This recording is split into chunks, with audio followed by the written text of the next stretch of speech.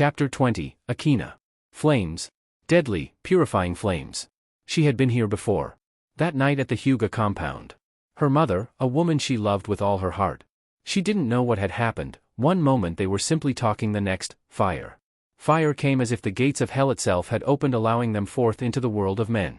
She didn't know what had happened next. It was all too fast. But she could remember. She was lying on the floor, blood covered her form and her arm was throbbing with pain.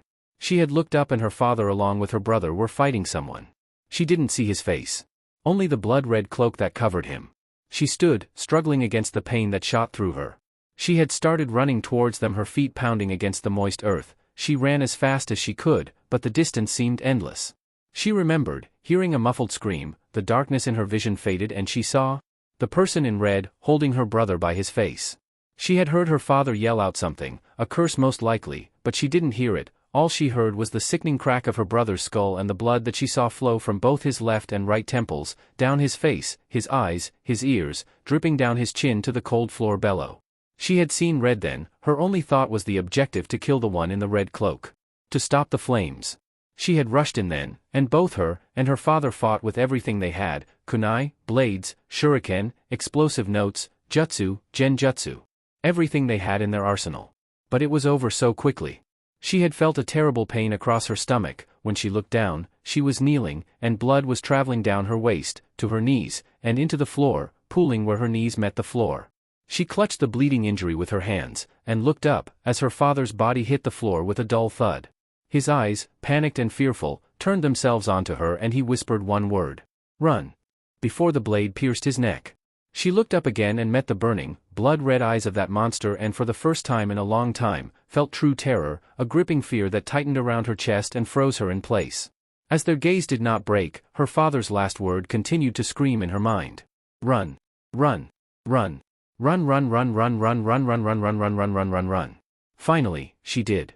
She stood and she fled. As fast as her feet could carry her she fled, and the screams and cries of other ninja continued to reach her ears long after she flew from that place before finally fading into nothingness. But those eyes, those terrible crimson eyes of hell, that held within them the same glow of the burning flames around her, those stayed with her. And they would never fade. The young girl awoke painfully, much like the last two times she'd been conscious. Her mind was clouded, but she knew the surroundings were somewhat familiar, so she managed to stop her growing panic. She sat up weakly, vaguely recalling that it was much easier now than what she had remembered it to be the last time. She looked around, ignoring her blonde hair that fell over her eyes, obscuring her vision slightly. She found a black-haired woman sleeping on a chair a few feet away, a book loosely held in her hand as her soft snores reached the girl's ears. The creak of a door opening startled her and she turned to see a blonde-haired woman entering. She paused for a moment as their eyes locked before she made a gesture for her to keep quiet. She walked over to the sleeping brunette and removed the book from her slack grip. She set it on the table before picking her up and setting the girl down on the couch. Standing up she walked over to her, sitting at the edge of the bed she looked to the younger blonde, with a look that managed to be somber, sympathetic and serious at the same time. How do you feel? Akina looked down. Fine, I guess. She muttered. Do you have pain anywhere? Tsunade ached again. Like your head, chest. Anywhere at all? She ventured carefully. Akina shook her head slowly. No. Tsunade nodded. From her body language and verbal responses, along with her injuries, it didn't take a genius to know she had been in a terrible fight and had most likely lost someone important to her. Would you like to get cleaned up? Yes please. The younger girl responded. Tsunade nodded, helping her throw her feet over the edge of the bed. The girl tried to stand on her own, but her legs, after almost 2 days of pure abuse and 1 more week of no use, made her limbs like jelly. Tsunade rushed forward and steadied her. Whoa there, you can't be moving on your own yet. The older blonde said sympathetically, and placed a glowing green hand of chakra onto the girl's stomach as she saw her wince and instinctively place a hand over the area in pain. Shizun told me your name's Akina. Is that right? The girl, now identified as Akina, nodded. Tsunade smiled. Good, my name, in case you didn't know, is Tsunade. Akina's head snapped up towards her, her crystalline blues widening in surprise. Of the legendary Sanin? Tsunade nodded and smiled before she slung the girl's arm over her shoulder and gently led her to the bathroom. Come on, let's get you cleaned up. It was only a few minutes later that Tsunade had the tub almost full with steaming hot water. She dipped her hand into the steaming liquid, testing the temperature. Really, I don't want to be a bother, I'll do it myself. the blonde girl stated meekly. Tsunade stood and dried her hands and walked over to the young girl. Give me your hand, she said, extending her own hand. Akina promptly did the same. Tsunade gripped the younger girl's hand in her own. Squeeze my hand as much as you can, she ordered firmly. The younger blonde tried, but she could barely clench her fingers. Tsunade spoke up again. You've just woken up from an anesthesia-induced sleep, the effects still haven't worn off, you could trip and bash your head in there, so I'll help you until the muscle relaxants wear off. Don't worry, I've seen much worse bodies than yours, the older medic said with a sly grin. Akina blushed but nodded rather reluctantly, and began undressing, allowing Tsunade to help ease her into the shower. She hissed as the steaming liquid hit her stomach wound, which was now nothing more than a gash with dry blood and some signs of healing. It would definitely scar. She shoved her head down, wetting her hair before rising again. Tsunade sighed and sat down on a small stool. Listen, I don't want to sound too forward or anything, but the not knowing is killing me. I know you came from Konoha, your headband and an ID identify you as a genin, graduated just 2 years ago. What happened? Did a mission go wrong or something? She shook her head. She really didn't want to talk about it, but another part of her wanted to say everything. She then remembered that was Tsunade, one of the legendary Sanin. She hugged her head, letting her now wet mop of blonde hair obscure her eyes from view. I don't really know all the specifics. All I know is that things started getting crazy after the Chunin exam. Tsunade listened through the story with bated breath. Many of the things she had just heard just threw her for a loop. Both Sarutobi and Orochimaru were dead. A kid, the alleged Kyuubi container and Konoha's own personal demon on a leash, had overthrown the council, and nearly half of her home village's population was either dead, Kia, or missing Nin. And her last remaining teammate Jiraiya had helped in this? This was just too much. She shook her head and spoke. What will you do once you're healed? The girl tensed for a moment before speaking. Her voice was an angry whisper. I'm going to train. As long as it takes, I'll train until I'm strong enough, then I'll kill him. Tsunade took a deep breath, closed her eyes and rinsed off the last of the soap on the younger girl's back before she moved to pick her up. Wait. Tsunade paused, listening to her. I think I can do it on my own, she said slowly. Tsunade shook her head. The after effects would take another 2 or 3 hours to wee. She stopped as the girl's brow creased with effort as she used both her arms and her legs to stand up. Tsunade moved forward and helped her stand the rest of the way. But she knew something was up with that display. She never messed up dosages or medical times. The girl should be nothing more than a limp hunk of meat. She decided to store that in the back of her mind and began helping her to dress. When Tsunade emerged with Akina, Shizune was beginning to wake up. Oh, I'm sorry Tsunade-sama, I didn't mean to fall asleep, she said, standing and bowing her head apologetically. It's all right Shizune, can you keep Akina company? I think I need to get some sake, the older woman said half-heartedly. Shizune nodded, immediately knowing that her master was distressed, and let her eyes travel to the younger girl. She could be no older than 13 or 14, her hair was a dark shade of blonde, and in a certain light could be seen as orange. It was somewhat spiky, with a few bangs over her eyes and the rest cropped back in a spiky ponytail. She was wearing a simple tank top now, with beige shorts and black ninja sandals. Shizune smiled at her and she tried to smile back, but failed slightly. The brunette moved in and helped lead the girl to the bed, where she sat down with a pained grunt. Tsunade left them. She really needed a drink. Shizune smiled at the girl. Are you hungry, or thirsty Akina-san? She asked politely. Akina was about to say no, since she didn't really want to impose, but her stomach decided to speak for itself, letting out a very loud, very embarrassing growl. She blushed, her cheeks turning a healthy pink. Shizune laughed lightheartedly. I'll take that as a yes then. Akina smiled slightly and nodded, as long as she could distract herself. Shizune walked over to the kitchen and grabbed some half-warm takeout food, not exactly the healthiest choice, but it would get food into her stomach. Shizune walked over and handed the girl some of the leftover lo mein Tsunade hadn't finished the other day. Akina, despite the food being cold, practically inhaled it. Shizune blinked at the way the food simply vanished from the plate. She laughed somewhat awkwardly, but she was spared further speculation and embarrassment as Akina spoke up. Where did Tsunade-sama go? She asked, looking around. Shizune shrugged. Don't worry, Tsunade-senpai can handle herself. She may have gone to a bar or... Shizune suddenly paled and Akina immediately grew alarmed. Shizune-san. What's wrong? The next thing the blonde knew, a tornado had suddenly torn through the apartment building and Shizune was nowhere to be seen, only her voice could be heard in the wind. Gatego. Akina blinked owlishly at the spectacle. What? Seeing as how she was going to receive no answer, she decided to rest, but as soon as she let her lids fall over her eyes, those blood-red orbs flashed into view and she sat straight up. She gulped down her fear, and immediately replaced it with anger and determination. She would get stronger. Naruto let a slow smile dance on his lips, as he read the reports from the Sound 5, they had returned with nearly double what he had asked for. Indeed there were several that merely wanted to kill him, but Ibiki's cross-references had pointed them all out and had them discreetly eliminated. Many of the senior Leafs, meaning the people that had been born and raised in the Leaf village, did not take kindly to the newcomers. Naruto now had Root Umbu patrolling the inside of the village to stop fights from breaking out. While they were few, he did not need the extra headache. While those new batch of Chunin and Jounin were getting settled in, another report had arrived. This was Kakashi and Enko's report, of the Mist Village. And the intelligence was quite pleasing. He chuckled before clicking a button on his intercom. Bring me Hatake Kakashi, Yuhi Kurenai, Aburame Shibi and Hyuga Hinata. Yes, Naruto-sama. Chapter 21, Plans for Kiri. Naruto shifted through more mission reports when one of the Hyuga who were working administration in the building walked in and bowed. Naruto-sama, the ninja you requested have arrived. He nodded. Good. Send them in. The Hyuga nodded and bowed again before walking out.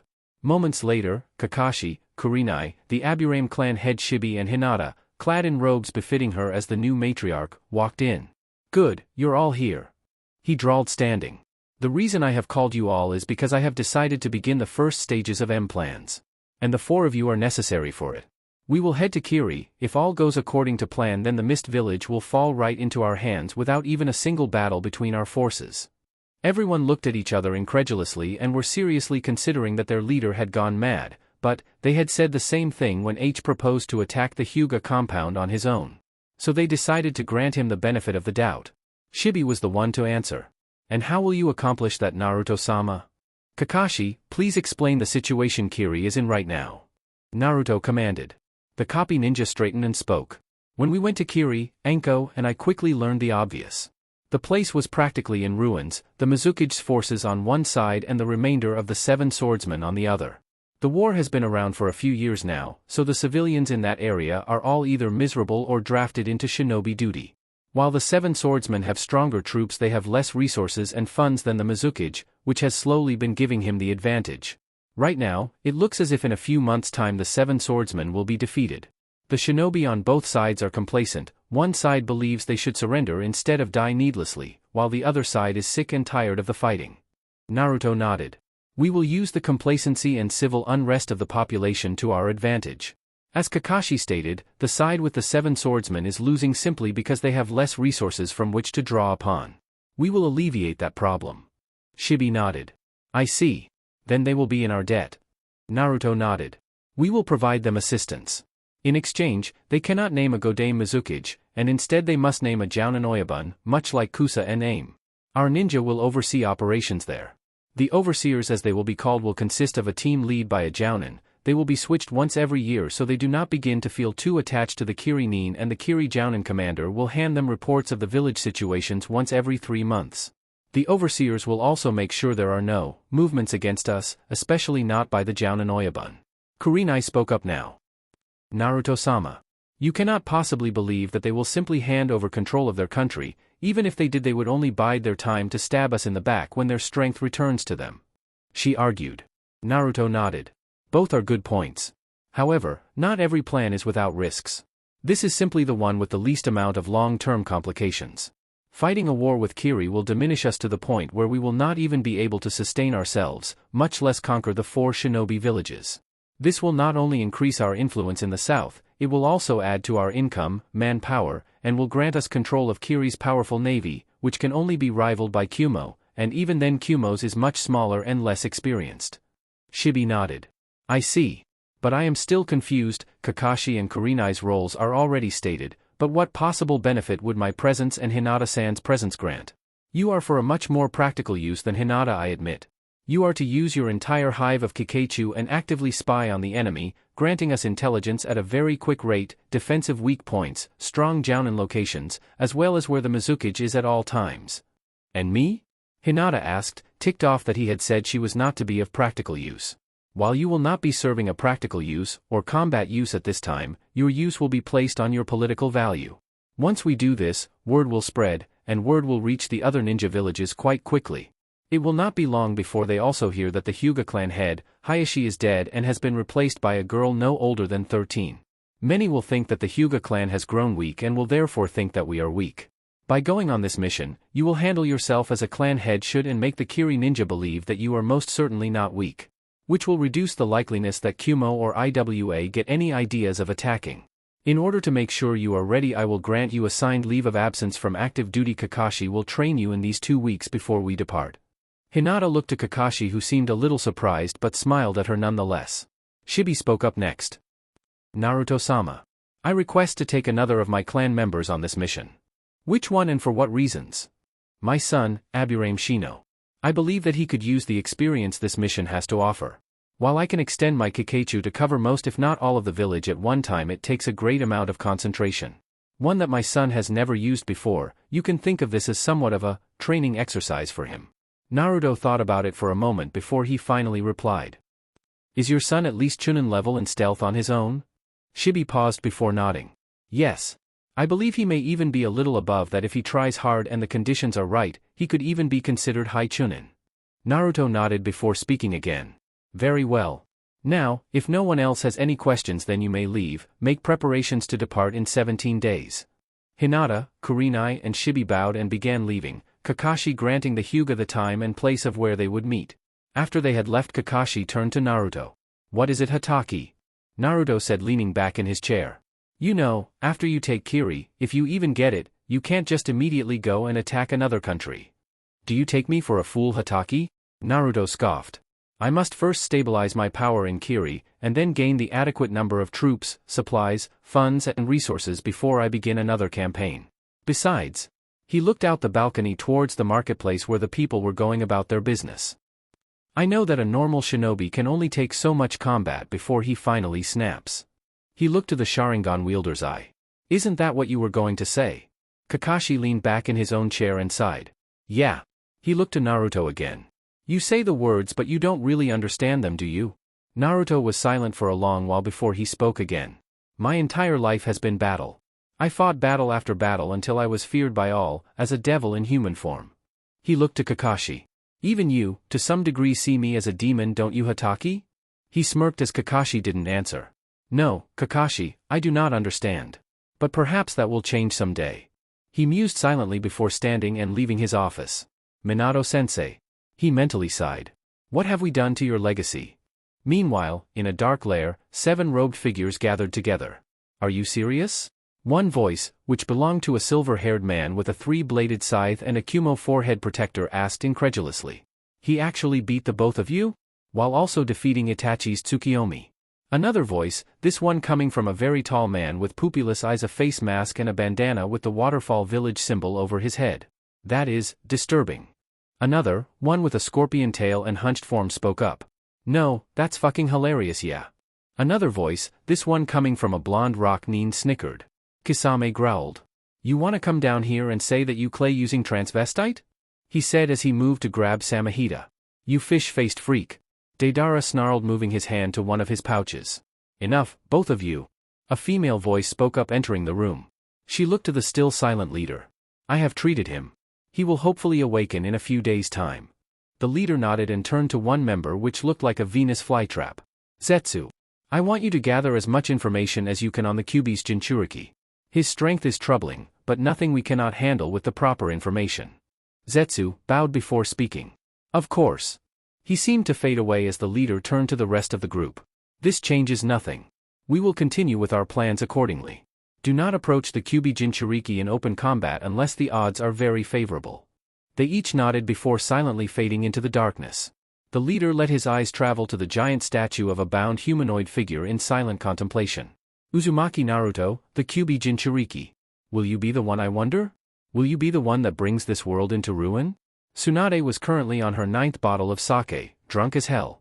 She was drinking for a number of reasons. One was the death of her sensei, another was simply for the situation that had fallen over her home. Jiraiya was yet another reason. She felt sort of betrayed by him. How could he side with someone like Naruto? He couldn't possibly believe that he would succeed in his ambition, so there had to be another reason. Another major reason was that girl, Akina. She reminded Tsunade a little of herself back when she had lost Dan and Nawaki. Throughout her entire story, Tsunade felt the memories that she had long ago tried to bury resurface. In a nutshell, she could relate to the girl. And she hated it. Just as she was about to reach for the 10th bottle, a hand firmly grasped her wrist. You know, Haim. That's really bad for your health. She looked at the silver-haired man that stared at her with a neutral expression. Jiraiya. She glared. Chapter 22, Moving Forward. Naruto and his team of 5 Jounin and 2 Genin silently skulked through the shadows of the night near the hidden mist village. Kakashi was leading the team through the proper route while Kurenai had placed a strong genjutsu over all of them to keep them hidden. Currently, everything was going according to plan. They had slipped past the border guards with little problem along with the troops belonging to the current Mizukage and were near the main headquarters of the remaining 7 swordsmen. Kakashi suddenly had a strange thought occur to him. Naruto, who did you leave in charge of the village while we're gone? I remember that Jiraiya wasn't around. Naruto paused for a moment in his stride before continuing rather quickly. You need not worry, Kakashi, it is being handled accordingly. Kakashi shrugged, not giving it a second thought. If Naruto said it was being handled properly, then it was being handled properly. Meanwhile, back in Konoha, a certain purple-haired Jounin growled low in her throat, her eyes flashing a gold yellow much like her old sensei as she glared at the pile of paperwork in front of her. Oh, that fucker was gonna pay for this. It wasn't long afterwards the Konoha Nin could see a Japanese-style mansion at the top of some shrine-like steps. The shifting shadows and thick mist surrounding the area gave way that several Jounin which were adept at the silent killing technique were currently present and on guard around the compound. Naruto gestured for his subordinates to come closer. Kurenai, drop your genjutsu, we've arrived. The secrecy was only needed so that the Mizukage would not catch wind of this. The genjutsu mistress hesitated for a moment before nodding and the genjutsu around them fell. Naruto turned and began making his way up the steps of the shrine. It wasn't long before mist encircled around him and the 5 individuals behind him. He stopped as he reached the top of the stairs. The mist dissolved and roughly 24 ninja were now surrounding them. What business do 6-leaf ninja have here in Kiri? Asked a large man as he stepped forward. He was about 5 feet 11 inches to 6 feet, he had a customized chestplate armor with sleeves that were fit more as a priest's robes, dark blue in color and baggy samurai-style pants. He had short straight hair and a full beard and mustache. He also had 3 swords along his back, 2 crisscrossed and 1 going straight down along his spinal column. Naruto allowed his eyes to travel over the group of Kiri Nin before he spoke up again. We have come to speak to the leader of this rebellion. He answered. The man that had approached them looked them over. Your names? He demanded. Naruto glanced back at Kakashi gesturing to the silver-haired man. Hatake Kakashi of Konoha, copy ninja. He looked to Shibi. Aburame Shibi and Aburame Shino, the clan head and heir of the Aburame clan respectively. He gestured to Kurenai. Yuhi Kurenai, the genjutsu mistress. And finally Hinata. Hyuga Hinata, the newly appointed clan head of the Hyuga clan. Mutters arose at that, whispers reached them, not the least of which boiled down to, but she's just a kid. Throughout the small barrage of mutters and whispered disdain, Hinata forced herself to remain apathetic to the world. She would not respond to this simply because that is not how a clan head was supposed to act. Taunts can be ignored and you act only when there's no other choice. At least that's what she had been taught. The commander silenced them all with a harsh shout. Shut it. He looked back at Naruto. And you? Uzumaki Naruto. He paused, the word stuck on his tongue for an instant. Godame Hokage of Konohagakure. Tsunade stared at her ex-teammate's looming form for several seconds before she was able to fully comprehend just who was standing before her. She glared and roughly pulled her hand away from his grasp, bringing the sake bottle to her lips. She took a huge swig and slammed the rice wine on the table. What are you doing here? She snarled. Jiraiya ignored her harsh tone and calmly sat down, serving himself some sake and drinking. I just came to talk, he said, placating. About what? Making me join your little world-conquering club too? She scoffed, taking another swing. Jiraiya paused before he drank some more sake. So you've heard, have you? I suppose that girl told you, eh? He stated simply. The slug Sanin narrowed her eyes. You've been spying on us? It was no real secret what the Sanin had specialized in. Tsunade in medical techniques and taijutsu. Jiraiya in sealing techniques and summoning techniques that could be used in conjunction with ninjutsu, and Orochimaru in ninjutsu and kinjutsu. Out of all of them, Orochimaru was the best one in stealth, followed closely by Jiraiya and then Tsunade. So it was not too unbelievable that Jiraiya could remain hidden from her presence if he really wanted to. Jiraiya nodded to her question. Yeah, I have. He looked at her then. And as you've guessed, I did come here in hopes of you joining us. Her hand tightened around the bottle and a small crack formed on it as it strained under the pressure. "How dare you?" she spat. "I have no real love for the Leaf Village. But you would burn it down, all in the name of this ridiculous notion of peace." Her glare was so intense Jiraiya thought that she would seriously lash out at him. After a moment or two she relaxed, if only slightly. "It won't work. And you disappoint me for thinking for a moment that it would. Get out." She turned her head, refusing to even look at him. Jiraiya stared at her with one of the most serious faces anyone had ever seen on his face. After a good long while he spoke. "I know that, you don't really want to talk about the wars we fought, but I feel that this has to be said." He saw her tense and grip the bottle again. One subject that was nearly taboo around Tsunade were the battles between Kiri and Iwa that killed her brother Nawaki and her ex-lover Dan respectively. But nevertheless he continued on with a steady even voice. "Think about it, Tsunade." Jiraiya pleaded again. "You and I know it better than anyone. First a war with Kiri, 15 years later a war with Iwa, then a minor skirmish with Kumo, and now a battle with Suna and Odo that took Sarutobi-sensei. No matter how many treaties, agreements, alliances and policies we make, they are a fragile alliance at best, which breaks almost every 2 decades and more innocents are lost. But this is something that can bring peace for far longer than just some signed treaty. And if we do things properly, perhaps even centuries of peace can be achieved. Just think of it, Tsunade, no one will ever again have to go through what you went through with Nawaki and Dan." He was using low blows to her defenses and he knew it, but as a man once said, "The ends justify the means." Tsunade meanwhile felt some of her bitterness ebb away as the words reached her ears. She remembered the pain she went through at the loss of her brother. Her father had taken to the bottle and her mother had fallen into a pit of despair. Both losing themselves in their respective pain. Her father, due to the newly developed addiction, fucked up on a mission. Next day, she gets a note, "No more dad." Her mother didn't take it well, and one day she went to sleep and simply didn't wake up. Then Dan had come. She had been burying herself into her work, devoting herself entirely into training in hopes of pushing the memories away from her mind. It had worked to some degree, but looking back at it now, she would have eventually snapped from the strain. He had arrived then and had returned some light into the bleak world hers had become. Just when she was pulling herself out of her depression with Dan helping her, he had to go and die too. To think, that should this boy succeed, that no one ever had to go through what she went through again, chipped away at her resolve. Jiraiya saw the small sliver of hopefulness in her eyes and hid a smirk of triumph. But soon her eyes grew guarded as a small voice made itself known in the back of her head. "What about that girl Akina? She's the same as you. She lost everything to him. And he'll do it to more people. She's just the first of many broken families. And in the end it will all be for nothing because his ambition is completely impossible." Jiraiya noticed the change in her and stood, deciding to make a tactical retreat. "I'll give you 3 days to think it over, Tsunade." That said, he placed his money on the table and left the bar and his former teammate to the chilling night air. Naruto and the Konoha nin stood in a room with a large table in front of them. For Kiri nins were flanking them, 2 on each side with their commander standing along the opposite corner of the room.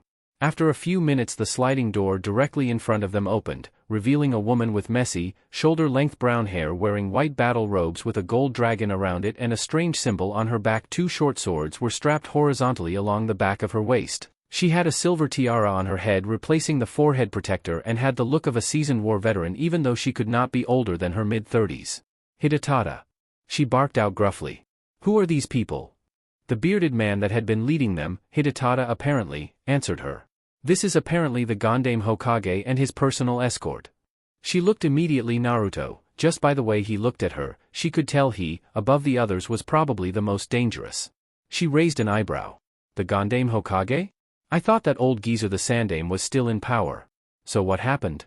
He kicked and the Leaf didn't have anyone other than some brat to take his place. She snorted and then stared at the black void that shadowed his face with a dead serious expression. "What the hell are you Leafs doing here?" she asked bluntly. Naruto spoke simply. "We have come here to negotiate with you." She crossed her arms in front of her chest. "About what?" Naruto decided that since she would skip the formalities so would he.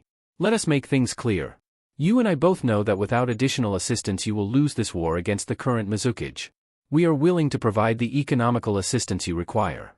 Her eyes narrowed suspiciously. "And what do you desire in exchange?" Naruto glanced around. "Let us speak in private." She paused for a moment before nodding, making a slight hand gesture. The Kiri nin filed out with the Konoha nin trailing behind them. When the door was closed and everyone was out of earshot, Naruto turned his icy blues onto the woman leading this rebellion. "As I stated before, We are willing to provide the resources necessary for you to gain an advantage in this conflict, and as you have guessed, we do have conditions, namely two. She nodded, telling him to continue. The first is quite simple, since your village will be of no use to me or my goals if you end up destroying your military force. I am to take full control of your troops. Excuse me? She said, half surprised, half outraged. She bared her teeth. Absolutely not. If you refuse, then I will merely walk away and you will lose this war. Naruto stated simply. For him, there was no negotiation for this. For this served two purposes to him. The first was the reason he had stated to her. And as for the second, he needed the respect and fear of the general population of the Kiri Nin. This was the quickest way to achieve either objective. She glared at him heatedly, her lips curled back in a sneer. She seemed to struggle with herself for a moment. In the end, she looked like she had just forced down a very nasty-looking and disgusting piece of meat before she slowly nodded. And the second condition is that once this war is over, you will hand over all matters concerning Kiri's economic and military institutions to me. There will be no Gonde Mizukage, and Kiri is to become a territory of Konoha. Her eyes widened in shock and she replied without even thinking. Absolutely not. Naruto closed his eyes. He had been expecting that. A silence descended on them before she spoke. I will agree to the first term but never the second. You will just have to renegotiate. Naruto let a slow smirk tug at his lips. She needed help and she knew it. Apparently she was a good warrior but a bad politician. She had already made the first mistake. No. He stated solemnly. My terms are completely non-negotiable. I am interested in Kiri for its naval ports. In its prime, Kiri easily dominated the entire Eastern Sea. Now there are various ways for me to go about this. You and the Mizukage are of very little consequence. This is the easiest course of action. However, since you are not interested, I will merely take my leave. That said, he turned and gripped the sliding door in preparation to leave when her voice, filled with veiled hate and resentment, reached his ears. Wait. His eyes flashed red as he allowed a slow smirk to cross his features. Chapter 23, Movements in Kiri. The air was cold and heavy with tension in the thick morning mist that blanketed the land of Kiri. As one pauses, a faint sound, so faint it is almost undetectable by human ears, could be heard through the fog. Several squads of Kiri ninja rushed through the forest, taking both the tree tops and the forest floor. The commanding unit, an umbu with a blue dolphin mask, stopped on one of the branches, letting his troops fall on ahead as his second-in-command landed next to him. He turned to the new arrival, signaling him to move on ahead with hand signals. The man nodded before continuing ahead. The commander placed 2 fingers over the two-way radio on his ear. Command, this is Advance Unit Alpha, we are re. He was cut off as a gauntlet-covered hand wrapped around his throat from behind, cutting off his oxygen and lifting him effortlessly from the ground. He tried to reach behind him to grasp the arm holding him, only to grasp air. Soon enough, a sickening crunch was heard along with a bloody gurgle before a body fell to the forest floor with a dull thud. Naruto observed the dead umbu fall with cold apathy, his blue eyes slowly turned from his limp body to the retreating backs of the Kiri Nin. He raised his two-way radio and spoke into it, waiting for them to step out of his sight. Proceed. Less than 3 seconds later, a great explosion blanketed the forest, where the ninja had vanished, with fire and ash. The harsh wind and dust hit him, ruffling his cloak and hair in the wind. Naruto-sama, are you all right? Came a static-filled voice from his radio. I am returning now, send the patrols. Kill any that survived. A pause. Of course, Naruto-sama. Temari sighed as she wiped her brow from the sweat that had formed there due to the heat of the Suna sun. It was abnormally hot today, even by Suna's standards. She glanced at the restaurant down the block and decided to make her way towards it. As she neared, voices began making their way toward her, escaping the wooden walls of the stand. She faintly recognized them. It was only a second or so before she entered the stall that she was able to put a face to them. Inside were the 5 genin of Konoha. So Sakura, what have you been up to lately? Kiba asked, wolfing down some barbecued chicken as he looked to his former teammate. She shrugged. Nothing much. I've been volunteering at the hospital and one of the older medics there, a retired med named Chio, is helping me learn some new med techniques. Kiba nodded. That's cool. He looked at Chuji, Ino, and Shikamaru. What about you guys? Shikamaru shrugged. We've mainly been training with our family scrolls, with one of the jounin that came with us. He chose his words carefully, seeing his teammates hide their respective flinches. Chuji ate some more barbecue as he spoke. Yeah, I've already gotten the hang of 2 more jutsu. He looked to Ino. How about you, Ino? She smiled, while she was still rather subdued in comparison to what she was back in Konoha. Slowly she was regaining her former spunk. I've mastered one and begun to master my dad's mind scramble technique. He invented it and left some pretty good notes, so it's pretty easy. Chuji smiled and nodded as Sakura gave them both a pat on the back, since she was pretty much sitting in between them. Kiba smirked. Yeah, that's cool. My sis has been training with me, but since she's the oldest, she's had to take over the clan duties. She's been meeting a lot recently with the Suna Council, won't tell me why though. He shrugged as an afterthought. She's been wanting to get you guys a secure Suna citizenship. Temari said from her table across from them. Each of the Konoha genin turned to face her. Hey wait, you're that Suna chick. Kiba said bluntly, making Sakura hit him over the head for his disrespect. Sorry, Temari-san, my teammate here needs a lesson in manners. Sakura said, glaring at him from the corner of her eye. Temari waved her off. Cut the formalities. Anyway, like I said, your sister's been trying to secure you a Suna citizenship. Why would she do that? Chuji asked, swallowing a mouthful of food. Because she knows that if any Konoha ninja come searching for you, then we'll have no choice but to hand you over. Came a new voice entering the stand, making everyone turn to see Gaara walking in and sitting down next to Temari. He looked back to them, his sea green eyes blank and expressionless. As of right now, Suna has absolutely no custody over you, and despite the fact that our standing with Konoha is less than favorable since Orochimaru tricked us into attacking the Leaf during the Chunin exams, harboring you while you do not have Suna citizenship will work just as well as an open declaration of war, and informing him falsely of your whereabouts will allow them a wide opening to spread propaganda against us to the other villages. Should that happen and we would seek an alliance with another village, chances are they won't even touch us if word like that got out. Kiba stood up, glaring angrily at the Kazekage. What? Our parents gave everything they possibly could to get us away from that bastard, and you just sell us out if he comes knocking at your door? Calm yourself, Inuzuka. Gaara spoke to the raging boy. I only said it is a possibility and it is the truth. While I would like to grant you citizenship, I have very little say in the matter since the council are the ones that mainly deal with civilian matters. Kiba glared but huffed and looked away. Of course you have very little say. You're just a genin. Actually. Temari spoke, getting sick of Kiba's attitude. He's going to be taking the title of Kazekage in 2 weeks. The blood drained from Kiba's face as the entire group of former Leaf genins glared at him. Shikamaru looked to the Kazekage. So, are you willing to give us the citizenship? Gaara took a sip of the herbal tea they had just served him before he spoke. At the moment I am undecided. On one hand, adding the famous Ino-Shikacho clans to our village would be a great asset, as well as the fact that Chiyo has reported Miss Haruno here having a rather rare talent for medical ninjutsu, and the Inuzuka clan abilities cannot be underestimated either.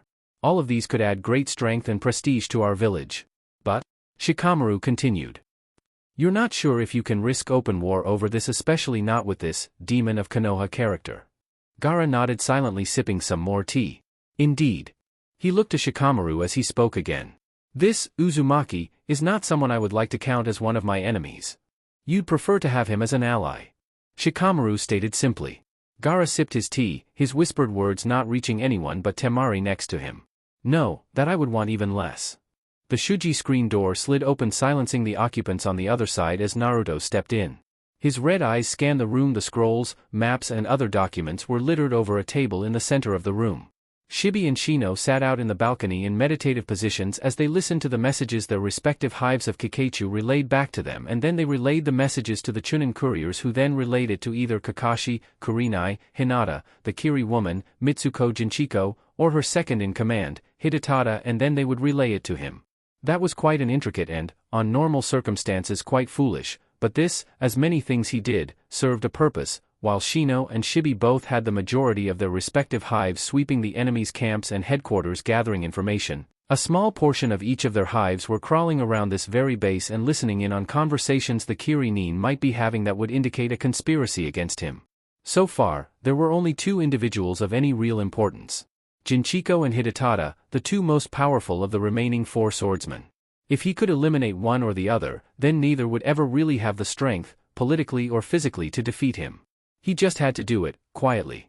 The other 2 remaining swordsmen, a man named Guan Suo and his apprentice, an aggressive girl, worthy of Zabuza, named Tachibana Mika, were not on good terms with either Jinchiko or Hidetada, and while they did not particularly like his takeover, they were mainly keeping to themselves, leaving Jinchiko and Hidetada to conspire and fend for themselves.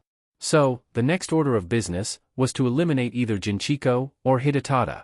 Now then, how to do it? Naruto-sama. The blonde-haired youth turned and found Shibi.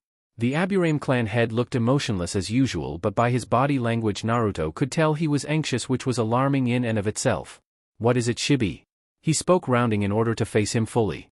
I believe this information, you may want to hear yourself before it reaches the other's ears. He placed a hand on the blonde's shoulder and leaned in, whispering the information into his ear. As Shibi pulled back, he could swear Naruto was smirking beneath his mask. Thank you, Shibi, you may return to your duty. The Aburame clan head bowed before he turned and left. Naruto turned to one of the Kiri ninja in the room and spoke. You there, bring me Jinchiko, Hidetada, Guan, his apprentice Mika and Hyuga Hinata, now. They are needed. The Chunin hastily bowed. Yes, Naruto-sama. Before he scurried away. Chapter 24, Tsunade's Decision and the Double Cross. Naruto calmly moved a branch out of his line of sight so he could look out into the small clearing where his targets would pass. Behind him, Jinchiko, Hidetada, Hinata, Guan, Mika and Shino, who had requested to join in this mission, rested, along with a squad of over 30 Kiri Jounin. Guan was a large man, with a large but well-groomed mustache and goatee. He wielded a single, two-edged broadsword. He had a height of about 6 feet, wore green battle robes with steel chest armor over it, which was painted green and engraved with gold flame-like designs.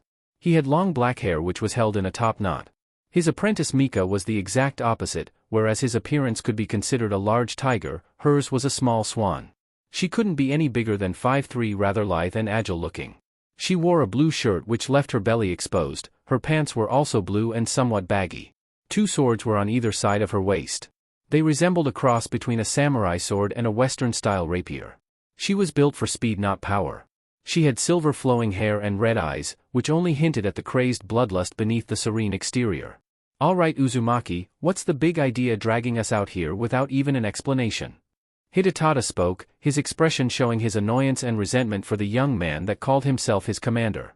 Naruto let the branch fall back to its natural position as he turned to the ninja. He once again let his eyes scan over the group before he spoke. It has recently become known to me that the Mizukage has grown alarmed with the number of ninja he has lost over the last 14 days, therefore he has decided to go and request Kumo for aid in disposing of you. He will be passing by this route with a team 30 to 40 Umbu as his personal guard. We are here to make sure he does not reach his destination. 30 to 40 Umbu, the coward would leave his people naked and unguarded?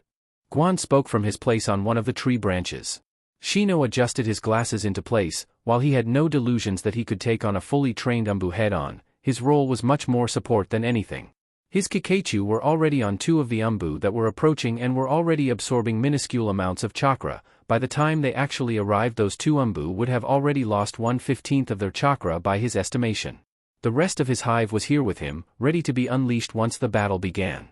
What is the plan? The plan is simple, we will divide the troops in 2 groups of 15. Hinata and Mika will lead one, while Guan and Shino lead another. You will herd the Mizukage in my direction, where Jinchiko, Hidetada and myself will ambush him. The 2 aforementioned members of the 7 swordsmen exchanged a glance which clearly said, "This is our chance." Of course, that would be so much easier if he wasn't planning their downfall as well.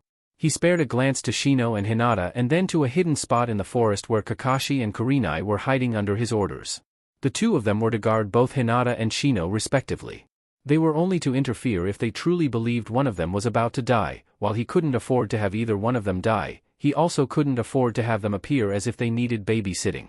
Kakashi had reported that the training he had given Hinata throughout the 2 weeks he had given her before he undertook this mission, that she was at a level of mid-chunin without the Byakugan, with it, she was high chunin to possibly even low jounin. Shino's physical abilities placed him to low chunin already. With his intellect added to it, he was probably mid-chunin, but he couldn't be sure. Guan was easily above both of them in skill, his apprentice Mika however, from what he could sense was relatively at the same level, but, from the reports of her blood-crazed induced state when she entered a battle, could make her very unpredictable, thus, very dangerous. Hinata spoke. But, how can you be certain the Mizukage will flee instead of fight? If the first group attacks and the Mizukage decides to fight them himself, then the first group will easily be destroyed. From the reports I've received, the Mizukage is not one for bravery or camaraderie. The chances that he choose to fight the first group head-on, especially in ambush, are much lower than the chance that he will instead attempt to flee towards either safety or to the borders of Kumo. Either way we will manage to catch him, or reduce his forces significantly. His eyes snapped towards Hidetada and Jinchiko as the 2 again shared a look. You have your orders. Get to your positions. Tsunade silently sat in the corner of her hotel room, sake bottle firmly in hand. Her thoughts were in turmoil, and had been so for the past few days or so. Jiraiya's words still echoed in her mind. No matter how many treaties, agreements, alliances and policies we make, they are a fragile alliance at best, which breaks almost every 2 decades and more innocents are lost. But this is something that can bring peace for far longer than just some signed treaty. His argument had merit. It was true that no matter how many peace agreements and signings the villages made between each other, this spiral of war was never ending. But, could he do it? Could he truly bring peace to the world? It was a dream at best, and a delusion at worst. And even if he could, just how many more people would he have to destroy in order to do so? How many deaths can be justified with this ambition? Hundreds? Thousands? Millions? And what if he failed? Would it all have been for nothing? Would all the rivers of blood and tears all be for a simple delusion that would simply throw this chaotic world into an even darker abyss of death and war? What justification could he have then? Just think of it, Tsunade, no one will ever again have to go through what you went through with Nawaki and Dan. Her former teammates' words again reached her and she scowled, remembering how much both herself and her parents had cried when Nawaki died, and then the feeling of cold solitude when Dan had left. It hadn't been fair and she grew to hate the world for it. Could she save others from such a thing if she did this? Tsunade-sama? A hesitant voice reached her ears. What are you doing sitting in the dark? Tsunade was snapped out of her thoughts at the second sentence. It's dark? She questioned as she blinked, noticing that indeed the sun had already gone down, bathing the room in its inky blackness. Akina stood at the doorway with some groceries in hand. Where's Shizune? Tsunade questioned as the girl closed the door with her foot. The young blonde shrugged. Don't know, we were on our way up here when she suddenly handed me everything and mumbled something about leading some debt collectors away. Tsunade blushed slightly, realizing that Shizune had, again, saved her from the debt collectors. She watched as the blonde girl placed the overstuffed bag on the table and began putting things inside of the mini fridge. She had recovered remarkably well from her injuries throughout the last month or so since they found her, and these last 2 weeks now Shizune oftentimes had to go and find her to make sure she didn't strain herself too much while training. After a few moments, Akina began to notice the tense aura surrounding Tsunade and turned to face her. Is something wrong? She asked, genuinely curious, with even what was considered a hint of worry in her voice. Tsunade was quiet for a moment before she finally stated. I spoke to Jiraiya a while back. The younger girl tensed, her back going ramrod straight as she turned to face her. Her expression was hesitant and worried. Since she didn't know exactly what to say, she merely kept quiet, waiting for Tsunade to continue. Seeing that she wouldn't speak, Tsunade decided to continue. He came to offer me a place in Konoha again. The young girl turned her gaze away from the last Sanin. She leaned over the table. IEC, she said uncertainly. After a moment she seemed to gather herself, her hunched form straightening out as she once again turned to face the slug princess. Will you accept? She bit her lower lip slightly as she waited for Tsunade's answer. Tsunade drank some more sake, leaned back in her chair and looked at her dead in the eye. What will you do if I say I will? Guan sat in a tree, holding his broadsword across his chest as he waited, half-heartedly tracing a stone over the edges. Shino sat nearby, focusing his chakra and preparing his Kikaichu for battle. Guan looked at the young Aburame, as if sizing him up. Finally, after a moment or so, he spoke. I have heard that you volunteered for this mission, young Genin. He stated evenly. Shino turned his head to face him. Yes, I did. Guan made a HN sound as he traced the stone over his sword again. Why would a Genin such as yourself volunteer for a mission like this? It would be considered suicidal. So either you are very arrogant or have another reason altogether for doing this. Shino pushed his sunglasses back into position before speaking. Indeed I did, but my reasons are my own and are no concern of yours, with all due respect. He added as an afterthought. Guan smirked. Indeed it is not. Very well then, Genin, keep your secrets. For the battle is about to begin. As he spoke he stood and examined his sword. Shino looked to the distance and indeed noticed faint movement beyond the trees. It looks as if they've arrived. Hinata sighed tiredly, if a bit irritated, as Mika's cheerful humming continued to reach her ears, thus grating on her nerves and thinning patience. She turned her head to the girl, letting her irritation clearly show on her face. Will you cut that out? She snapped after a second or two. It's annoying. Mika let her hand trace over the bark of the tree she was standing on before turning her blood-red eyes onto the Hyuga clan head. Oh, so my singing is annoying to you, is it? She smiled, somewhere between a friendly smile and a malicious one. She unsheathed one of her swords and pointed it at her throat. Well, guess what? Your pretty little face and stupid white eyes are annoying me. So how about I carve those out? After all, you are the only leaf ninja here, I could easily kill you and then say that you died in battle. From his place in a nearby tree, Kakashi let his eyes travel to his young student. I wonder if you can handle this, Hinata. Hinata for her part did realize the precarious situation she was in, especially when she heard the mutters that spread through the rest of the ninja in their company. She caught a sliver of movement from the corner of her eye. She flared her Byakugan for a moment and caught sight of their targets approaching them. She deactivated her bloodline and looked at the silver-haired girl, her face betraying no expression. We don't have time for this. We have plenty of time, Miss Hyuga heiress. Mika replied, her smile growing as she took a step forward. Hinata stomped down the urge to step back and held her ground stubbornly. Glaring at the girl, she spoke again, her voice cold and clipped. Our targets are approaching, so either make your move, you stupid Kiri bitch, or back off. The tension between the two at that moment grew so heavy and thick that one could cut it with a blunt knife. From his perch in the tree, Kakashi raised both eyebrows in surprise. Either she's got a death wish, or she is officially the luckiest person on earth. Finally, after almost a full minute of the glaring contest, Mika smirked and lowered her weapon. Fine then, leaf bitch, I'll deal with you later. Just as she finished speaking, the allied group of Kiri ninja of the other team could be heard as their battle cries reached their ears. Hinata and Akina shared a glance before both leapt away. Naruto observed as the two teams engaged the Mizukige's escort group. But, what none of the Kiri ninja knew was that it wasn't 30 Umbu the Mizukige had brought with him, but 45.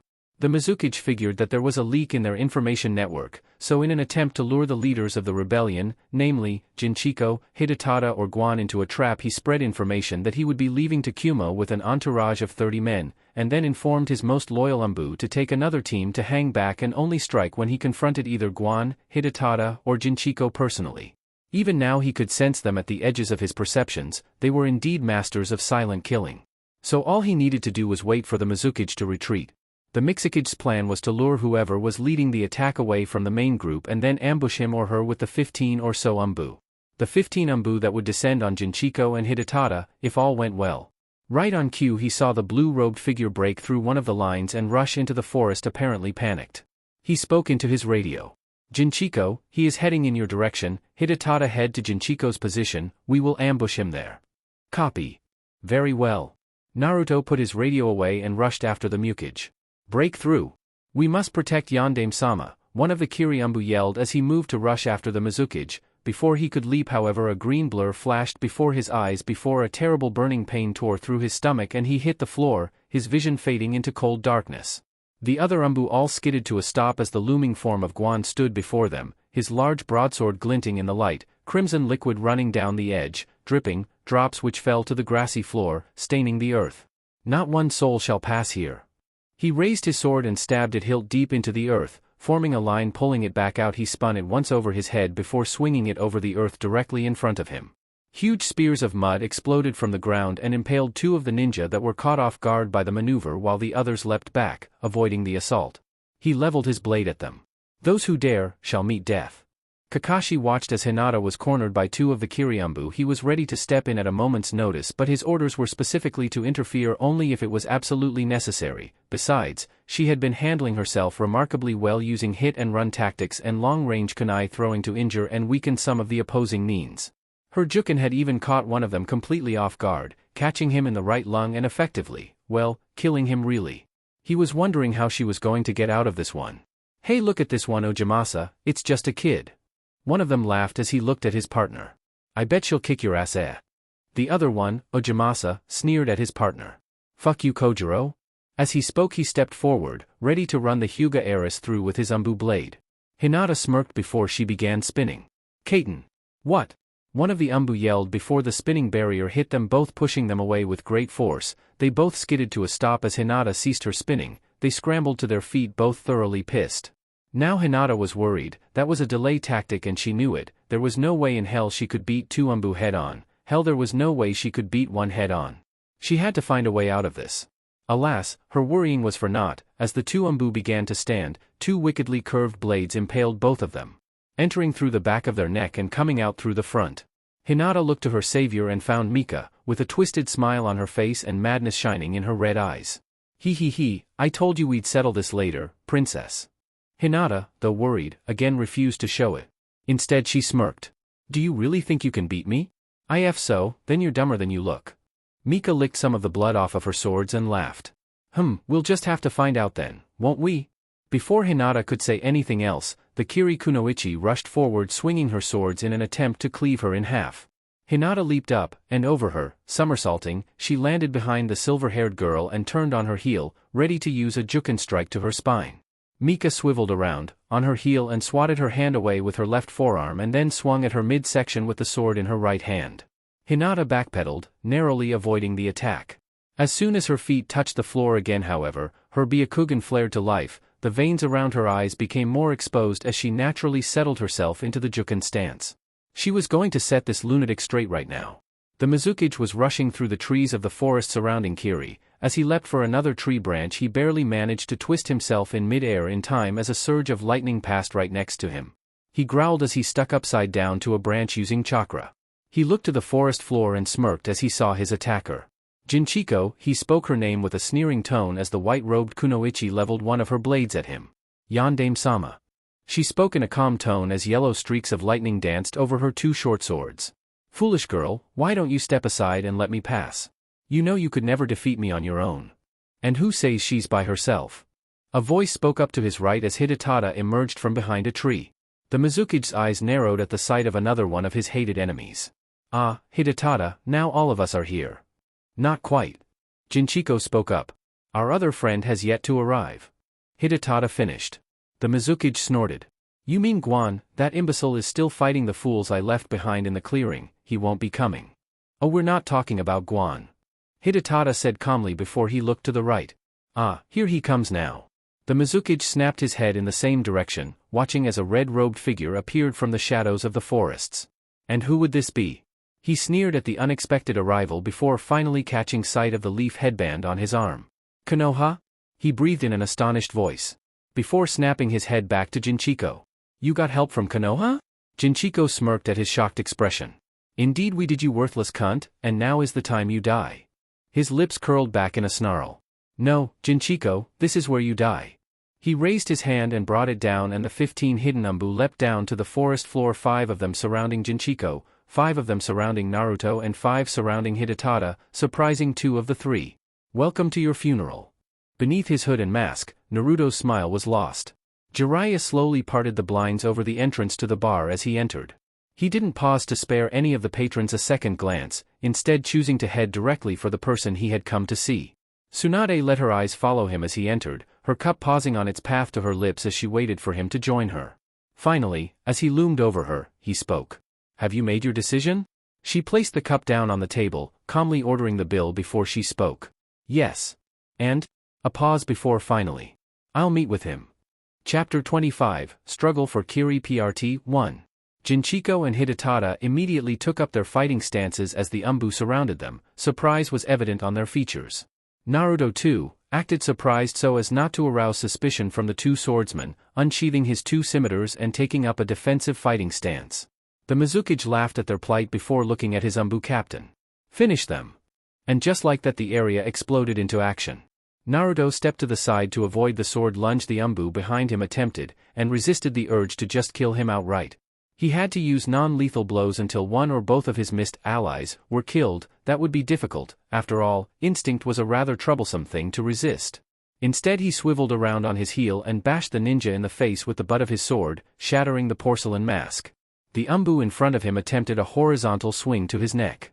Naruto batted the blade away with one of his scimitars, opening the umbu's guard and delivering a solid kick which sent him flying back. He used his other scimitar to block a strike from behind, twisting his arm over his head as he spun around, keeping the blade in place. Once he had fully turned he used his second blade, and stabbed the man in the foot, causing him to scream in pain and drop the sword. Naruto pushed in until his sword had not only completely gone through his foot, but dug in about 5 inches into the earth.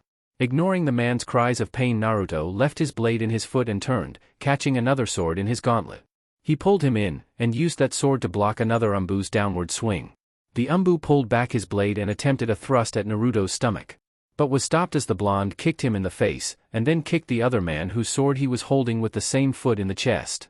He used the momentum of his second kick to lean back, grab the sword he had left in the other man's foot, and flip over it. He pulled the blade out and leapt up to the trees as the umbu were beginning to get their wits back as they chased after him. As he ran, Naruto realized something.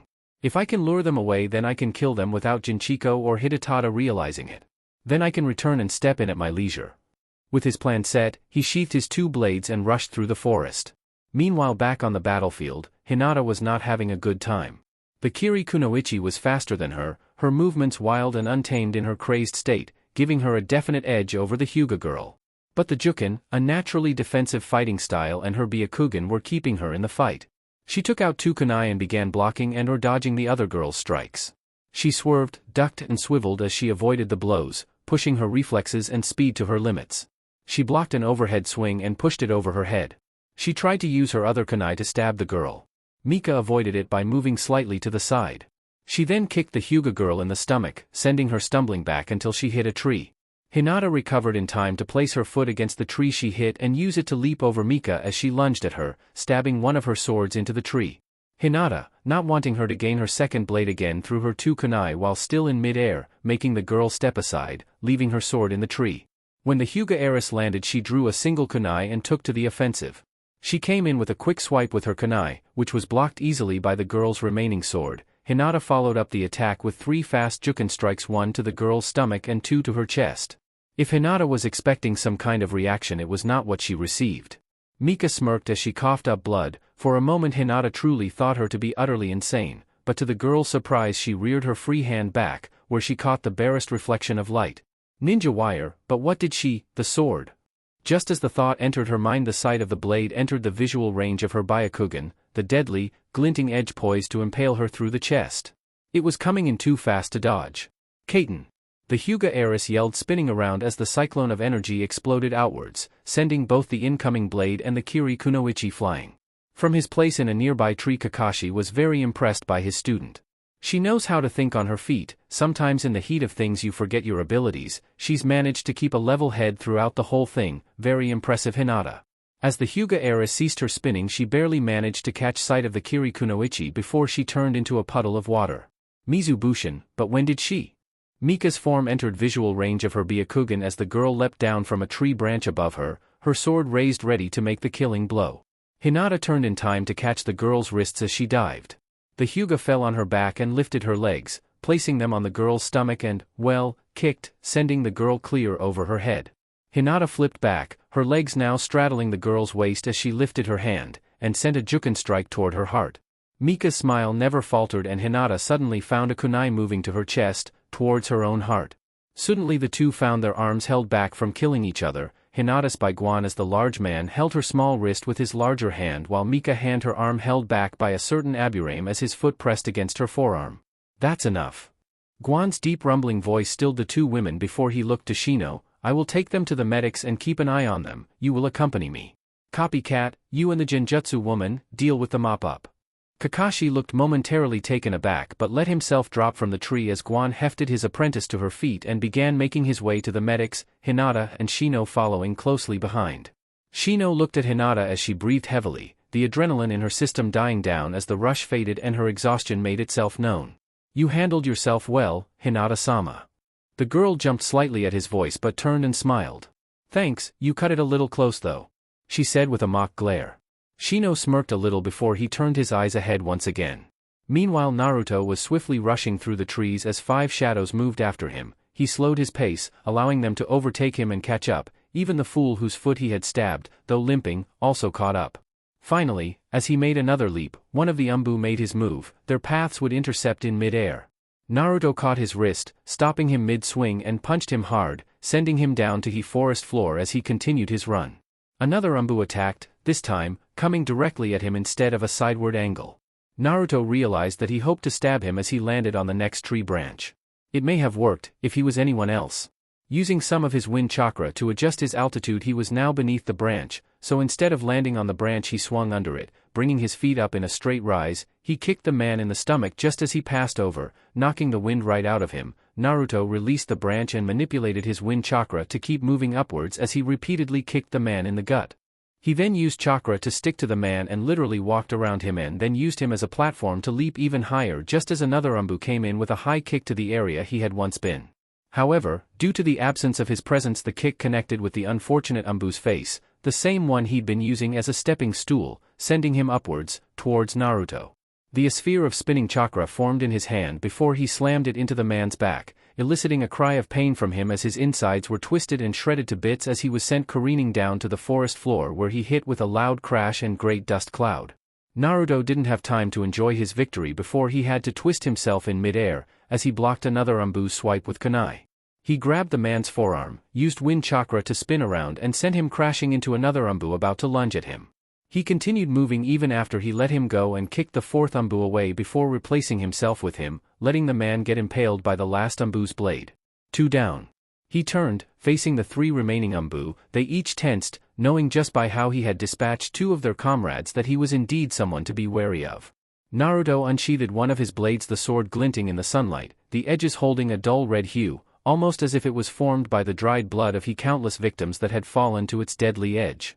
He fell into his familiar stance, the sound of his breathing, hollow and mechanical sounding due to his face mask, sent shivers down their spines.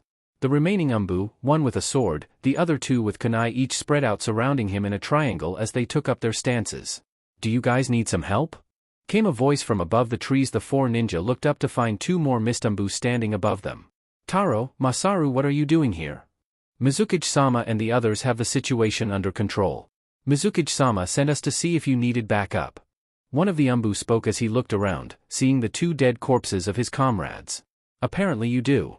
If you fools choose to fight, then you will surely die. This will be my only offer: join me, or suffer the consequences of your resistance." Naruto spoke from his place, making one of the Anbu scoff. "Yeah right, you may have caught us off guard before, but now that we're prepared and Taro and Masaru are here to help us, we'll kill you easily." The Anbu with the sword sneered at the blonde before he vanished, using speed that was very impressive, even by Anbu standards, as he reappeared a few feet behind the blonde. He smirked in satisfaction as he turned, expecting to see the Konoha nin shaking in fear, but was instead rewarded by his sword splitting in half, as if it had been cut. He actually cut the sword? But, I never even saw him move. So be it? Naruto's voice brought the startled Anbu out of their shock. "Since you worthless fools are so eager to throw your lives away." He spoke as he unsheathed his second blade as blue chakra began to seep from him, before it exploded in a bright pillar of blue like flames. One of the Anbu that had just arrived swiftly unsheathed his sword before rushing at the blonde, the other 4 following his example after just a moment of hesitation. Naruto leapt high into the air, going above the tree line in a single leap. The first Anbu wearing a sparrow's mask caught up, his sword raised over his head, ready to bring it down on the Konoha Jinchuriki. The next thing he knew, the blonde had punched him square in the face without even turning to face him, and he was plummeting back down to the forest floor. The second, wearing a panther's mask, followed suit, leaping from one of the trees. He lunged at the Jinchuriki, rearing his blade back before he thrust, only to have the Konoha nin somehow flip over his attack. Naruto manipulated his wind chakra to right himself before he delivered a powerful, crushing axe kick which connected at the man's right collarbone. A silent scream of pain came from his mouth as he plummeted down to the forest floor, joining his comrade. The next one, wearing a lizard's mask, was next. Naruto simply vanished from his location, reappearing behind the man, and then used him to jump a bit higher, letting him take the blow of the bear-masked Anbu that tried to deliver a haymaker from behind. The bear-masked Anbu looked up in time to get stomped in the face by the Jinchuriki, sending both him and his lizard-masked partner down. On the way, his kunai pouch opened, scattering the metallic projectiles all around the descending blonde. The last Anbu wearing a boar's mask never even had a chance. When he was in striking distance, the blonde replaced himself with one of the scattered kunai. She turned to face him and threw one of her own kunai, only to have him replace himself again. He turned and barely had time to catch a glimpse of red and black before he vanished again. The blonde vanished and reappeared so quickly it looked as if he was everywhere, as he didn't even use the smoke clouds. In the end, the boar-masked individual was so dizzy she couldn't even put her guard up as the blonde reappeared in front of her, slightly higher than where she was before he delivered another axe kick, sending her also crashing into the forest floor. Naruto descended, breaking through the tree line. Not a moment after he did, though, the sparrow-masked Anbu lunged at him again. Naruto twisted himself in mid-air, dodging the man's lunge. Apparently he was trying to simply shoot past him as he cut him, but Naruto had other plans as he caught the man's ankle and pulled him back. He felt the air leave the sparrow-masked Anbu's lungs as he punched him in the stomach. Hard. The man coughed and wheezed as he tried to force air back into his chest. The blonde showed no mercy as he delivered an uppercut, followed by the blonde manipulating his wind chakra to do a front flip in mid-air and then delivering another downward kick to the man's head, sending him head first down to the forest floor. Again he felt the panther-masked Umbu's presence. The lizard-masked Umbu also approached him from the other side. He turned and backhanded the panther-masked Umbu, sending him flying, and then simply placed his foot, letting the lizard-masked Umbu's face connect on its own as the man couldn't move to stop his own momentum. The bear-masked Umbu tried to jump down from one of the trees in order to catch the blonde by surprise. But the blonde again manipulated his wind chakra and moved out of the way, letting the bear-masked Umbu strike the disoriented lizard Umbu, who was in a simple free fall, sending him down to join the still wheezing sparrow. Naruto then put both hands together, his sword still firmly in his grip, before he brought them down and hit the bear-masked Umbu in the back of the neck with a sickening snap slash. Naruto spread out his arms, his two swords igniting with his two chakra elements as he raised them and swung down. Gokakasatsu! Hell's tormenting flames, he yelled as both flame and wind mixed and exploded, blanketing the forest floor in fire. The three Umbu barely had time to scream. "No!" A scream came to his right as the boar-masked Umbu rushed him, intent on avenging her comrades. Naruto stood on the tree branch, the embers of the roaring flames slightly lifting the shadows that veiled his face, making the Umbu freeze as she met the gaze of her opponent. Those cold sea blue eyes, empty and void of all emotion. Eyes of a machine, one that had killed thousands and caused suffering to millions. Eyes of something much worse than any demon. "What monstrosity are you?" was her whisper before the demon of Konoha struck, his scimitar impaling the Kiri ninja straight through the stomach. She gasped and coughed as he clutched the blade, hoping to stop it from going in further. No such luck. The blonde suddenly pulled up, opening the woman's navel. Blood gushed out like a fountain as she gasped and fell forward. The blonde removed his blade, turned and left her to bleed out, intent on finding the last Umbu. He found the sparrow-masked individual, picking himself up. Apparently, his last flight through the trees had broken his arm, sprained an ankle, and probably broken a rib or two. Naruto walked forward and scented the fear rolling off the individual in waves as he began dragging himself back as fast as he could. Pathetic. The blonde inwardly sneered before he knelt down and grabbed the man by his throat, lifting him up and slamming him against the tree. Shifted the sword in his grip and ready to deliver the final blow. "Plea!" The plea was cut off harshly as his sword cut through the man's throat. Naruto pulled the blade out and resheathed it. He watched as the man's lifeblood seeped out of him. He gurgled a few times before he finally slumped over, dead. The blonde turned and left, heading back to the two allies he had left behind. Chapter 26, Struggle for Kiri Part 2, Burden of Sorrow. Naruto watched with a bored gaze as Jinchiko and Hidetada fought the remaining 5 Umbu. 3 lay dead at their feet. They fought back to back, not allowing their Umbu counterparts to separate them too much. The Mizukage watched with thinly veiled glee as the two began to tire, as was shown by heavy breathing and sloppier attacks. They both had excellent teamwork, he acknowledged. No doubt what had gotten them this far, but still, they wouldn't last much longer. Once they fell, he would step in, defeat this weakling of Akage and seize Kiri as he meant to do so. Finally, one Umbu broke the melee and leapt back, forming his hand seals. He called out his jutsu. "Suetun, Suryuden." He yelled as he blew out a stream of water which quickly formed into the water dragon. Jinchiko and Hidetada snapped their heads in its direction. Acting on instinct, the two leapt in the first direction their legs took them, away from each other. The attack had worked. As soon as they hit the ground, the two realized their mistake and tried to reach each other, only to have the 5 Umbu block their path. Jinchiko cursed. They had wanted to avoid this for 2 reasons. The first is because now they were separated, making it easier for the enemy to surround them, therefore kill them, and second is because in order to avoid them getting surrounded they would have to use jutsu, not something you wanted to do if you had to face the Kage of a nation right after. The only female member of the 7 swordsmen cursed as she was forced to leap back again due to various explosive tags being thrown at her feet. When she landed again, she formed her hand seals without ever releasing her sword before she swung, dragging the tip of the blade on the ground. Raitun, Doki no Ten, yellow streaks of lightning exploded from the attack, snaking through the earth, leaving a jagged trench as it released electricity everywhere. One of the Umbu formed his hand seals. "Suetun, Suijin Hiki," he yelled, slamming his hands on the earth, letting the lightning streaks hit it. The lightning was naturally drawn to the water, reducing the attack to barely nothing when it reached them. Jinchiko narrowed her eyes as 2 of the Umbu charged her, their 2 blades glinting in the light. Fools trying to beat one of the 7 swordsmen in Kenjutsu. She thought, somewhat insulted as she took up her stance.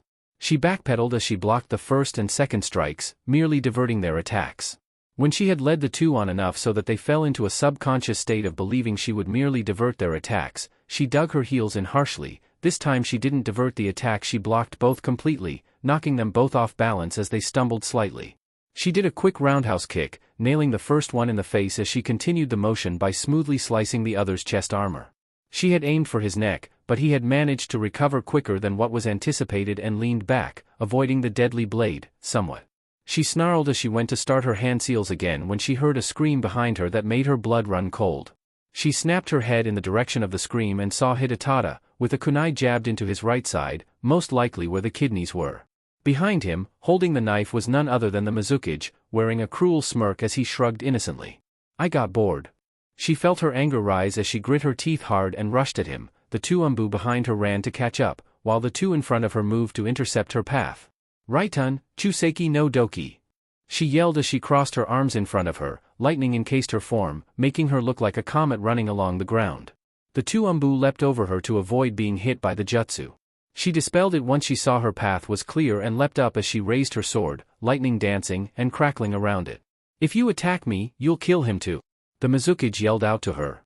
Her eyes narrowed and grew cold as she swung anyway, the streaks of lightning flying from her sword to the ground below like a shower of electricity. The Mizukage leapt away as the lightning fell. To his surprise, the lightning fell around Hidetada and the location where he himself would have been. It appears she had been bluffing. Before he could do anything, Jinchiko landed near Hidetada, picked him up and leapt through the trees, vanishing into their shadows. After her, he barked. Don't you dare let her escape. He yelled angrily. His Umbu nodded before they rushed after the female swordsman. Naruto watched as she ran before he silently followed, always in the shadows. Come on, damn it, don't you dare die on me, you hear me, you worthless moron. Jinchiko said as she carefully examined the injury. It was deep, very deep. It spurted blood every few seconds and truly looked fatal. He chuckled, ignoring the blood that rose into his mouth. You seem awfully worried over this worthless moron. He said, chuckling before he coughed lightly. Just shut up. She said as she rummaged through her pouch for her first aid equipment. He halted her search as he placed a hand on her wrist. She looked to him surprised before he waved her off. Don't act foolish, Jinchiko, my time's up, we both know it. Get out of here while you still can. She growled angrily as she continued rummaging through her pack. You're a moron, a delirious one at that, so just shut up and let me work. He grabbed her wrist again, stopping her. Jinchiko, please. He whispered hoarsely. She stopped in her attempts. She bit her lip hard as she forced the tears back. Naruto watched the scene from above, his speed and greater sense of smell making it very easy for him to find the two before their pursuers. She sighed in agitation, masking the pain she felt for her dying friend. Damn you. She whispered harshly. Hidetada smiled at her harsh tone. Promise me one thing, Jinchiko. What's that? She asked, her voice going softer as she closed her eyes. Promise me that you'll live beyond this day. So? He paused as he coughed blood. That you can fulfill our dream. Since I won't be able to help you. She smiled softly down at him. You're still hooked up on that dream of yours. Ever since Sensei put it in your head. He smiled and nodded. Damn straight. He said, coughing more blood as he slowly moved his hand to grasp her own. Naruto watched the display with cold apathy. Not even fazed by the man's dying words and increasingly laboring breath. He sensed the presence of the Umbu approaching. Soon, it would all be over. Promise me, Jinchiko, promise me that you'll live and bring peace to Kiri. Bring peace to our land. Naruto stopped, taken aback by the request. Remembering the Sandame's last words to be almost the exact same thing. Did this man, and Sarutobi, share the same dream? He was brought out of his musings as the stinging smell of salt reached his nose. He looked down to Jinchiko's silently shaking form. She was struggling to hold back the tears. It was then he noticed that Hidetada was no longer in the world of the living. She was a good kunoichi, Naruto conceded as she took steady breaths in order to calm her emotions, recognizing that now was not the time for it. Naruto was so wrapped up in his thoughts that he didn't even see the kunai that approached her until it was too late. Judging by her scream of pain, neither did she. The blade hit her left shoulder. Blood seeped from the wound freely as she pulled the weapon out with a grunt of pain. Naruto debated whether or not he should interfere. In the end, he decided to hold his position for a while longer. Jinchoko stood, holding her injured shoulder as she turned and glared at her attackers, the Mizukage and his 5 remaining Umbu. How careless of you, Jinchiko, I merely intended that to be a warning shot. She cursed as she threw the bloodied knife at him. He caught it between his thumb and forefinger easily as he smiled down at her, savoring this moment for all it was worth. Kill her. He said simply, and the Umbu at his side immediately sprung into action. She held her sword in a defensive stance as best she could with her injured shoulder. Hidetada, I can't promise I'll live beyond this day, but... She paused as she looked up to the Mizukage's smug face. Maybe killing him will make your dream of a peaceful Kiri a reality," she said with hints of determination in her voice. Naruto watched her. Something about her stance had changed, whereas before there was defiance, anger and a bit of fear, now there was only resolve and acceptance? Of what? Her death perhaps? Then what was the resolve he sensed? The desire to take them with her? He let his eyes travel to the still form of Hidetada. The man simply lay there, his expression, one of peace, yet also an underlying sadness in his features. "Does she fight for him perhaps, to fulfill your last request? Just as I fight to fulfill Sarutobi-sama's final command?" He again let his eyes travel to the Kiri kunoichi. Or is it something else? He was brought out of his musings as Jinchiko began to glow bright yellow. Then electricity cut through the air around her form, encasing her in a high-voltage field of chakra. This technique, she is consuming her bioelectric energy. If she keeps this up, she will most certainly die soon. Jinchiko glared at her attackers, the Umbu having ceased their charge at the sight of her technique. For a moment, all was still until one of the Umbu took the initiative and formed his hand seals. "Suetun, Suryuden no Jutsu," he yelled as he gathered the moisture from the surrounding mist. Using water against lightning was always dangerous. It had a 50-50 chance that it would work or backfire terribly. It all depended on which attack held more chakra. When the dragon hit the field of electrical chakra, it simply exploded, scattering the small droplets of water everywhere. Jinchiko used the minor distraction and shot forward, her lightning-encased form appearing as nothing more than a yellow streak as she headed straight for the Mizukage. "Doton, Dwaryu Hiki," another Umbu yelled as he slammed his hands onto the ground. A wall of solid rock came between her and the Mizukage. She didn't stop, and simply tore through it like a wrecking ball through a building. She kept moving, her gaze set determinedly onto her target. The Mizukage sneered as she neared him. The high voltage seeped into the air, making his skin tingle and his fingertips sting. He began forming his hand seals. "Attack! Destroy her now!" He yelled out his order, causing his bodyguards to form their own hand seals as they flanked him. Naruto watched as earth, fire, lightning and water techniques were launched at the charging woman in rapid succession. They each seemed to bounce off the field of electrical energy as she charged straight through them. To most, she appeared unstoppable. But Naruto could see and smell traces of charred flesh, hear the snapping of bones and the tearing of muscle and tissue. For a brief moment her charge faltered, before she pushed through with even more vigor. "Why?" he wondered as he continued to stare. "What is it that makes you fight so hard? Is it Hidetada? Or perhaps you are the same as those others?" He mused to himself. "You took his place, why?" Haku coughed up blood, staining the gray floor of the bridge red. "Because," he rasped out. "He is someone I would protect, at any cost. Even your own life?" Haku nodded, and smiled at the taller blonde. "Why?" The feminine boy let out a small laugh. "You'll have to learn for yourself." That was the first time he had ever seen something of that nature, and it confused him still. What was it that compelled that Kiri Nuknin to surrender his own life for Zabuza? "Kill me instead." He remembered the girl from Suna. She had cried out to him, begging for him to spare her brother. Even offering herself in his place, practically throwing herself in front of his blade. What was it about these individuals? What gave them such drive to simply surrender their lives heedlessly? He let his eyes travel to Hidetada again. What causes these people to do this? Meanwhile the Mizukage and his Umbu had just finished another volley of jutsu, and still Jinchiko's charge didn't stop. The Mizukage glowered and was about to leap up in order to get out of the way, but nearly lost his balance as his legs kept themselves firmly planted on the ground. What the? I can't move. But how did she? He paused in his thoughts as looked to his feet, seeing many small electric strings holding him in place. But how? No one can manipulate lightning to such an extent. How did she? He paused as he realized that the lightning was coming from small water droplets, the droplets that had spread around the area from the water dragon used earlier against her. She was using the small reserves of her chakra in the droplets to manipulate the lightning now holding him in place. It wouldn't hold long, but long enough for her to reach him. His Umbu leapt out of the way, not noticing that their leader was stuck, leaving him alone. He made a move to form more hand seals, but it was too late. She picked up speed. The ball of lightning slammed right into him. He barely had enough time to scream before he was engulfed in the ensuing blast.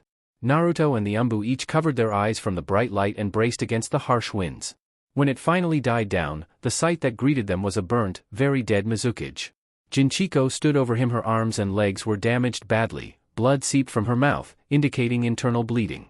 Her heartbeat was erratic, at times beating dangerously slow and then speeding up dramatically. Her entire body was twitching badly as she fell to her knees and threw up, vomit and blood mixed as her sword fell to the floor with a dull clattering sound. All the while Naruto observed, his gaze focused intently on her. He suddenly caught the smell of salt. She was crying. Possibly from regret that she did not try to escape, or that she was dying, he expected. But what she said next surprised him. At least, I managed to keep part of my promise. I'm sorry, Hidetada. Her thoughts slowed as she collapsed on her side, her breathing becoming shallower and shallower as her heart suddenly stopped. She had used up so much bioelectricity that her brain could no longer send messages to her body enough to keep her conscious. But Naruto could see from his perch that her features were not sad or angry, but rather, happy? She was smiling, despite everything and even the pain she must be in, she was still smiling. What causes you to smile this way, Jinchiko? What is it that allows you to do so? The remaining Umbu leapt down, the captain of the group approaching with his sword ready to make sure she was dead. He raised his sword, but that's about as far as he got before his head was neatly chopped off and the woman vanished. The other Umbu tensed and turned as they sensed a presence. They found Naruto standing there, one hand holding his blade while the other held Jinchiko under one arm. Leave now, and I will spare your lives. Each of the Umbu spared each other a glance before they decided to simply cut their losses and leave. Naruto lowered his blade and spared a glance at the woman slung under his shoulder before he set her down on the floor. She lay on her back as Naruto placed his hand over her chest. He closed his eyes and focused for a moment. This was one of the few medical techniques that he knew, he usually just used it to preserve the life of a prisoner. He realized with some small sense of irony that this was the first time he would use it to save a life just for the sake of saving it. He sent a jolt through her system, trying to jump-start her heart again. He sensed no change in her pulse, so he did it again. Again nothing. He did it a third time and heard her pulse. He listened for a moment and heard her breathing.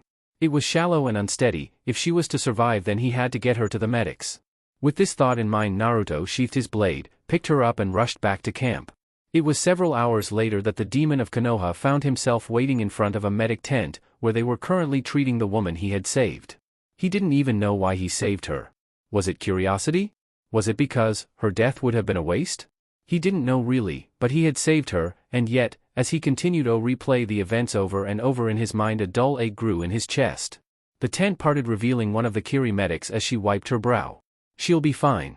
But we'll have to stay in bed for several weeks before she can do any strenuous action. Naruto nodded. Very well. Inform me when she wakes. The woman nodded and bowed before she went to her other duties. Naruto looked to the setting sun. A dull orange hue setting the sky ablaze with its light. He turned and left. He needed to think. Kakashi looked over the battlefield. Many ninja lay dead or dying, some groaning in pain while others cried in agony. A relief force had arrived. Earlier, they were meant to be used as backup in case things went wrong, but now they were in charge of mop-up. The Kiri ninja walked around, trying to find survivors from either side. Various cries calling for medics could also be heard among the chaos. He sighed. This is war. He mumbled to himself as he rubbed his covered Sharingan. I had almost forgotten what it was like. He muttered as he looked to the sky. I guess I'll have plenty of time to get used to it again. He sighed again as he turned to leave, but stopped as he caught sight of Naruto, walking among the bodies as he too surveyed the battleground. He stared curiously as Naruto just walked past and entered the forest, seemingly unfazed by the gruesome display before him. He sighed and looked to the setting sun. Minato-sensei, I wonder what you would do. Naruto stopped at the edge of the clearing. Hidetada lay there, in the same place as before. His blood pooled around him, coating the grass a deep shade of brown. He walked over to him and simply stared at his still form. The ache in his chest grew almost uncomfortably. He placed a hand over his chest and wondered what it was. It is called guilt, Naruto-sama. Naruto turned to the voice and found the Aburame clan head as he emerged from the forest. The blonde was only slightly surprised at his presence there. But then his words caught up to him. Guilt, you say? And just why should I feel guilty over his death, Shibi? He questioned. His voice a slow bored drawl. Leaving both him and Jinchiko alive was simply too dangerous. I did what I had to do. Shibi adjusted his glasses and nodded. Yes, you did, Naruto-sama. You did everything that you were supposed to do. But, you still feel guilty, and naturally so. Naturally so? The blonde questioned. Shibi walked around the clearing, his hands clasped behind him. Naruto-sama, you are a person that has dealt death. Your hands are stained with blood and much of it, but you do not understand it. He paused as he turned to look at the boy. Today, you witnessed what death truly is. You saw her suffering, not just the fear or the anger you have normally witnessed, but her true suffering. Naruto's eyes narrowed. I suggest, Shibi, that you keep your insects off of me. He warned, quickly deducing the source of the man's knowledge. Did you know? Shibi ignored him as he continued speaking. That after the Great Shinobi War, Sarutobi and Yondaime-sama were in the perfect position to take full control of IWA? Do you know why they did not seize that opportunity? Naruto said nothing as he listened. Because neither of them wished to bear the weight of that guilt. Conquering IWA would only bring destruction, it would only bring more sorrow, and neither of them wanted to bear that burden. He paused as he turned to face the blonde. You merely feel the beginning of that burden. Are you sure you wish to shoulder this thing that will undoubtedly become only all the greater? Even to one such as yourself, with this undertaking, Naruto-sama? Naruto listened, and thought over what was just said to him. He squared his shoulders as he formed his hand seals. Katan Gokakyu, he whispered before he breathed a stream of flame, incinerating the Kiri Jounin. He stared at the flames for a long while, listening to the cracks and losing himself in their glow. He looked to the Aburame clan head. This is a land at war, a world where demons fight. If I must become a demon to end the chaos, then a demon is what I swear to be, and I will shoulder whatever burden that comes with it. He spoke with determination before he turned and left. If I must, then I alone will shoulder the sorrow. Chapter 27, Slug vs. Fox. Jinchiko groaned as she blearily opened her eyes. The bright lights of the hospital room pained her and caused her vision to blur. As she placed a hand to block out the harsh glare. I see you finally return to the world of the living. She groaned and weakly turned her head, catching sight of the familiar figure in green. Guan? She questioned quietly. Where am I? In the hospital. I thought that would be obvious. He said as he stood and walked over to the table by her bedside. He poured water into a cup and gently lifted her head as he brought it to her lips. Drink, was his simple command. She complied, drinking the whole glass very quickly. Guan placed the cup back on the table and walked back to his seat. How did I get here? She asked after a few moments of silence. That Uzumaki boy was the one who brought you in. Apparently he managed to arrive just as you collapsed. He answered. She turned incredulously to him. What? But they sent 7 Umbu after him, she said incredulously. Guan nodded. Indeed, each of them were also part of our former Mizukige's personal guard. He looked to her then. And he escaped without a single injury. That's impossible, not even you could do that. The only person who would have a chance at doing that would be Kisame. Guan nodded. The boy is powerful, remarkably so. Possibly stronger than even Kisame ever could be. You've got to be kidding me? Kisame was the strongest ninja ever to grace Kiri since the Showdown Mizukage. What could possibly make you think that? You would be quite impressed by the information one could gather by simply remaining in the shadows. He took a breath. He is apparently a Jinchuriki. What demon he houses I do not know. He was raised as a weapon from a very young age and took over the hidden leaf when the Sandaime Hokage died. He finished and stood as he began walking towards the door. Guan. Jinchiko called behind him, making him pause. I'm sorry, you and Hidetada never did get along, but he was still your brother and…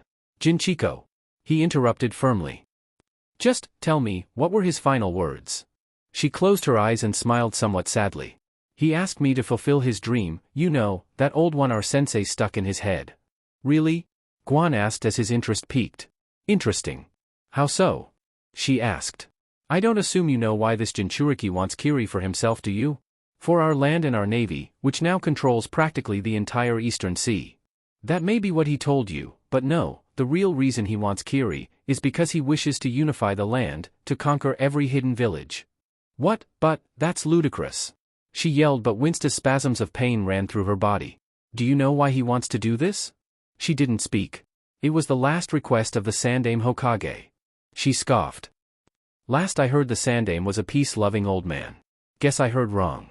The Sandaime's last wish was to bring peace to the entire land. That stopped the woman cold, not just Konoha or Kiri but the entire land. He wants to end all of the wars. Guan paused. Therefore, in a way, serving this boy will help in fulfilling my brother's dream. He looked back over his shoulder at her. You can make your choice, whether to serve him or defy him, but I think I've already made mine, Jinchiko. Meanwhile, Naruto sat in a meditative position in one of the many spare rooms of the Kage residence. After the Mizukige's death, it only took one day to subdue the entire village of Kiri. A few insurgents and loyalists to the old regime had been driven out and had taken up refuge in the surrounding marshlands, but Mika, Hinata, and Shibi would deal with them soon enough. Now all he had to do was remain in the area for a few days to firmly secure his place in the seat of power. He would assign Kakashi and a few Umbu to be the overseers. Keeping a reputable jounin presence here would work well to keep any power-hungry fool in line. He was broken out of his thoughts as soft thumps reached his ear. He looked to the side and saw a frog hopping towards him with a scroll on his back. A message from Jiraiya. The frog plopped itself down in front of him, untied the scroll from his back, placed it on the floor, waved once and poof. Was gone. Naruto blinked before he grabbed the scroll and unrolled it. So, he drawled. The slug and toad are coming to the mist. He paused for a moment, as if contemplating something. I wonder, Tsunade, what is it that you desire? It was 3 days later that Jiraiya and Tsunade finally arrived in Kiri. They could have arrived much sooner, but for some reason Tsunade had insisted to simply walk at a normal pace and take plenty of rests. Every time Jiraiya questioned her, she simply said that it had been a while since she had come around these parts and wanted to enjoy the scenery. When they finally arrived in Kiri, the two immediately noticed two things. Repairs were underway on many buildings and Hatake Kakashi was standing as the gate guard. You have got to be shitting me? Jiraiya and Tsunade muttered to themselves. It had merely been 5 weeks, there was no conceivable way that he could have subdued Kiri already. Ah, Jiraiya-sama, Tsunade-sama. Kakashi greeted lazily as he waved, never removing his eye from his book. Naruto-sama has been expecting you. He spoke as he turned a page. Jiraiya nodded, still slightly dumbfounded. Ah, Kakashi, where is Naruto now? He should be in the tower, beginning his administrative duties. Jiraiya blinked with an expression of disbelief mixed with a kind of holy shit look before he turned to Tsunade. Well, let's get going, now's a good time as any. She nodded, and the two remaining Sanin entered the village of Kiri. When Tsunade and Jiraiya entered the tower, they didn't even bother to speak to the administrative workers as they made a beeline for the strongest chakra source in the building. They entered the Mizuki's former office and found Naruto speaking to a large man wearing green robes. Very well, Guan. The man bowed his head once before he turned and walked past the Sanin. As he passed Tsunade, however, his eyes shifted. She looked at him from the corner of her eyes and caught his gaze. His gaze was completely blank as he walked past her without a single word. Ah, Jiraiya. Naruto's hollow voice brought her out of her muses. She turned her eyes onto him, blood-red robe and hood, armor as black as midnight and metallic face mask. His voice dead, hollow and void of any emotion. His eyes hidden in as much shadow as the rest of his being. Her eyes narrowed. This was the man Jiraiya believed would bring peace to the world? She was brought out of her contemplation by Jiraiya's voice. And so, she agreed to come here and meet with you. I see. Naruto spoke as he turned to her. Well then, Tsunade, you wish to speak, so speak. She squared her shoulders. I would like some privacy for this conversation. Why don't we go someplace else? She seemed to think for a moment. As a matter of fact, I know the best place. You do? Jiraiya questioned. She smirked as she turned to him. You know the place too, Jiraiya, it's where we camped out during our first mission here. Ah? Jiraiya said as he remembered and nodded. Only one question, Tsunade. I was told you had an assistant, Shizen was it? Where might she be? Tsunade shrugged. She didn't want to come, and decided to wait for me back at the village Jiraiya found us in. If I decide to join you, then I'll call her. Naruto paused and after a long moment nodded. Very well then, let us leave. The three walked through the village, watching as the people worked. Tsunade caught many looks of fear pass over the villagers' faces as they laid eyes on Naruto, as well as some looks of anger from others dressed in black garb, no doubt families burying their loved ones. She closed her eyes. The three continued their walk until finally they came to a clearing overlooking a small 10-foot rock face. Tsunade walked over to a tree which had 4 names carved into it. Jiraiya had done it. Jiraiya, Tsunade Orochi team and their sensei Sarutobi. Greatest ninja team ever. She closed her eyes and looked to the sky with a slightly pained expression on her features. How did it come to this? Hee, I remember that. Jiraiya's voice brought her out of her thoughts. She turned and looked at her teammate's bittersweet expression. She smiled and placed a hand on his shoulder. Jiraiya sensed her tense and turned to look at her.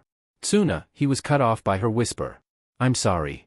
He tried to pull back but it was too late. She tightened her grip on him and spun him around so his back was facing her. She charged some chakra into her fingertips and taped the base of his neck before she delivered a solid kick to his ribs, sending the Sanin flying, crashing right into a tree. She closed her eyes and prayed that she hadn't hit too hard before she turned to look at the blonde Jinchuriki, who seemed as impassive as ever at Tsunade's actions. She sneered at that. Bastard probably doesn't even care. What is it that you desire, Tsunade? He questioned simply. She scoffed. To stop you and your idiocy right here and now. He shook his head as he unsheathed one of his swords. No, Tsunade, what is it that you truly desire? the desire hidden in the dark pit of your soul. Two figures leapt down from the rock face, revealing Akina and Shizune as they flanked the Jinchuriki, both bearing kunai and shuriken. Jiraiya struggled to stand, but that tap to the neck had completely messed up his nervous system. He couldn't move properly. Damn it, that's why she wanted to walk. She wanted for them to get here first and be ready to ambush him. I should have seen this coming. Naruto craned his head to look at Shizune. The woman held a determined gaze, but there was a definite underlying fear and nervousness. She may know what to do, but this was probably one of her first true combat experiences. He then turned to the other uninvited guest, Akina. The girl looked at him with a hatred he had not seen in any before her. Possibly even more than Sasuke's hatred for Itachi. It was then that he locked eyes with her and time seemed to freeze as his eyes flashed red without his consent. Unbeknownst to anyone, Kyuubi smirked from behind the bars of his cage. Yes. He began chuckling then, at first slow and menacing, then blowing up into a mad laugh of bloodlusting glee. His red eyes glowed in the darkness of the seal. Soon, Naruto, soon I'll feel your bones crunching between my teeth. Once I'm done with you, not even the Shinigami will find the pieces. One who betrays must expect betrayal. Naruto spoke lazily before he snapped his fingers. A massive broadsword flew through the air, making both girls leap back to avoid it. Before the sword could hit a tree, an individual in green caught the blade by the hilt. Guan, you deal with those two, I will deal with Tsunade. The bearded man nodded before he adjusted his grip on the blade and began walking towards Shizune and Akina. The blonde girl appeared to want to go after Naruto but held herself back in favor of helping Shizune. Naruto walked forward as his sword glinted in the flickering sunlight that filtered down through the tree tops. Red chakra pooled at his feet and encased his form its fiery embrace as his eyes glowed a deep red beneath his hood. If my death is what you desire, Tsunade, then you'll have to come and take it. She sneered at him. I don't know if you can even be called a man or if you really are a demon anymore, Uzumaki.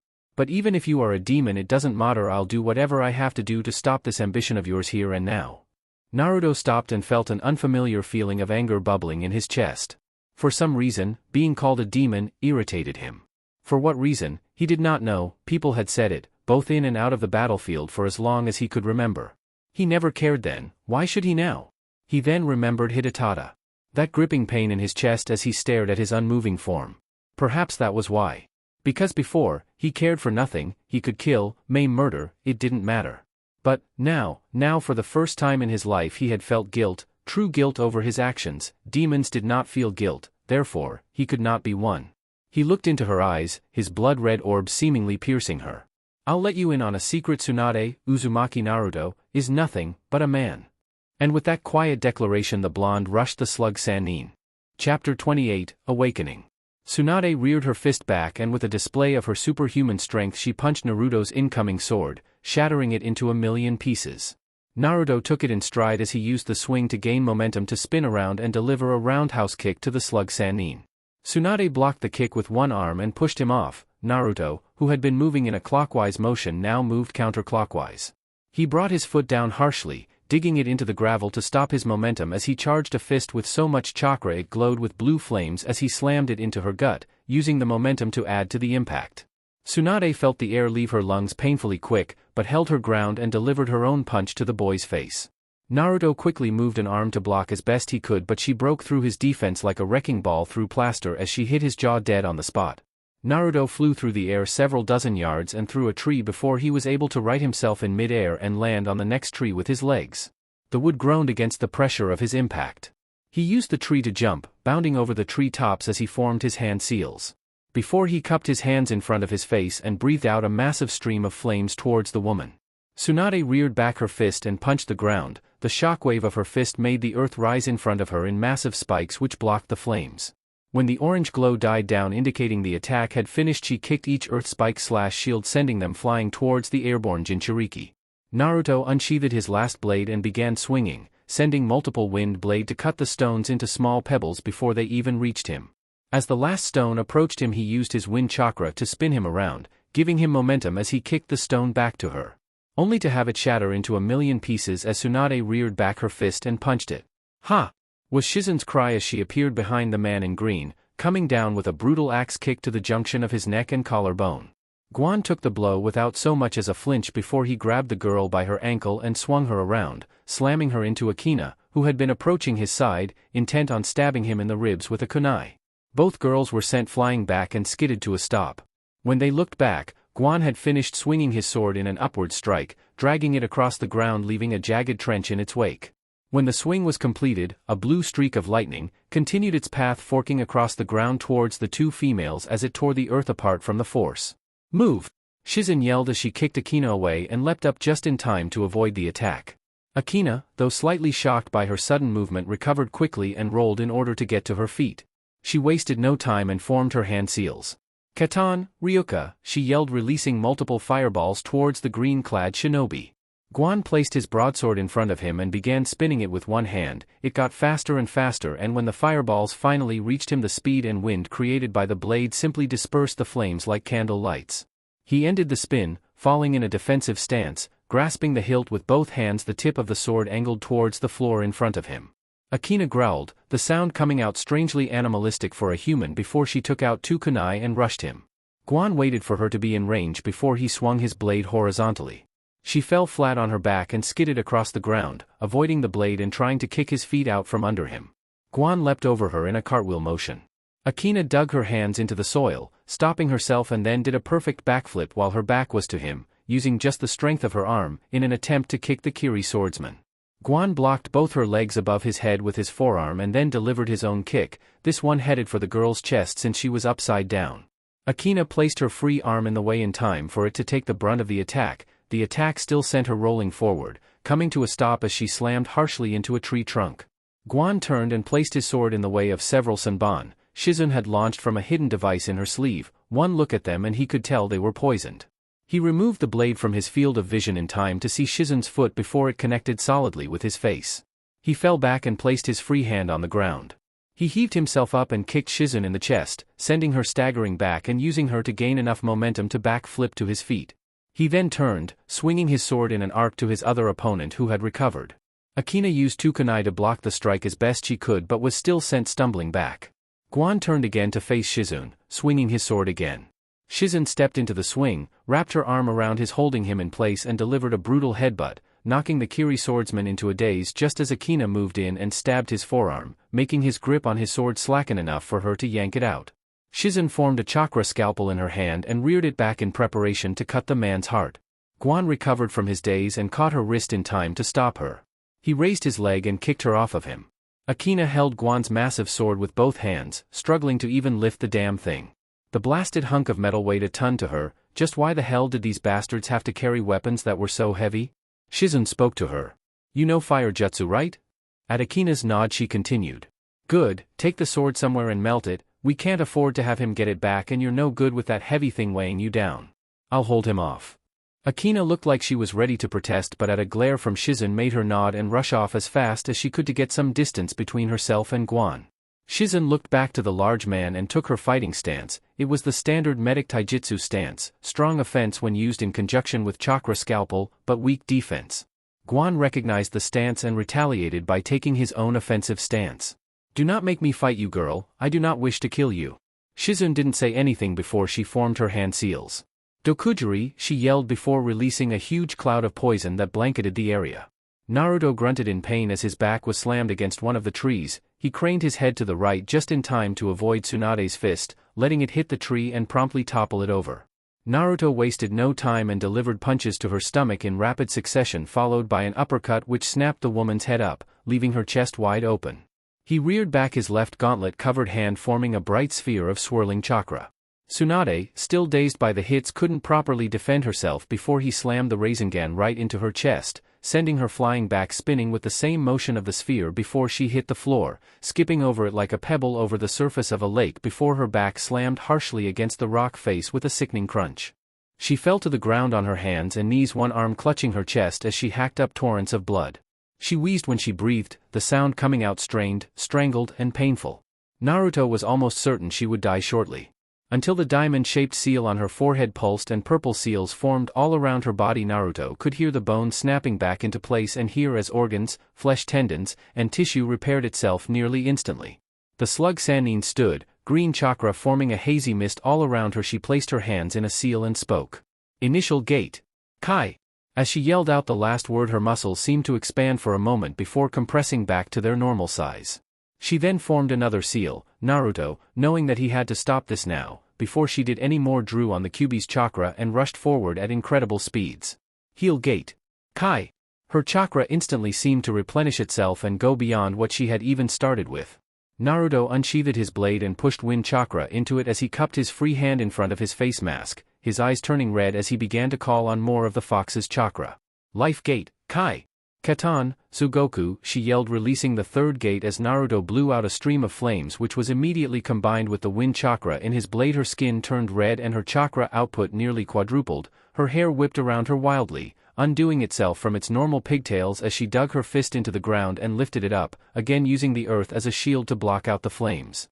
She leapt away just as the ground she had been using as a shield exploded as Naruto tore through it like rice paper. Two claws of red chakra rushed out of the dust and debris, they grabbed her roughly by the shoulders and began to burn her terribly, only for her to replace herself with a log. Naruto spun around in time to dodge Tsunade's axe kick. He stumbled as the earth shook and gave way beneath him as her foot connected.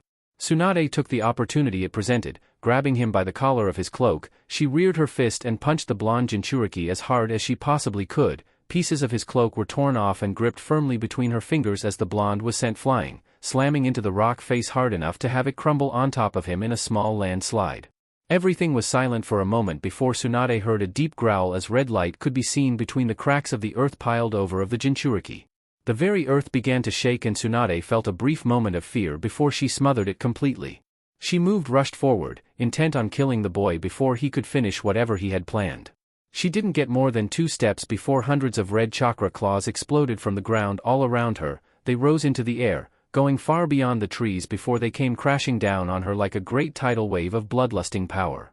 Tsunade dodged as best she could, using her enhanced speed to help her, but even she couldn't keep up with it and soon received 3 gashes from her left shoulder to her right hip as one of the claws slashed her.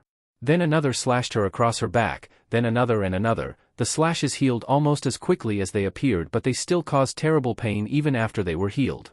When the chakra claws ceased their slashing and instead formed into one huge mass which began burning her whole, she did the only thing she could think of.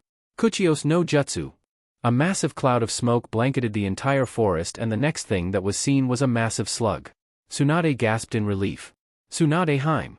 The slug spoke, taking in her state. Are you alright? Tsunade didn't have time to answer before another cry was heard. Kuchios no Jutsu. Another smoke cloud, this time revealing. Manda. The slug seemed to hiss out the name like a cursed poison. Katsuyu. Manda snarled and then looked at his summoner, who stood atop his head, only this time, his cloak was missing from his shoulders, revealing his bright blonde hair as his red eyes glared at the medic with as much contempt as he could muster. 2 flaming red tails of chakra thrashed behind him. Naruto looked to the snake and spoke. I want them in pieces. Manda smirked. He was going to enjoy this. Shizen charged the shinobi. As she got in range she attempted a spin kick only for Guan to duck under it with ease. She then followed it up with a sweep kick, but he dodged that one as well. She would have attacked again, if the air hadn't left her lungs as the man slammed the back of his fist into her ribs with an air of effortlessness about him. Shizen, uncharacteristically cursed before she attempted to backhand him in the face. He caught her fist and twisted her arm behind her back. Shizen craned her neck back to be face to face with the older ninja. Guan barely had time to catch her smirk before. Fukumikuchi Hari. The green-clad man screamed and punched her hard in the face as 3 small needles stabbed his left eye. He fell to one knee and held one hand over his eye as it bled freely. Shizen smirked, wiping some blood from the corner of her mouth as she stood. Those needles weren't poison due to the danger of having them hidden in her mouth, but they had served their purpose. She moved fast and charged the larger man, coming in with a flurry of kicks and punches. Guan couldn't defend properly due to the fact that his eyes naturally tried to follow her movements, causing him even greater pain as the needles scrapped against the inside of his socket. Shizen then broke through his guard and used chakra scalpel to cut the tendons in his left arm.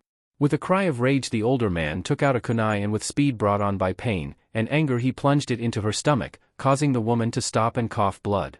Before she could do anything he left the kunai in her stomach and then kicked it in deeper, burying it up to the hilt and making her fall onto her back as she coughed up more blood. Guan again fell to one knee. He took out another kunai and looked at it with his one good eye. He looked momentarily torn before his features hardened. Shizen watched in horrified fascination as the man plunged the kunai into his own eye and cut it out. Blood sprayed everywhere. It fell down the left side of his face freely, caking his beard in the red liquid as it pooled at his feet. She got to her knees and with a forceful pull took out the kunai from her stomach. She groaned as she threw the bloody weapon away and took deep breaths in an attempt to help concentrate on healing the injury. Guan also took deep breaths as he began tearing off some of his robes and used them as a makeshift bandage to cover his eye. Finally, after almost a minute of regaining his composure, he stood and began walking over to Shizun's prone form, who was almost done with her healing, but not quite finished. He stopped in front of her and stared into her eyes. They held fear, but also determination and anger, both things necessary for a ninja. "Not bad, young one," he admitted before he kicked her. Shizun managed to cross her arms in front of her in time to block the attack but was still thrown back, several feet by the force of his blow. Guan moved to step forward again before something crashed into his side, nearly tackling him to the ground. He regained his bearings in time to see the snarling features of the other girl. He leaned his head to the right, dodging her fist, which held surprising amount of force, before he lifted his leg, placed it on her stomach and chest and pushed her off. He stood and watched as the girl righted herself in mid-air and landed, her form hunched over as her hair covered her eyes. He could tell that something had changed about her. Katsuyu's form seemed to bulge for a moment before she released a huge stream of acid towards the snake, hitting it dead on. When the snake's melting form could be seen clearly, it revealed nothing but its shed skin. Manda exploded from the earth behind the slug, wrapping itself around it, only to have Katsuyu separate into hundreds of other, smaller slugs and reform out of its grip. As the slugs reformed, Naruto realized, Tsunade isn't on her head. He barely turned around in time to see Tsunade's form as she ran up Manda's back, heading straight towards him. He ducked under her fist, then placed his right shoulder against her stomach and grabbed her extended fist with his left hand. He flipped her over his shoulder, sending her clear off Manda's head. He did not, however, expect her to grab his collar and pull him down with her, sending them both spiraling down to the forest floor. Both were snarling as they continued exchange fists and kicks in mid-air. Each block and impact hurt both of them. Such close proximity was burning Tsunade terribly. At this rate, her seal of rebirth would only last for about another 2 minutes or so. And each blow Naruto blocked would still break the bones in his arms, only to have them heal in seconds due to the fox's chakra. Only difference between them was that his source of healing was virtually endless. While hers had a limit, he would outlast her, then he would kill her. "Not again," was the mantra the young blonde-haired girl chanted in her head as exchanged attacks with the Kiri shinobi. She swerved to the left to avoid a downward swing he delivered with his kunai. She extended her left arm and placed it over his neck in a headlock which made him arch back. Then she took her right arm and wrapped it around his extended arm so his elbow was against her rib cage. She then pulled, hoping to break his arm. Guan grunted and grit his teeth as he fought against her hold, then using a burst of chakra he broke free, elbowing her in the stomach and then backhanding her in the face, sending her sprawling. She hit the floor hard but rolled to her feet. She snarled on all fours as she glared at him, and then let her eyes travel to the falling figure of Naruto as he fought with Tsunade. "I won't let you win again," was her silent promise as she closed her eyes. When she opened them again, they had changed from her clear blue to a deep crimson red with an animalistic slit. Naruto caught Tsunade's fist and reared his claws back, ready to tear her apart, but suddenly he felt pain, deep burning pain, as if he had unleashed 4 tails of Kyuubi's chakra. The red chakra shivered and seemed to fade for a moment before it exploded everywhere, changing from a focused 2 tails to a hazy cloud of red chakra. Naruto bit back a scream of pain. Tsunade again seized the opportunity and reared back her fist, punching him again and sending him flying down to the earth. He flipped in midair and landed on all fours. A massive dust cloud picked up in his wake. He tried to stand but fell to one knee and gripped his stomach, over the area where the seal was. He hissed in pain. Gritting his teeth, he opened a single eye and for the first time in a long time, felt true surprise. There in front of him, was the girl Tsunade had called Akina, hunched over like an animal, a single red chakra tail whipping behind her. Above her, the head of a fox formed from the chakra. It looked straight at him, piercing his red eyes with its own before it smiled darkly. Chapter 29, Kyuubi's Deception. Naruto openly stared at the sight. It had to be a trick, some kind of illusion or ninjutsu or something. There was no possible way that he could be seeing this. He moved to stand but a pulsing pain from the seal on his stomach stopped him. He felt a rush and when he opened his eyes again he found himself standing in front of the kitsune's cage, a sight that he hadn't seen in many years. But the sight that greeted him was even more surprising than the view on the outside world. The doors to the seal were open, albeit slightly but still open nonetheless. Within the cage Naruto could see a massive pool or lake of red chakra as it glowed fiercely. But he couldn't see the fox. Looking for something? Naruto turned and took a step back in true, genuine fear as a red fox the size of a very large horse grinned at him before it lunged forward and bit his shoulder. Naruto closed his eyes, waiting for the pain, but when none came he opened his eyes revealing that the fox was actually clamping down on his shoulder, but not injuring him. The fox chuckled at his expression of wariness before it pulled back and began circling him. "Don't worry, fool boy, I cannot harm you, for now at least. How are you out of your prison?" Naruto asked the kitsune, his hand resting on the sword at his side. The Kyuubi smirked, its pearl-white fangs glinting evilly. "That would be your doing, fool boy, well, you and that girl." Naruto glared at him. "What have you done?" He snarled as his eyes flashed red. The legendary demon smirked, "I have decided to take my leave of this dull, boring place and go into my second prison." "Second prison?" Naruto repeated angrily. The fox sneered at him, placing his face right in front of the blonde. "You did not seriously believe that one lonesome child barely out of his mother's womb could hold my full power back, did you? Don't flatter yourself, boy. That yondaime of yours could never hope to design a seal strong enough to have a child survive receiving my near-limitless chakra. He split your power in two," Naruto said, quickly deducing what the kitsune was getting at. The fox's smile was almost prideful yet somehow hateful all the same. "That he did, my consciousness, and 5 tails of my power into you, and 4 tails into her." Naruto was quiet for a long moment before he snarled and grabbed the kitsune by the front of his throat. Kyuubi growled. At this point he couldn't harm his vessel, but the blonde could apparently harm him. The legendary beast could practically feel Naruto's smirk as he spoke in a smug tone. "It matters not, you cursed creature. From what I can tell, this part of you is just your consciousness, and that," he said, jerking his head to the pool of red chakra still within the cage, "is still your 5 tails of power trapped in the seal. I still have all your strength, so go to her. Go to the foolish girl. I'll be glad to rid the world of both of you." At this the Kyuubi smirked and chuckled, the dark foreboding sound still as chilling as ever. "Ah, but here lies the yondaime's one true folly." He paused as he laughed again. He designed both seals with the intent that nothing would ever change. "But one thing will change now, the location of my conscious mind." Naruto's narrowed eyes could tell he was not going to enjoy this. "The yondaime designed your seal with my self-preservation instincts in mind.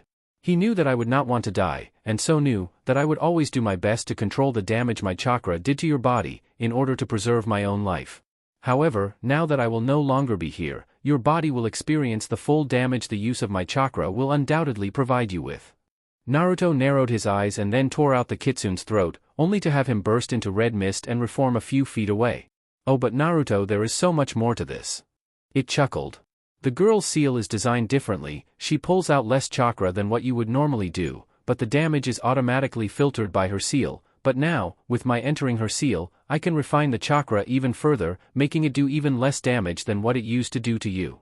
She will have my power while you will experience more pain than what you could ever imagine calling just one tail." Naruto glowered at the kitsune, his form shaking in rage as he glared with all the hate he could muster. Kyuubi smirked. "Then, when I use her to kill you, the chakra in the seal will automatically seek me out, entering her, and thus killing her, releasing me from her seal, since it was never meant to bind my spirit. While your seal is. Therefore this seal, not hers, would take me to the afterlife with you. Why did you not know this sooner? You could have easily escaped the seal any time, if this was always the situation. Still so very astute." The Kyuubi smirked.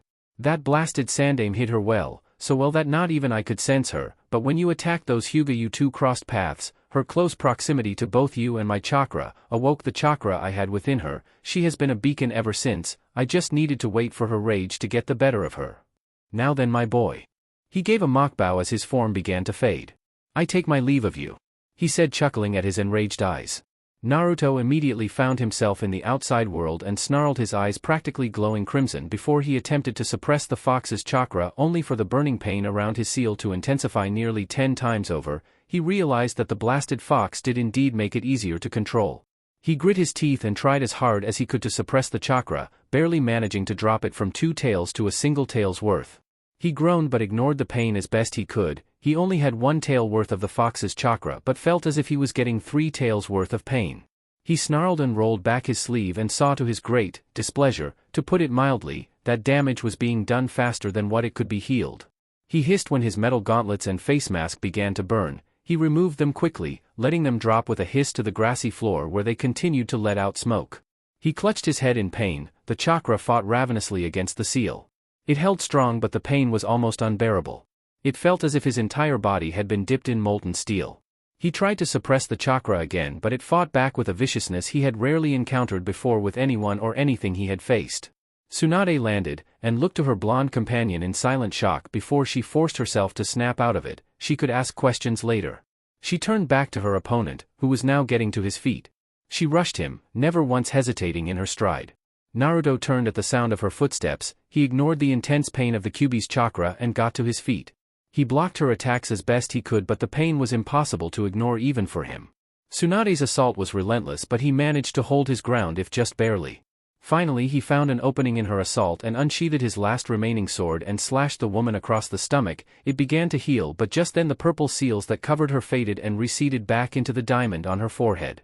She faltered for a moment and Naruto took the opportunity and formed another Rasengan in his hand, but, with Kyuubi's chakra interfering, he couldn't fully complete the last stage and instead slammed an imperfect Rasengan into her stomach. Tsunade skidded back several yards before coming to a stop. Numerous lacerations covered her arms, legs, upper torso, all giving a spiral-like design around one gaping hole in her stomach. She fell to her knees and coughed up blood. She gritted her teeth and focused her healing chakra. Naruto moved to attack, but suddenly his chakra flared up. The Kyuubi's chakra had sensed the blood and was now fighting against the seal. It spiked to the point where it would have been the equivalent to three tails once more. The haze of red chakra around him was now a massive fog-like cloud. A vicious blood-curdling roar of pain escaped his throat as he fell to his knees in agony. He looked to his uncovered hand and saw the skin practically falling away, revealing muscle and tissue beneath. The chakra was going to kill him before Tsunade could. He tried to stand but only succeeded in getting to one knee. Blood seeped from his mouth, eyes and ears, dripping to the floor. He snarled through his teeth and stood as he glared at Tsunade. The woman panted as her healing was finally done and looked into his blood-red eyes. Even now, blood-covered and consumed in red chakra as he was, she could see the message in his gaze clearly. I will not fail. You will not stop me. Akina growled as she saw Naruto exchange blows with Tsunade. She rushed forward intent on attacking him as well when a fist hit her right across the jaw, knocking her down to the floor. She rolled once and got back to her feet. She snarled at the now one-eyed man as he took his stance, holding his one good arm in front of him. Your opponent is me. He spoke with a cold hard gaze. She snarled before she rushed him, her clawed hands slashing with animalistic fervor. Her attacks were wild and crazed. Her speed had nearly quadrupled from what it was, and the wild nature of her attacks was making it increasingly difficult to block or dodge. Finally she overextended herself and the Kiri Nin grabbed her wrist before he heaved her over his shoulder and slammed her into the ground. He didn't release his grip and began spinning round and round until he finally released her, tossing her into a tree. As she stood he saw her eyes flash and a faint glow came from beneath her clothing around her stomach before she extended her claw and the red chakra claw shot out towards him. He was surprised but managed to swerve out of the way in time to avoid it, only to see the claw sink itself into a tree a few yards behind him. It groaned in protest. He snapped his head back to the girl but turned it back to the tree and felt his remaining eye go wide as the tree was now coming towards him. The claw dragging it back. He practically dropped to the floor, narrowly avoiding it as it passed overhead. He then rolled to the side just as she slammed the tree down where he was like a giant, bushy club. Inside of her mind her thoughts were slowly shifting. Where before her thoughts were of stopping Naruto or Guan from hurting Shizune and Tsunade, now they merely craved for blood. A sinister voice spoke to her, asking her to give in, to feel the warm blood of her enemies flow through her fingers, and feel it as it ran down her throat. From his new and hopefully temporary residence the Kyuubi smirked. He couldn't give her any more power with the restrictive seal she held, but it was enough for now. Soon he would weaken the seal enough so she could use all four of the tails she held in her. Then, he would destroy that blasted boy. He formed his hand seals as best he could with his injured arm. It hurt terribly and only through the use of chakra did he even manage to move it in time. Luckily, his finger muscles worked fine, otherwise he would have been in a lot of trouble. The green-clad man exploded from the ground right in front of her. Her eyes widened for a brief moment before she slashed at him with her free claw. Her claws screeched against his chest armor, the heavy plating managing to deflect the blow if only just. He moved with impressive speeds and before the girl could do much more than scream he stabbed her 4 times in her upper torso, with one slash across her hip, where her artery was located and another slash to her left arm, no doubt causing nerve damage. She growled as she fell to her knees seething as she gritted her teeth. Her blood flowed freely, pooling at her feet before the injuries healed. She let her eyes travel to the man who now stood above her with a kunai raised ready to kill her. She glared defiantly into his remaining eye.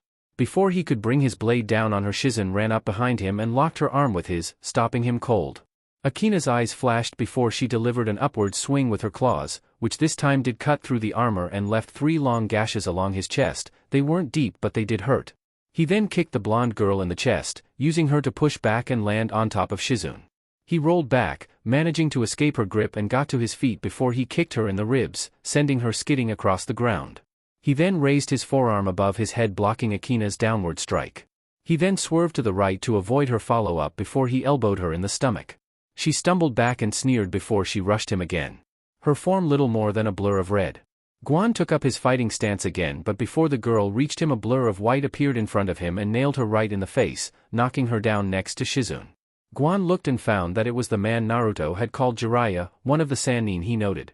The silver-haired Sanin's movements were jerky and uncalculated, meaning that he was still recovering from whatever Tsunade had done to him. Jiraiya turned to him. "You deal with Shizune, I'll stop this one." Guan nodded as he eyed the dark-haired woman as she stood. Tsunade grunted in pain as she was thrown harshly against a tree.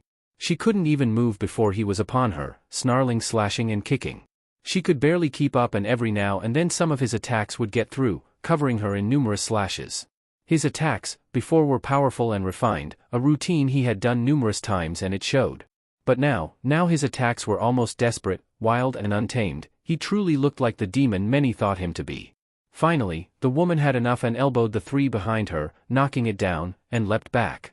She took to the trees, Naruto close behind her. She then leapt down and with a flying kick, tore down another tree which she quickly grabbed and used it as a bat, sending Naruto flying back, over the tree tops. The Jinchuriki snarled before he extended his right hand. Snakes came from the sleeve and grabbed one of the overhead branches. He pulled himself back like a slingshot. His left claw reared.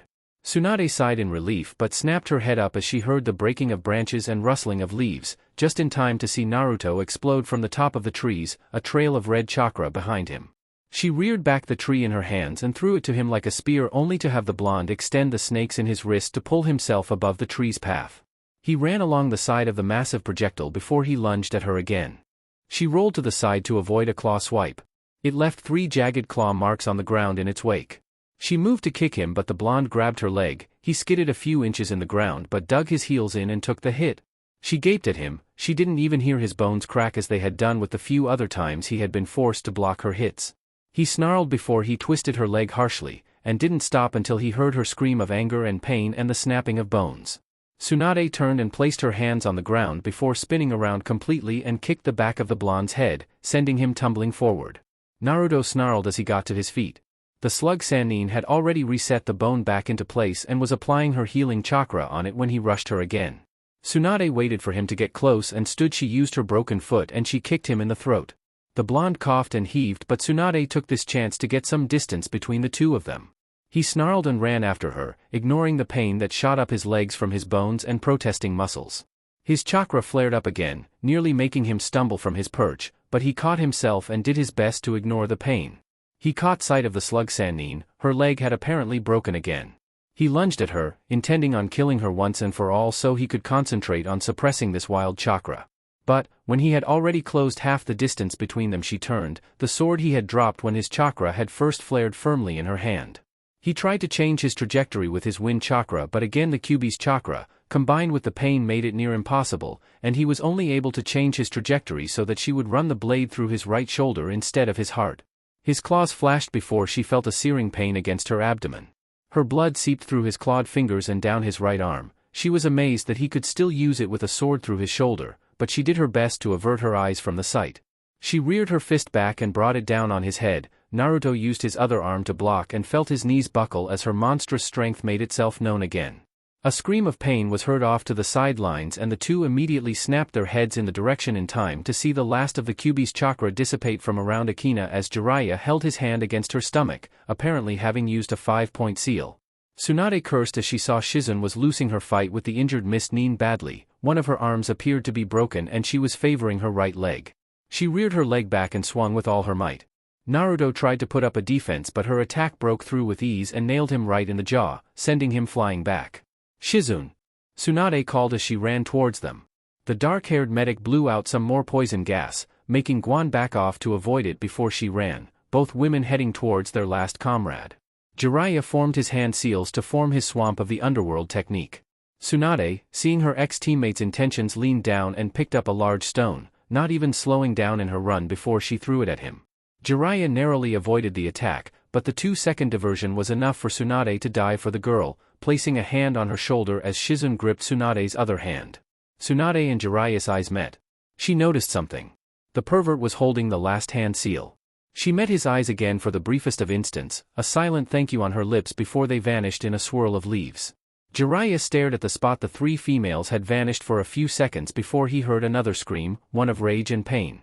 He turned and felt his eyes go wide as he saw Naruto on his knees clutching the seal as red chakra floated all around him. He couldn't see many injuries, but the fact that the boy had screamed at all was cause of worry. Both he and Guan rushed to the boy's side. Jiraiya skidded to a halt next to him. "Naruto, what's wrong?" The blonde grabbed him by the throat as his eyes flashed red. He looked to the silver-haired man, and snarled through the pain. "The seal, cut off, the chakra." Jiraiya, knowing now was time to question the boy, pushed him onto his back, cut open his shirt and formed his hand seals. "Gojio Fuin!" He yelled, slamming his seal over the existing one. Immediately the red chakra receded and Naruto visibly relaxed. His entire body was covered in second and third degree burns. Guan was the one who spoke up. "That chakra the girl used is similar to yours, what happened?" Naruto stood ignoring the pain and spoke. "I will explain later, but first Jiraiya, I need you to fix my seal. Guan, gather a team, I want those three found. You have 2 days." He spoke before he straightened and began making his way back to the village, promising that the next time he met the slug Sanin or the girl that traveled with her he would take great pleasure in removing their heads from their shoulders. Chapter 30, The Tsukage and Rakage. 2 weeks since his encounter with the slug Sanin. The blonde Jinchuriki was now sorting through various files in his office.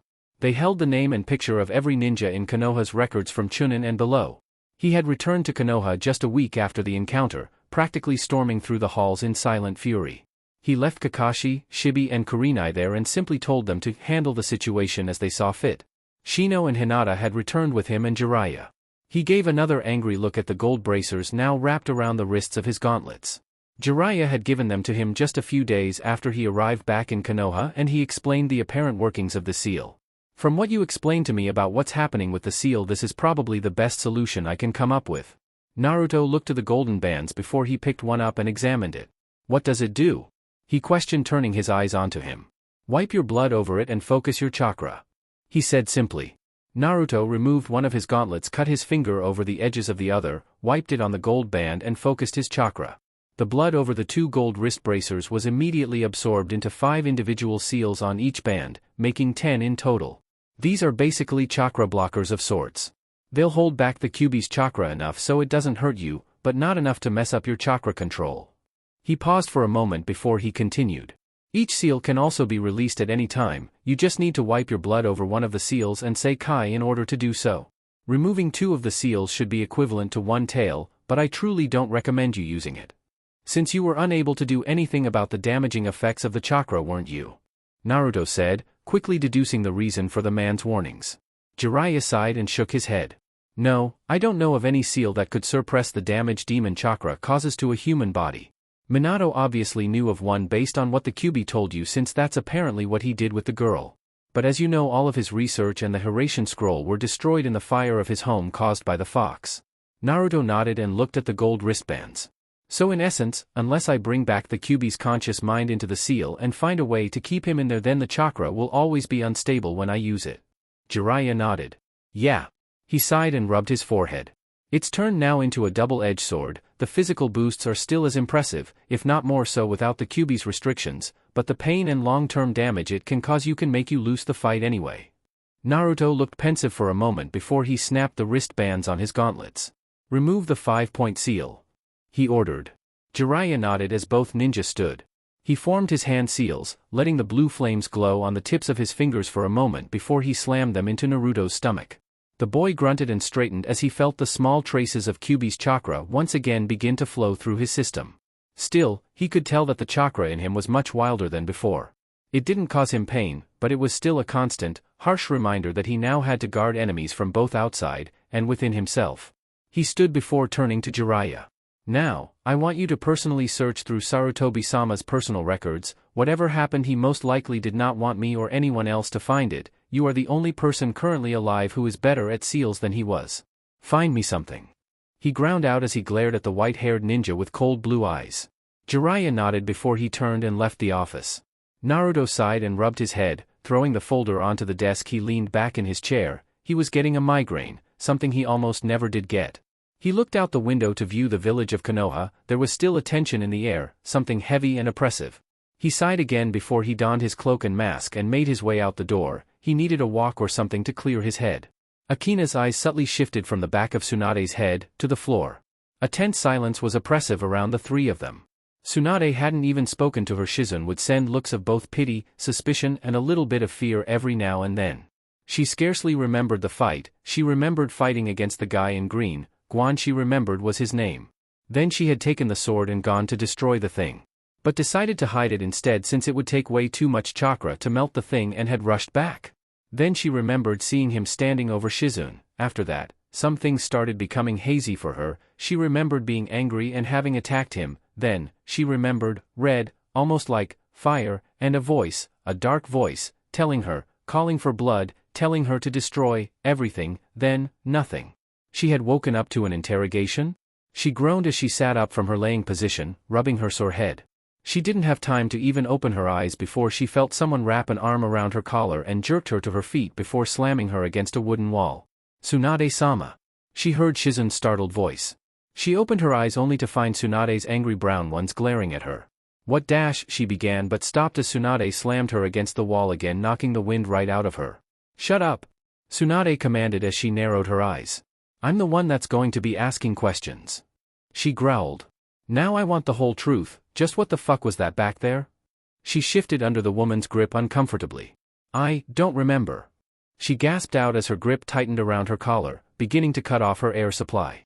Tsunade narrowed her eyes before she turned the girl around and struck a point in the back of her head, followed by 2 more points at her temples and 2 more at her forehead and the base of her neck.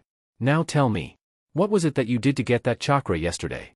"I don't know what you're talking about," the young girl said again as she struggled in her grip.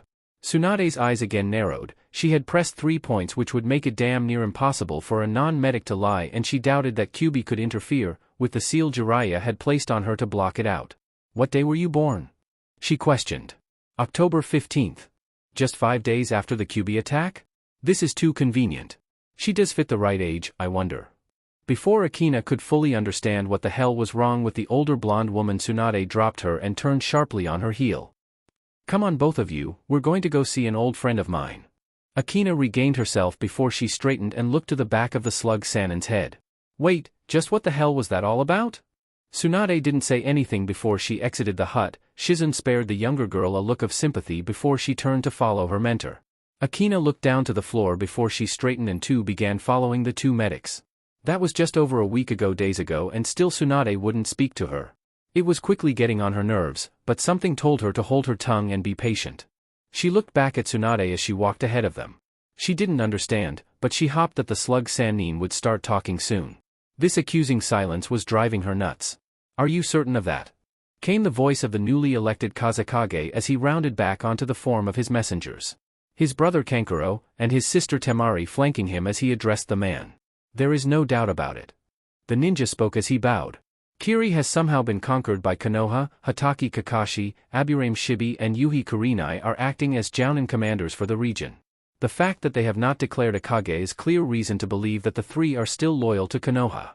Gaara placed a hand to his chin in thought. His eyes were wide with disbelief, yet one could see the cogs of his mind moving to evaluate the situation. "This makes no sense. How could anyone conquer a nation overnight without even a hint of knowledge reaching us beforehand?" Baki spoke up as he too began to see the implications of what this could mean. If this Uzumaki boy could conquer Kiri, weakened as it was, this quickly, then he must be extremely powerful. Anyone with that kind of power shouldn't be taken lightly. If he chose to attack Suna next, then they might very well too be conquered. Gaara began pacing around for a while. Kiri was a land that almost every nation had set their eyes on. Nearly 20 years of civil war had practically bled them white, and everyone realized that with the way things were going, by the end of it Kiri would barely have enough strength to stand on its own 2 feet, let alone fend off another village like Suna, Iwa, Konoha, or Kumo. But that meant that at this very moment Kumo and Iwa were most likely receiving word as well, and knowing their fierce hatred for Konoha, the 2 nations would no doubt jump at the chance to attack the Leaf Village. But he was not about to make the mistake of underestimating Konoha's Jinchuriki again. If he was able to take an entire nation right from under the noses of not 1, but 3 hidden villages, then there was a chance that he would also win against Kumo and Iwa if they even chose to combine forces. If he joined Konoha, then there was little doubt Konoha would win. If he joined Iwa and Kumo, then there was absolutely no chance in the 7 hells that Konoha's Jinchuriki could prevail. He didn't care how strong he was. But then that would open the door wide for Iwa and Kumo, neither of which was friends with Suna, especially Iwa. And with their military weakened from the failed attack on Konoha? The village elders must be informed, assemble the council. He stated, for he knew that this was one decision that he could never make on his own. It was a decision that carried the fate of their whole world. My lord, came the general response as they bowed and left to gather the elders. Village of Iwagakure, Tsuchikage residence. Many jounins laughed around a table. A celebration of some sort was being held. It appeared to be something small, nothing too extravagant considering the location it was being held in. Heh, look at them Toyohisa. One man said as he gestured to the party-goers. There were about 50 to 60 people all around the area, including men, women and children of all ages, both ninja and civilian alike, as they laughed and enjoyed themselves in a general sense. They seem to be happy here, don't they? Why don't you join them? You've had your eye set on that Futaba girl for a while now. She's not taking to anyone at the moment, so now's your chance. The man that spoke was Yoshihiro Shimazu, Godame Tsuchikage of Iwagakure. He was quite large, almost 6 feet, or at least 5'11" with Chuza's build. He was in his mid to late 50s but appeared to be in his early 40s, only his gray hair revealed his age. It was cropped back in a loose ponytail. He had tanned skin with an almost reddish hue. He sported a handlebar mustache. The man he had called Toyohisa laughed nervously as he scratched the back of his head somewhat sheepishly, a blush staining his cheeks.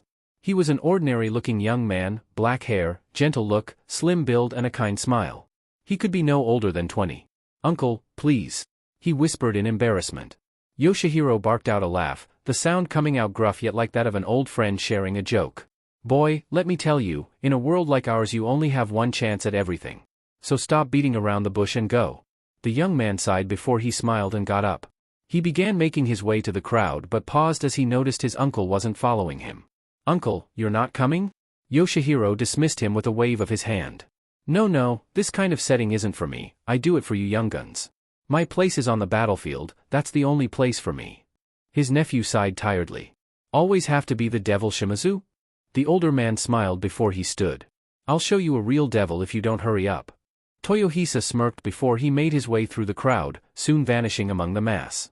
Yoshihiro smirked before he turned and left the main hall, into another room of the manor. All right, what is it now?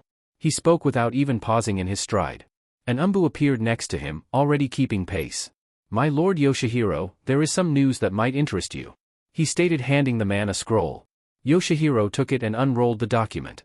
He read over it before a smile formed on his features and he tossed the scroll back. Double the patrols around our borders and assign men to start building up our defenses. The Iwa umbu bowed. As you wished, Tsuchikage-sama, he stated before vanishing in a puff of smoke.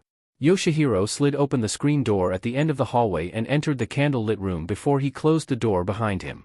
Inside was a thick set of purple armor, a large battle axe was held above it on a stand. He walked over and fingered the armor. Satisfaction comes first, he muttered before smirking. It looks like you and I will be going into battle again. I can't wait. I'll make sure Konoha remembers the name of Devil Shimazu, he said to himself with an amused chuckle before he turned and left the room. Village of Kumogakure, Rakage residence. I see. Thank you, you may go, came the calm voice of a man with white robes who sat with his knees bent under him as he calmly sipped his tea. The messenger bowed once before he turned and left the room as requested. The man currently sipping his tea wore white robes, simple yet elegant, long raven black hair went down to his lower back. He had a neatly trimmed mustache and goatee and a calm, placid look, yet somehow held an underlying warmth to it. On the shoulders of his robes held the symbols of yin and yang. He wore a simple black headband which kept his hair out of his eyes. The man continued to sip his tea, apparently unaffected by the news his messenger had brought. I know that look, came a voice behind him. He turned, looking over his shoulder. He caught sight of a woman. She had shoulder-length brown hair, held together by a gold headpiece. It resembled a crown but was designed to look like a falcon. She had green eyes which spoke of experience, both on and off the battlefield, as well as great intelligence. Whatever do you mean, my lovely wife? He questioned calmly as he stood and turned to walk past her to the garden outside. The woman huffed in mild annoyance. I mean, that you have barely even heard whatever you heard 3 seconds ago and you're already up to your tiresome tricks again. Let us not forget, my dear Yuing, that it's these so-called tiresome tricks that brought us together in the first place. Zhuge Liang. She spoke in that dangerous tone only wives can use effectively. I am warning you that you will be very displeased if I continue my actions, which despite your protests I will. Therefore your warnings are a moot point. She glared for a moment before she huffed airily and left the black-haired man to his own devices. The newly named Zhuge calmly walked over to a koi pond and began feeding the brightly colored fish. Now then, Uzumaki Naruto. What will your next move be, I wonder, ... It was many hours later, in the dead of night, that said blonde Jinchuriki was again sitting at his office shifting through files. He was finally on his last one.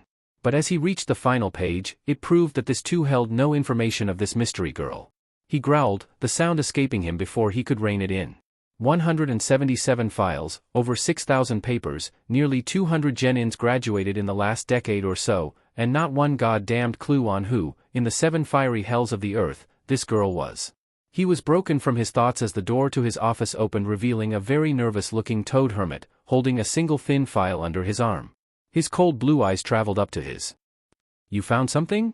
He nodded, running a hand through his hair, a nervous gesture. Oh yeah, I found something. He muttered, tossing the file on the desk. A bright red sticker which read, classified, was on the top. Naruto also noticed several seals written over the file. 8 in total, some even he didn't know about. No doubt Sarutobi had wanted to keep this girl a well-guarded secret. Who only Jiraiya, if anyone, could discover. He had succeeded. He opened the file, revealing a picture of the girl, smiling. Name, Rogazetsu Akina. Rank, Genin, graduated at age 10. Date of birth, October 10th. Biological parents, deceased. Legal guardians Rogazetsu Nobutsu, Rogazetsu Yuriko. Relation, daughter by legal adoption. Status of parents or guardians, ninja on paid leave. Current ninja status, Genin on reserves list. Biological relatives still alive, brother. She has a brother? He mused before he looked to the name written next to it. Jiraiya only had time to hear sounds of paper sliding onto the floor before. What? Chapter 31, The Truth. Jiraiya licked his dry lips as Naruto snapped his eyes to meet him. Jiraiya could see them glowing faintly beneath the hood, flashing from blue to faint purple as the gold bracers on his wrist hissed and glowed with the seals as they struggled to hold back the chakra within him. The blonde visibly reined in his temper before he continued. I want an explanation, Jiraiya. The toad hermit sighed, half in relief that the blonde had calmed down and half to prepare himself for the upcoming explanation. He searched in his kabuki robes and removed an old brown book, the pages worn with age. This is Sensei's diary. He explained here, that, when your father sealed the demon into you, he also sealed it into Akina, or more specifically, your twin sister. He paused as he saw Naruto's shoulder tense and a small growl reached his ears. He obviously needed to explain how Erasure defeated the Kyuubi. Many in the council were seasoned shinobi, all familiar with the legends of the Bijou. They would never believe that any jutsu used by just one man other than a sealing technique could have stopped him. However, since he knew that there was a very real possibility that they would not follow Arashi's last wish, he decided that since you were the firstborn, as well as the one who held the majority of Kyuubi's power and also the one that most had seen, that he would present you as the sole container for the demon. When he realized that they would indeed ignore Arashi's last wish, he sent her away with 2 of his most trusted ninja, programmed a new identity and date of birth 5 days after the Kyuubi attack, along with a new social security, birth records, everything. He made sure that absolutely no one but himself and the 2 ninja he assigned as her parents would ever know about her being the second container. Her adopted parents trained her, she graduated at 9, as you saw in the profile, and was placed on the reserve list since no team could take her in without throwing the balance off. She attempted her first Chunin exam just 6 months before you, Hinata and Sasuke took yours and apparently made it to the finals. She was going to pass, but Sarutobi pulled it back at the last minute, not wanting her to have to take on Chunin-level missions before she was absolutely ready. Her sensei didn't nominate her for the next Chunin exam, so she did not take it with you and your team. Well, you already know the rest. He finished. A heavy silence filled the room and the Toad Sage could practically hear the cogs in Naruto's mind clicking into place. Finally, he saw the blonde straighten and school his features, obscured by the mask as they were. Though Jiraiya could still see the seals on his wristbands glowing faintly, indicating that he was still very much angry. The Toad Hermit stared straight into Naruto's eyes. What will you do? He asked somewhat nervously. This changes nothing. She dies.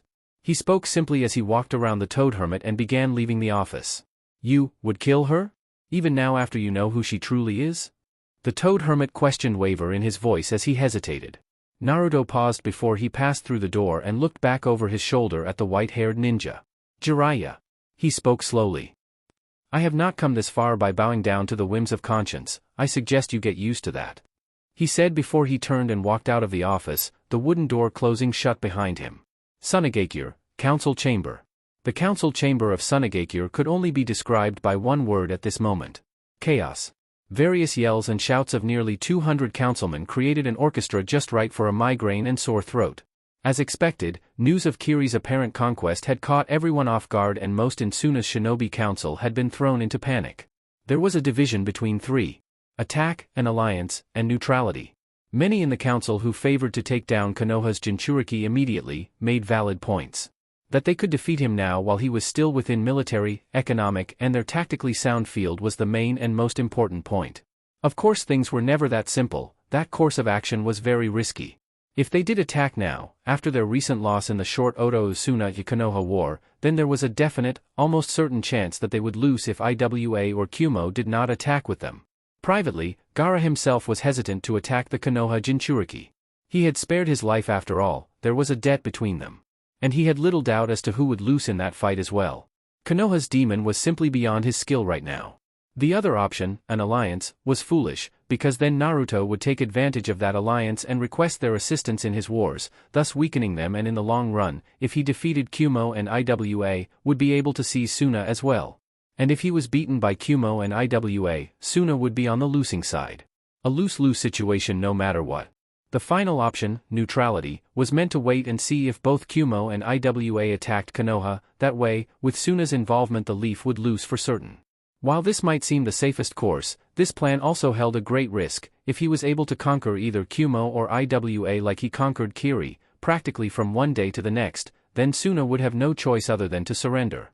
Still, this would be an act of war, it was not something for a Kage to choose on his own.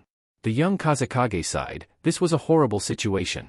The whole nation was at this point, on the very edge of a power struggle that could escalate into the largest war this world had ever witnessed. And all because of one Jinchuriki. Kirigakure, Training Ground 22. Guan entered the training field and found Jinchiko. Her back was to him as she practiced her kata with her blade. Bandages were still wrapped around her, and small stains of red could be seen on them, as well as her heavy breathing. All indications that she should not be out of the hospital. He walked behind her, intent on ceasing her training before she injured herself further.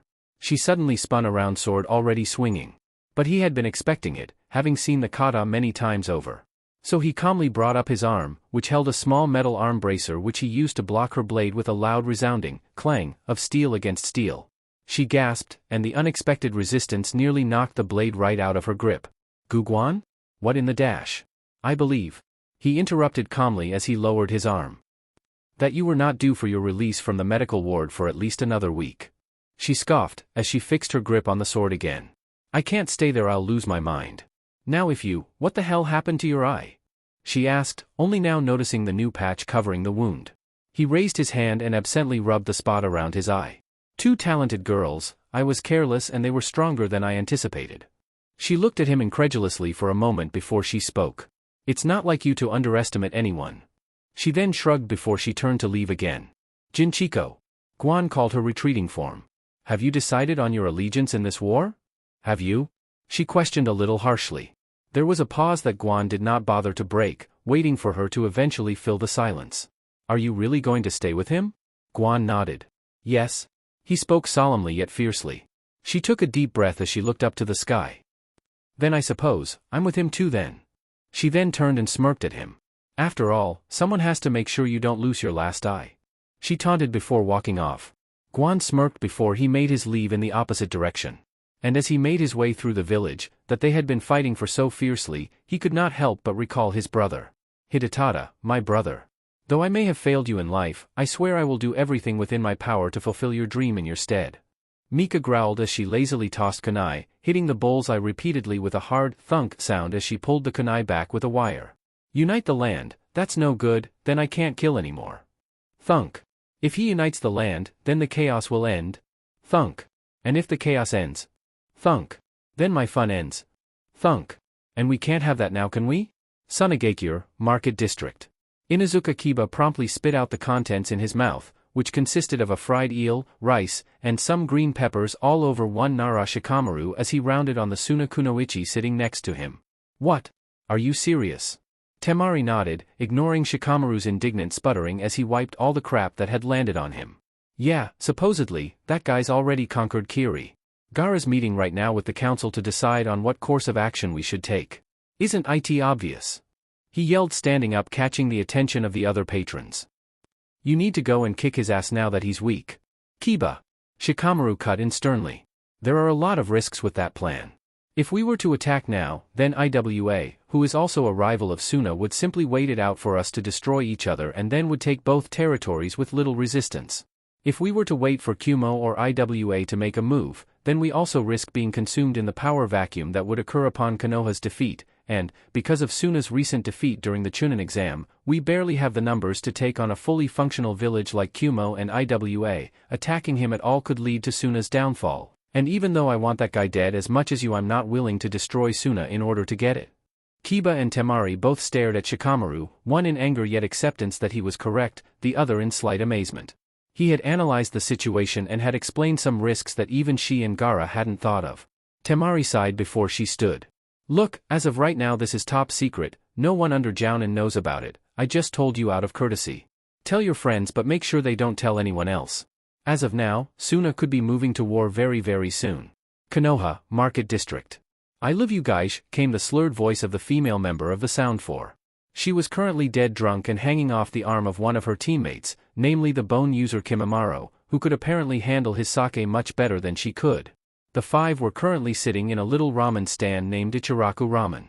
Meanwhile, Jirobu and Kidamaru were staring at this unbelievable sight in almost slack-jawed fascination. Hey Kidamaru. Yeah Jirobu? A slight pause which was broken by Tayuya giggling like a little schoolgirl. What am I seeing?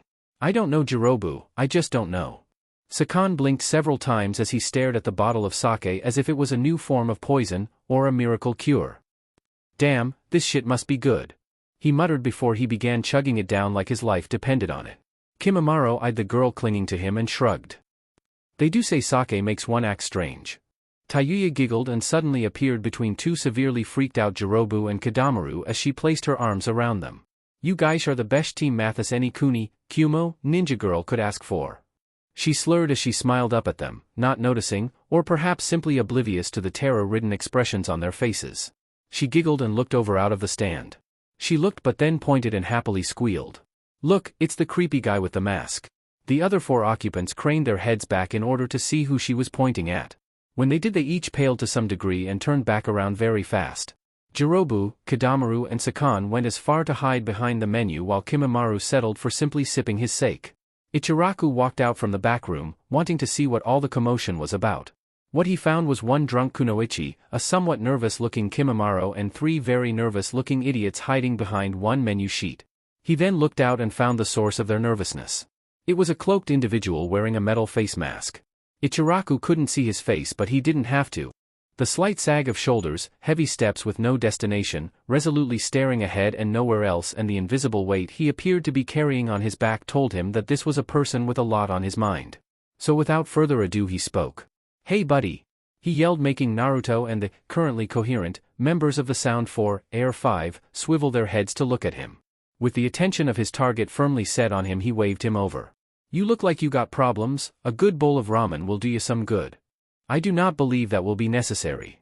Naruto replied before he began walking away again. Come on. Ichiraku called again. First one's on me, eh? You look like someone who has not had ramen in a long while. It'll do you some good. He grinned. Naruto paused in his stride and looked to the sky.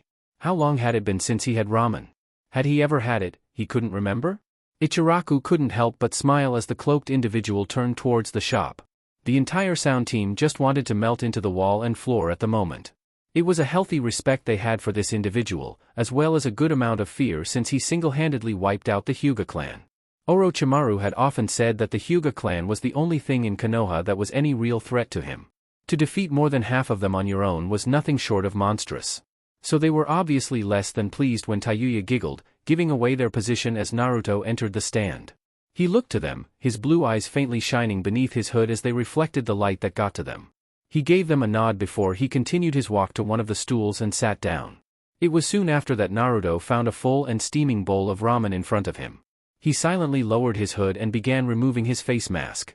The Sound Five watched with almost bated breath. Even Tayuya seemed to have sobered up. They had never really seen his face, only a brief glimpse of his blonde hair when they had been waiting on the roof of the council room for the planned overthrow of said council.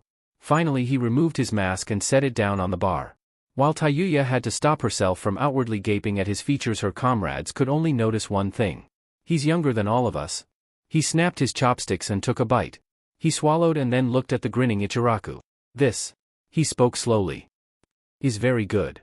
Ichiraku only chuckled in response. Naruto's small moment of peace was broken however as a Chunin entered the stand. Naruto-sama. A messenger has arrived from the northwest garrison. He says it is urgent.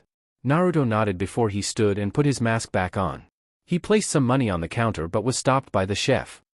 Hey, I said the first one's on the house. Tell you what, take a rain check and come by next time, there'll be a bowl here waiting for ya. Naruto slowly nodded and placed his money back in his pocket before he followed the Chunin back to the Hokage Tower. Chapter 32, Assemble the Army. The conquest of Kiri was an event that would be marked forever in the history of the shinobi nations. Yet it also marked the move of Konoha's rivals. In Kumo, increased activity along its southern borders, indicating their raising of defenses. In Iwa, the decrease of high-ranking missions, indicating that they were calling back all of their high-level ninja in preparation for an all-out war. In Suna, civil unrest was erupting throughout the entire village, which could quickly lead to downright pandemonium. However, one group was not so subtle in their movements. Barely 2 weeks after the news of Kiri's conquest spread, an army gathers to the west, and without any warning, launches a vicious assault on one of Konoha's western border guard bases. The border garrison is destroyed, letting this army enter freely into Konoha territory. I see. Naruto spoke as the scout finished delivering the report to him. It was around midnight. The doctors and nurses soon led him away to recuperate. Naruto turned to another of his Chunin messengers. Tell Ambu Squads 5 and 8 that they are to go and investigate this army. What village are they from and who's leading them? Also bring me Marino Ibiki, Midorishi Enko, Jiraiya of the Sanin, Mato Guy and the Sound Team. I want them in my office within the hour. The man bowed and immediately rushed off to complete his assigned duties. Naruto began mentally counting off the list of possible enemies. That area is accessible only to Iwa, and Suna if they cross the Ijuo River. Kusa and Aim are also near that area, with Taki being just a bit further west. Kumo would have to cross through Iwa in order to get to that pass, so it is highly unlikely that they would attack from that direction. Snow would also have to pass through Iwa. So that only leaves Iwa and Suna that can gather an army the size of that man's report. With that thought in mind, Naruto left the hospital and began making his way to the tower. Sure enough, exactly 1 hour later Naruto found himself facing the Toad Hermit, the 2 top ninja in the torture and interrogation department, Konoha's Green Beast and the 5 Sound Ninja. The 8 ninja kept their silence, even Tayuya, who had sobered up considerably on the way there. Naruto leaned back in his seat as he pulled back his hood, revealing his blonde hair to everyone currently in the room.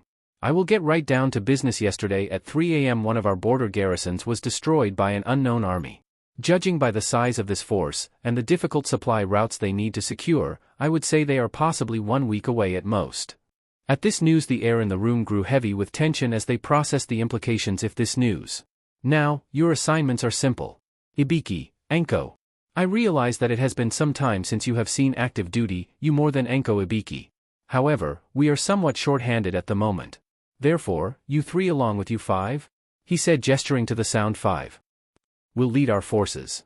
Everyone was taken aback by that statement and looked at each other questioningly. Ibiki was the one to break the silence. But, Naruto-sama, isn't it the Hokage supposed to lead the army?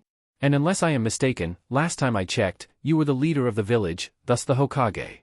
The scarred man stated calmly yet still somewhat incredulously. Naruto nodded. That is true, and I will be leading the army. However, the 8 of you will each be leading squads. I will lead you. Ibiki then looked to the Sound 5. Lord, no offense meant to the former Sound Ninja, but, aren't there stronger, more experienced individuals that you could give the post as important as squad commander? Tayuya growled, rounding on the scarred man. You got something to say, you scar-faced piece of shit? She snarled. Jirobu and Kadamaru leaned in and began whispering to each other. What happened to the, I love you guys, thing? Kidamaru shrugged. I don't know. Before Tayuya could keep running her mouth off, Kimamaru broke in. Tayuya, silence. He cut in, stopping her tirade mid-sentence. He is right, compared to many shinobi we are considerably weaker than them, even with our curse seals. Tayuya was about to go off again when Naruto held up his hand for silence. He then calmly passed his eyes over the people in front of him. While he is right, there are stronger individuals I can give the post to. You five will lead the squad for another reason entirely. Ibiki suddenly had a look of realization dawn on his face. Ah, I see, you wish to lower the tension between the Konoha ninja and the newly recruited ninja from Oto. Naruto nodded. Precisely, there is a clear division between the ranks. It is unacceptable. Having 5 ninja from Oto assist in this upcoming battle will help to bridge that gap, and will prove fortuitous in the long run. Jiraiya spoke up next. So why am I here? He questioned as he straightened, crossing his arms for emphasis. Naruto locked gazes with the Toad Hermit. My attention will be on this strange army. You must contact your spy network and keep a close eye on all of the major villages, Kumo, Suna and Iwa. If the army we are facing turns out to be from one of those villages, then disregard spying on that particular village and instead focus on Kiri. I wish to make sure the situation there is stable. Regardless of who is leading the enemy, however, you are to send a message requesting a relief force to Kiri. Tell them they are to send men. Immediately. I also wish for you to keep up the search for your old teammate. Understood?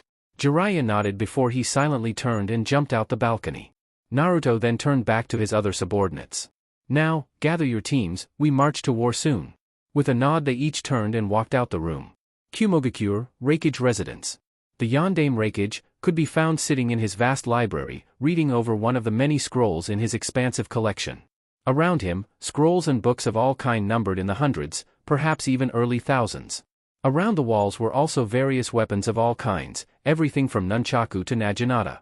Next to him, a young girl with pale blonde hair, possibly in her late teens or early 20s, was sitting next to him, reading over one of the scrolls as well. She sighed and looked at him with a mixture of pleading, annoyance and childish anger. Master, why do you have me do this every week? It is so boring. Zhuge Liang calmly continued to unroll the scroll in front of him as he traced over the kanji.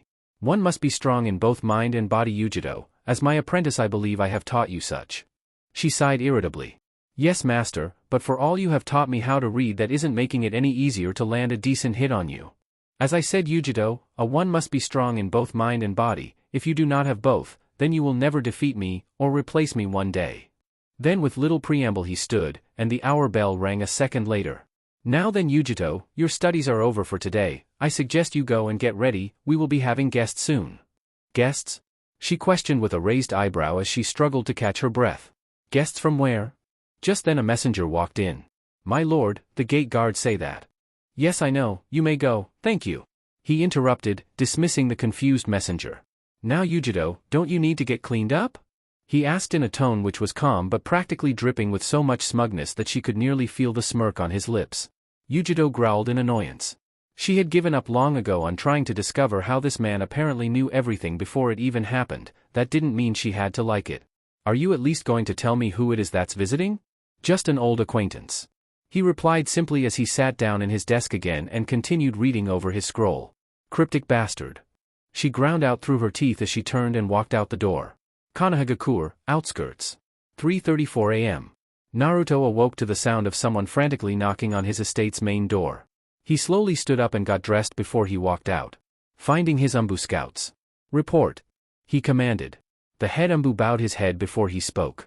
My lord, the enemy army is calling themselves the Anti-Fire Coalition. They are formed through an alliance between the villages of Kusa, Aim and Taki. They are led by the Tree Village leaders.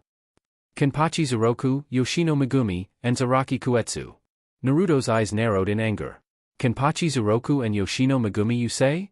The Umbu nodded at his question. Aim, Kusa and Taki all had a fierce rivalry against each other for the central marshlands. If Kumo or Iwa got word that they had united to fight against him, contact Ibiki, Enko, Gai, and Kimimaro, Tayuya, Jirobu, Kidamaru, and Sakan, inform them that they are to have their teams ready by tomorrow at dusk. The 3 Umbu scouts bowed again. Yes, sir. They chorused before vanishing in a swirl of leaves. Naruto snarled as he closed the door. Yoshino, Kenpachi. They dared. They dared to stand against him? Him? He was there when Kusa had been at war with Aim and Taki. It was because of his assistance that Aim and Taki were able to achieve their independence from the more powerful nation of Kusa, who had been close to seizing the western marshlands entirely, thus becoming the sixth great shinobi nation. And now those two. Kenpachi Zuroku and Yoshino Megumi. He spat out the names with anger. You two have a debt to repay, I will now take payment for it, in full. He snarled as his eyes flashed red in the darkness and his bracers glowed fiercely. Fire Territory, War Camp of the Kusi Taki Coalition. Inside a rather spacious tent, a man wearing a modified umbu uniform with a green dragon mask sat at the head of a decent-sized table, over which a map of Fire Country was sprawled over it. Wrapped tightly around his arm was a Kusa headband. Two more individuals entered. One was a rather large man. He was bald but had a well-groomed beard and mustache. He was at least 6 feet 7 inches. Buddhist prayer beads were laced between the fingers of his right hand. He wore gold and black robes with the design of a tiger facing off against a dragon on his back, with the Taki symbol between them. Next to him was a young girl. She was very petite, barely reaching 5 feet, with long black hair that reached just a little lower than her back and blue eyes. She wore a simple jounin uniform, only exception was the vest was cut a little shorter so it left her stomach exposed. Around her neck was the Aim headband. The dragon-masked ninja nodded in greeting and the other two returned his nod as they sat down. Good, you're both here, now I believe we should dash, the dragon-masked shinobi began but was cut off by the young woman. If I may, Lord Zaraki, this was reckless. When we created this alliance it was under the agreement that we would each defend our borders from an outside invasion from Konoha. It was not for you to all but hand-drag us into a conflict by invading them. The larger man spoke. The dragon-masked umbu snarled. If you two fools wish to roll over and let him plow through your lands first, then go ahead. I however won't stand for this upstart of a child telling me what to do in my own home. Nor will I see my land, the one closest to Konoha mind you, be damn near burned before your villages can act. You have done what I needed to, he said, standing up. And what's happened cannot be changed. We are on our course. You both know that otherwise you wouldn't be here. Now, seeing as you two are somewhat uncomfortable, let us postpone this meeting until tomorrow morning. That said, Zaraki exited the tent with an irritated air about him. Kenpachi sighed through his nostrils. That fool doesn't know what he's gotten us into. The young woman looked down to her lap.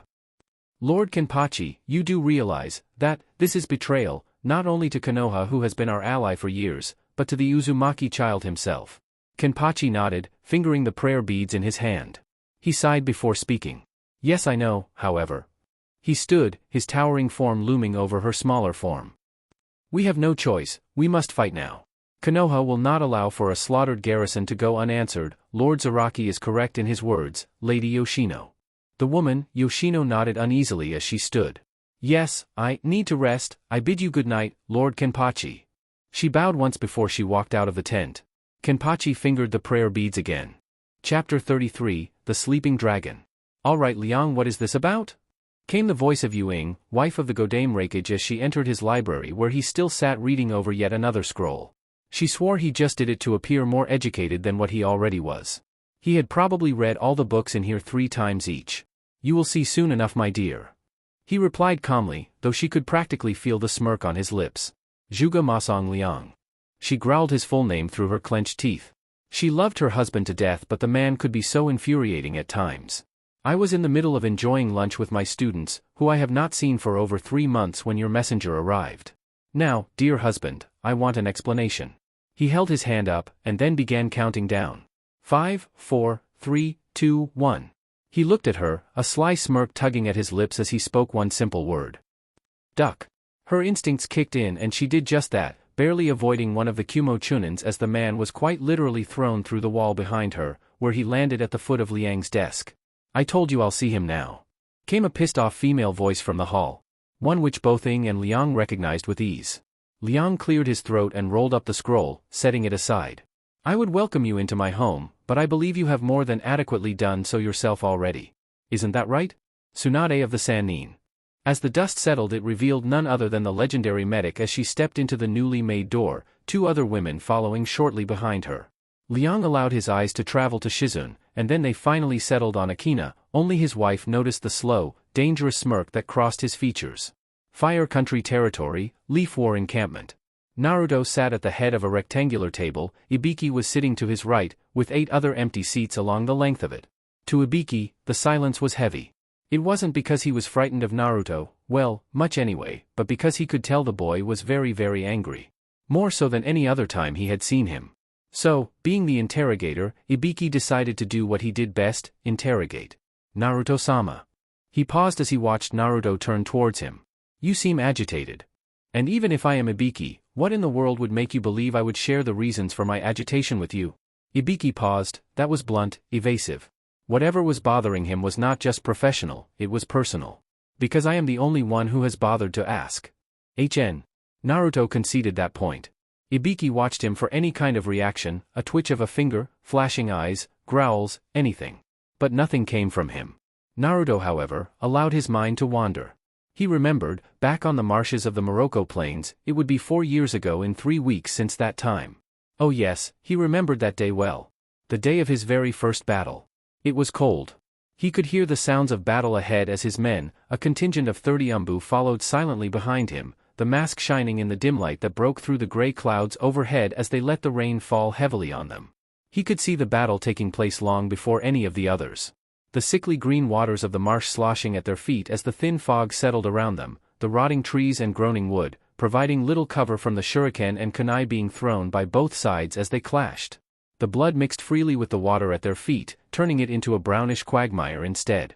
He could see several of the aim and taki ninja beginning to flee, believing the battle to be lost. However, 2 remained, only 2. They stood amidst the center of the chaos. The first was a large man, wielding an even larger Naginata polearm. The second was a young woman, possibly no older than 17, wielding 2 chain whips. The older man swung his weapon in a wide arc, sending a wind blade into the crowd, and then blocked the strikes from those near him. The girl behind him was twirling the chains in her hands, the bare edges of it slitting throats and slashing arteries with pinpoint precision.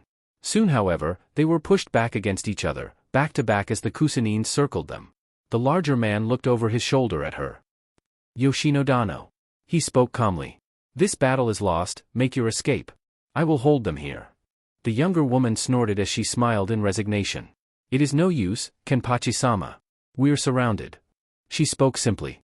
However, the sound of breaking wood, before a tree branch fell, brought their attention upwards, to the sight of a masked Konoha Umbu. Ninja of Taki and Aim, Konoha, at your service. As the words were spoken, Konoha ninja seemed to appear from the mist all around them, leaping through the humid air as kunai and shuriken rained down on the Kusa ninja from every direction. The confusion and chaos escalated, men died and screamed. It was quick but nonetheless brutal. The Kusa ninja, which had numbered about 200, left, their numbers barely reaching 70. It was only a few moments later that Naruto was approached as he wiped his sword clean from the blood. The young woman with black hair approached him first, bowing and smiling gratefully. You saved us, you have my gratitude. Your gratitude is unnecessary. Was his drawl as he sheathed his sword with a swift firm snap. It was my mission to assist you and I shall do so. A large hand rested itself on his shoulder and he looked up, not surprised to find the large bearded man standing there with a smirk on his features. Come, you and all of your ninja are invited to our celebration tonight.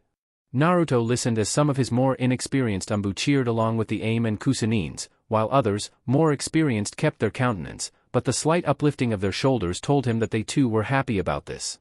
He nodded slowly and followed the ninja back to their camp. That evening, as promised, the Aim-Taki Alliance held a banquet to honor them and his Konoha ninja for having saved their lives.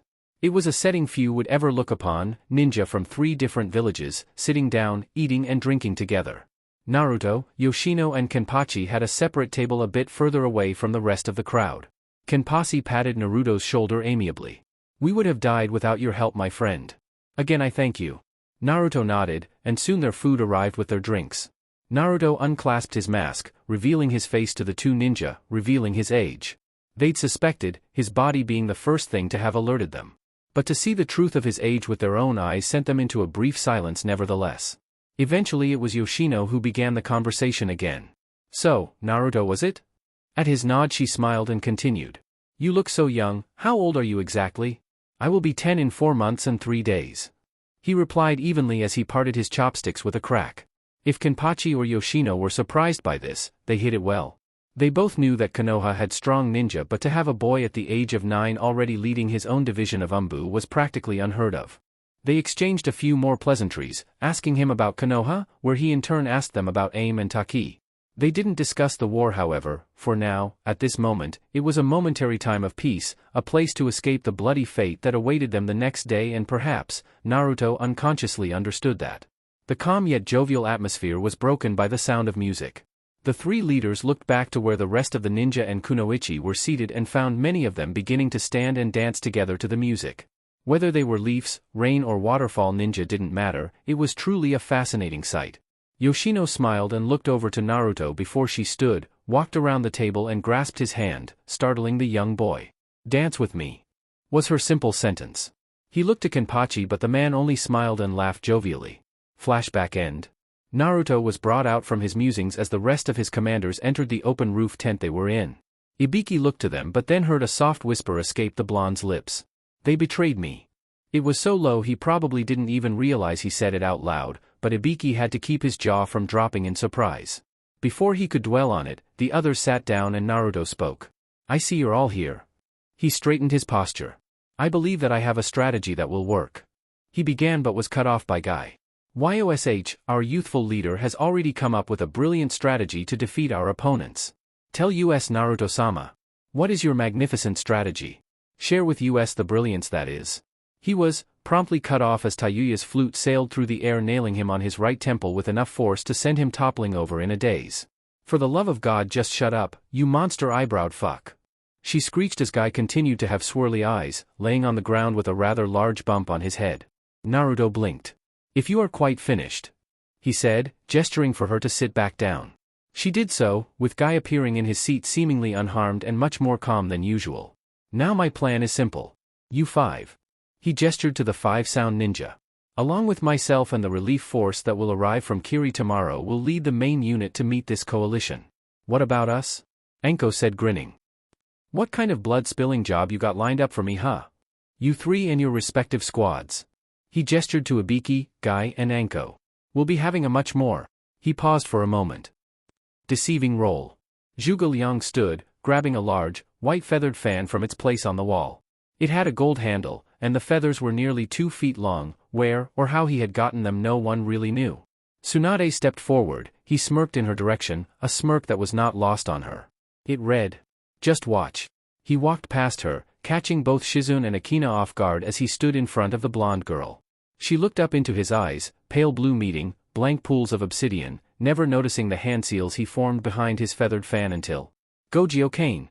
he yelled suddenly. The blonde girl tried to jump back but before she even made it 2 inches off the ground his hand slammed into her stomach, 5 small flames sinking into her flesh, destroying the 5-element seal placed on her by Jiraiya. She gasped in shock, and with a brief flare of chakra she collapsed clutching her stomach and breathing heavily. "What? Sleep." She heard his calm voice, before she felt her eyelids go heavy and she fell forward. He caught her before she fell. "What did you?" Shizune too began but was interrupted by the Rakage as he addressed his wife. "Ewing, if you would please take the young lady to one of the spare rooms to rest," he drawled. She growled and stalked over, hefting the girl onto her shoulder. Kicking him in the shin with enough force to make him grunt, sending a message which clearly read, "If you don't give me an explanation as soon as this is over you are so sleeping on the couch for the next month," before stalking out the door. He cleared his throat, hiding his slight discomfort. An angry wife was not something he wanted to deal with. Ever. Tsunade's eyes narrowed. "Shizune, go with her." The black-haired assistant jumped slightly, but quickly nodded as she turned and followed at a brisk pace. Linag turned back and settled his eyes on Tsunade. The two had met some time ago. While he was still a genin and she had just achieved her jounin rank, along with her 2 other teammates, Jiraiya and Orochimaru. His team had been caught in a border skirmish along the pass which connected Konoha and Iwa and she and her team had arrived in time to help them. Years later, when he had achieved the title of Rakage they had met again. This time, when his scouts had found Jiraiya's half-dead body floating in the river.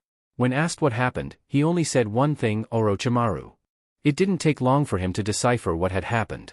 Orochimaru had betrayed the village, since he highly doubted that anything short of 20 Umbu platoons could take down 2 of the legendary Sanin while fighting alongside one another. He had sent word to Konoha, telling them that Jiraiya was in Kumo and Tsunade was the first to arrive. It is rumored that she ran 2 days straight without pause, and arrived in Kumo at the dawn of the 3rd day, healing his injuries and stabilizing his condition, before collapsing from chakra exhaustion. He had visited them during their brief stay here, hoping to finally seal a peace agreement with the Leaf Village, and had finally achieved 1 year later, with them acting as envoys. Only to have the alliance fall and break apart because many of his former high-ranking retainers wished for the Hyuga eyes.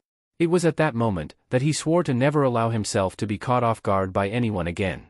And he had succeeded, pouring himself into the studies of strategy, psychology, diplomacy, politics, and even astrology, and was now regarded as one of the most intelligent and powerful ninja Kumo had ever produced. Some, more avid supporters of his, claimed that he could even predict the future through the use of magic.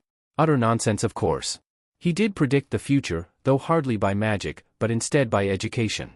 He analyzed the situation and prepared for every single viable outcome as much as he could. Then, judging by the personalities and behavioral patterns of the individuals involved, made his predictions. When an answer eluded him, that was when he turned to the stars, though that was very rare and its effectiveness or lack thereof to date had not yet been proven. It was still something to think over. Hyuga. Tsunade greeted seriously. He bowed his head, the small smirk tugging at his lips again. Tsunade.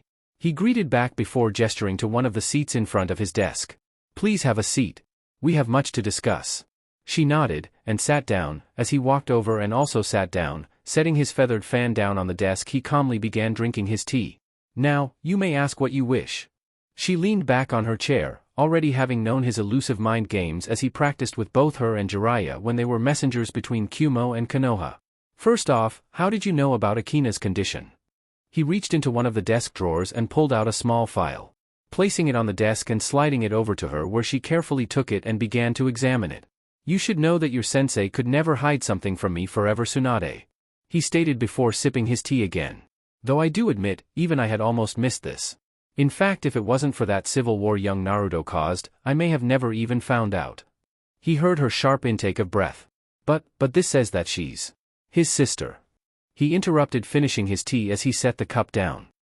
Even I was somewhat surprised by that. But it was not all that unbelievable. I have to tell.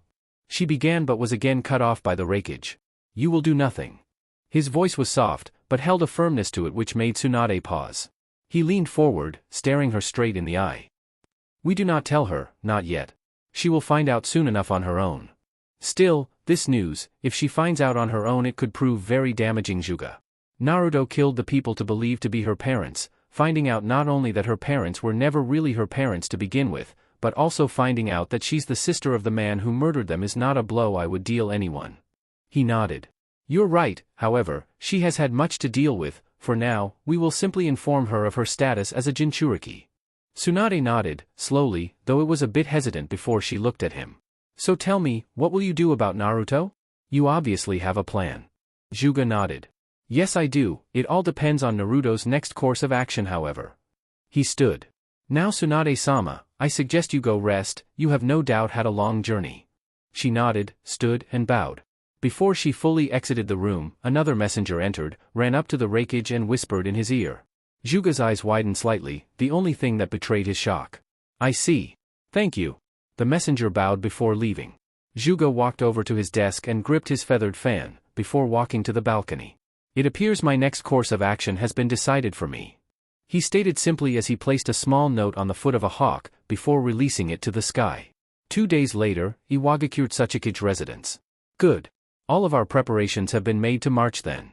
Yoshihiro Shimazu's gruff, but calm voice could be heard as he read over the list of provisions, medical equipment and supplies IWA had gathered in preparation for their campaign against Konoha. Yes, uncle. Toyohisa replied as he bowed his head. Yoshihiro let a smirk grace his features, one that was anticipating the battle to come. All right, let's get ready then. In 4 days' time, we'll march on to Konoha. His declaration was met with cheers from the ninja as each were eager to avenge their loss at the hands of Konoha's accursed yondaime. However, their cheers were brought to an abrupt end as a Chunin scout barreled into the door. My lord! He yelled before he fell to his hands and knees at Yoshihiro's feet, breathing heavily as he struggled to catch his breath. Calm down, boy, what is it? Kukumo has attacked us, my lord. They're burning the villages headed straight for us. What's that? Came Toyohisa's outraged question as murmurs broke throughout the ninja. Yoshihiro, however, remained calm in the face of this, before he grinned and let out a bellowing laughter. So Zhuge Liang, you seek to make this war a bit more interesting too, eh? Hee, I can't wait, sleeping dragon, I can't wait. Naruto stood at the edge of a cliff, overlooking Fire Country. In the far distance he could see the faint smoke. That's where the enemy was? Kenpachi, Yoshino? He thought as his eyes narrowed. You two seek to stand against me now. He unsheathed his blade, watching as the pale moonlight reflected off the edge. And thus, provide my first true obstacle in my path to conquest. However, I have come too far to fall by the likes of you. I will win, you will not stop me, none of you can stop me. Kusiametaki encampment. Yoshino stared at the night sky, a somber, almost pained expression on her face, as she gripped a butterfly pendant around her neck. Kenpachi stood behind her, an equally somber expression clouding his features. Naruto. Chapter 34, To See What Lies Beyond. The cool breeze of the crisp air ruffled the trees as the morning mist began to part. Naruto stood on one of the trees that overlooked the coalition encampment. They were 300 yards away more or less, but even from this distance he could tell that they were readying themselves to march again. He felt the branch shift beneath him and turned his head to catch sight of Guan and Jinchiko. The Kiri ninja's missing eye was patched up nicely, only the faint edges of the scar Shizun Senbon had caused could be seen. And Jinchiko also looked well despite her all too recent injuries. Naruto looked back to the camp. I assume your men have been briefed. The two Kiri jounin nodded before allowing their own gaze to travel to the camp just a stone's throw away. Guan moved to speak, but Jinchiko beat him to it, surprising him slightly. Lord, if we do not end this quickly, I fear Iwa, Kumo or Suna may take advantage and strike us from the rear. Both Guan and Naruto noticed her slight hesitation in calling him Lord. To be expected, the Jinchuriki supposed. He nodded. Do not worry, I have already addressed the situation between Kumo and Iwa, it will hopefully keep them busy enough for us to finish this undisturbed.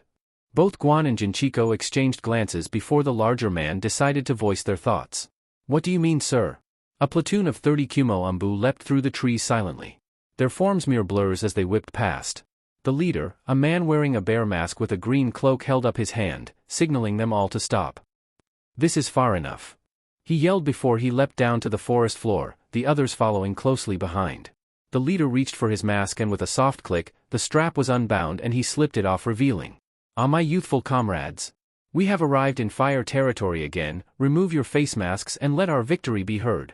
Such was the cry of one Mato guy as he threw off his green cloak. The rest of the ninja removed the forged Kumo Umbu masks and headbands, revealing Konoha Jounin and Chunin hidden beneath. One grunted as he removed his mask and cloak, tossing them aside as he fixed his headband. I gotta say, Hokage-sama's pretty smart, having us pit Kumo and Iwa against each other. Guy's expression didn't change as he thought. Already they acknowledge him as their Hokage. Still, even Guy had to admit the strategy was good. Have his squad pretend to be Kumo ninja, and attack Iwa, who had no doubt been planning to attack Konoha, thus putting their two greatest threats against one another, leaving him free to deal with this coalition. Guy-san. Another addressed him. Do you believe Ibiki-san's and Enko-san's missions will proceed as planned? He smiled, giving the man his nice guy pose. Do not worry, my youthful comrade, our friends Ibiki and Enko will succeed. Before the man could say anything further, Guy turned on his heel. Now, my youthful comrades, onward, back to Konoha? A short pause. That's the direction of Kumo, isn't it? One ninja whispered to another. Yes. He answered back. Another short pause. How long do you think it'll take him to figure it out? It's Guy, how long do you think? Yet another short pause. Fuck. Meanwhile, Ibiki and Enko were also leaping from tree to tree, their two contingents, numbering 60 men in total, following closely. Ibiki looked to the purple-haired Kunoichi as he spoke. This is where we part ways, good luck, Enko. She grinned back at him. Ah, Ibiki-chan, you really do care. She sniffed a few fake tears as he grunted in irritation. She giggled after a moment. Don't worry, I don't need luck, I've got knives. He nodded before he made a few hand signs to the men behind him and with a strong leap, swerved to the right, vanishing into the forest along with his men. Enko smirked as she looked behind her to her own group of ninja. Alright boys, we gotta make good time so we can catch those grass idiots off guard. Pick it up. 2 days later. Naruto stood again at the top of a tree, the green leaves, shielding his form from the harsh sun and the eyes of the enemy who continued to approach. They were still just beyond his sights, just a few hundred yards. Kimimaro suddenly appeared next to him, the last Kagaya stared impassively at his leader. We are in position, Naruto-sama. At your command? Naruto nodded. I trust you know the plan. When I give the signal, pull back immediately. Kimimaro nodded. Yes, however, you have yet to tell us what the signal is, Naruto-sama. He replied impassively. Do not worry, Kimimaro, you will all know it when you see it. He replied somewhat cryptically before he looked to the former Sanin. Now, go, rejoin your squad and wait for the enemy. He bowed his head once before leaping to the tree tops. Naruto looked back to the general area he could feel the enemy approaching from. Kenpachi, Yoshino and Zaraki. The three of you have decided to shoulder a burden far too heavy for you to bear. I shall take that burden from you, together with your lives. Yoshino sighed to herself as she sped through the forest floor, the rest of the ninja army moving swiftly at her side. The coming confrontation was not something she wanted, and the more she ran it around in her head the less she wanted it. Still, just as Lord Kenpachi said, they had to fight. As the leader of her village she had no choice but to fight and defend her lands now, no matter how much it pained her to do so. Yoshino smiled as she gently traced the petals of a flower. She had found this field near their encampment shortly after they had placed it, and for the last month or so came here every night. It was beautiful and calming, reminding her much of Aim's delicate flower gardens. The tropical nature of the country made it so that a variety of wildlife and plant life could thrive easily even within the city limits. She sighed, but the sound of footsteps caught her attention. She turned, gripping one of her chain whips instinctively before she caught sight of the familiar mask. She smiled, though she knew it would not be returned. Naruto-san, what are you doing here? You have been leaving the encampment often of late. I found bit prudent to follow. She hid a frown at that. She knew the reason why he had followed. He wanted to make sure that she wasn't leaking information to the enemy. While she was insulted by the insinuation, she also knew that not taking such precautions was foolish. She would let it slide. She made herself smile a bit more before she sat down and motioned for him to join her. He walked over, but didn't sit, merely standing by her side. I like this place. She spoke, whether it was to herself or to him he didn't know, but he still felt compelled to ask. Why? She smiled and gestured to the field that lay before them. It's beautiful here, the troubles of the world don't reach this place. She took a deep breath as she paused. And even if it's for a moment, I can be at peace. HN. Was his monosyllabic response as he knelt down cradling one of the delicate flowers with his calloused hands. You find beauty in these? His tone was neutral as he spoke. Their beauty is fleeting, soon they will wither away into nothingness. She smiled kindly, pitying the poor boy that had been turned into this, but she wouldn't show it, she wouldn't dishonor him like that. Similar to our own lives, don't you think? He turned towards her then, the slitted eyeholes of his face mask not allowing her to see the calm pits of ice as they stared into her own dark brown ones. She smiled again before looking up at the sky. Our lives, just like these flowers, are fleeting, Naruto-san. We're here today, but what of tomorrow? Will we still be here? No one knows, that's why we must cherish each special moment that brings us peace. He said nothing, instead turning his gaze to the sky. She smiled as she looked upon his form of crimson and black, smiling in something akin to fondness. Naruto-san. She thought. I know, that somewhere you have a kind heart. They haven't succeeded in taking that from you, and hopefully they never will. They remain there, at peace. Flashback end. Beside her small form, Kenpachi watched as her form visibly sagged, as if a great weight was on her shoulders. He knew why. He too was not in any way looking forward to the conflict to come. He remembered that boy, and despite that they had met mainly on the field of battle or near one, his memories were nothing but amiable with the young man. Flashback. That wound you received yesterday has not yet healed. You should return to the camp. I will keep the enemy occupied here. Naruto spoke calmly to the larger man that stood beside him. Kenpachi smiled, but it came out more like a grimace as he rubbed his bandaged chest. I cannot allow you to do that, Naruto-san. You see, we must hold out until our reinforcements arrive, and though you are strong, my men do not know you. Seeing me here will raise morale and help them all fight better. If you do not rest, then it will not matter because you will die regardless. Then where will their morale be? Kenpachi sighed. The boy didn't understand. He placed his arm on Naruto's shoulder. Naruto-san, look at those men behind us. He spoke calmly, almost in a fatherly tone. Naruto did as asked and looked behind him to the 40 or so ninja that went about preparing themselves for the coming battle. Now please tell me, what do you see? Men preparing their equipment. He answered simply. I will tell you what I see comrades with families waiting for them back home. People worth protecting. If it helps them return to their families, to their lives, I will gladly sacrifice my own. Remember that every comrade is precious and must be protected. He paused for a moment before he spoke again. When one is fighting to protect, not destroy, that is when one's true strength is revealed. Remember that, Naruto-san. And now they marched against him. It was distasteful to say the least. The leader of Taki was brought out of his thoughts as a loud crash and dust cloud appeared in front of them. There was a loud cry of ambush. Before 3 large snakes appeared from the cloud of dust and slammed into their forward ranks, and hundreds of kunai and shuriken rained down on them as Konoha ninja began leaping down from the thick tree canopy. Naruto knelt on the head of one of the summoned snakes, his feet sticking firmly to the creature's head with chakra. One of his swords was unsheathed, glinting in what little light cut through the trees above. The snake beneath him thrashed violently, lashing out with deadly poison and razor-sharp fangs, scales like black chainmail as they deflected kunai and shuriken all too easily. He leaned to the left, then to the right, avoiding 2 ninja that lunged at him and then catching the throat of the third one with a swipe of his sword. Blood rained around him, falling and loosing itself in the crimson cloak over his shoulders. His sensitive ears caught the whizzing sound of kunai slicing through the air. With a small gust of wind chakra he deflected them, the exploding tags going off in the air before they reached him, picking up dust and whipping the wind and heat across his face. With a leap he got off the snake's head, going through the flames and dust, charging headfirst into the enemy ranks, which had been reduced to a chaotic mass of people as Konoha ninja and kunai rained down over their heads. He wasted no time as he began cutting his enemies to pieces with swift and precise movements, aiming for vital arteries and organs as he sliced them open.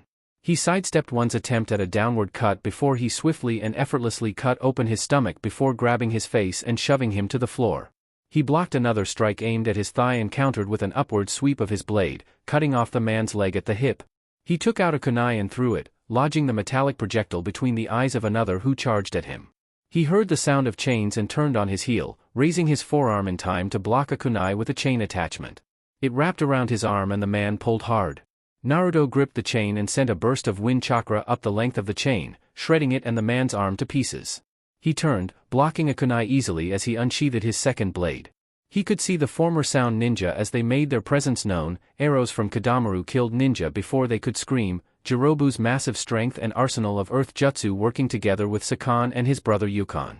He could hear Tayuya's flute in the distance, the tune distinctive and distracting among the other sounds on this field. He looked to the right, and found another ninja approaching, but before he was able to dispatch him himself, a sword made from bone impaled the man, stopping him dead in his tracks.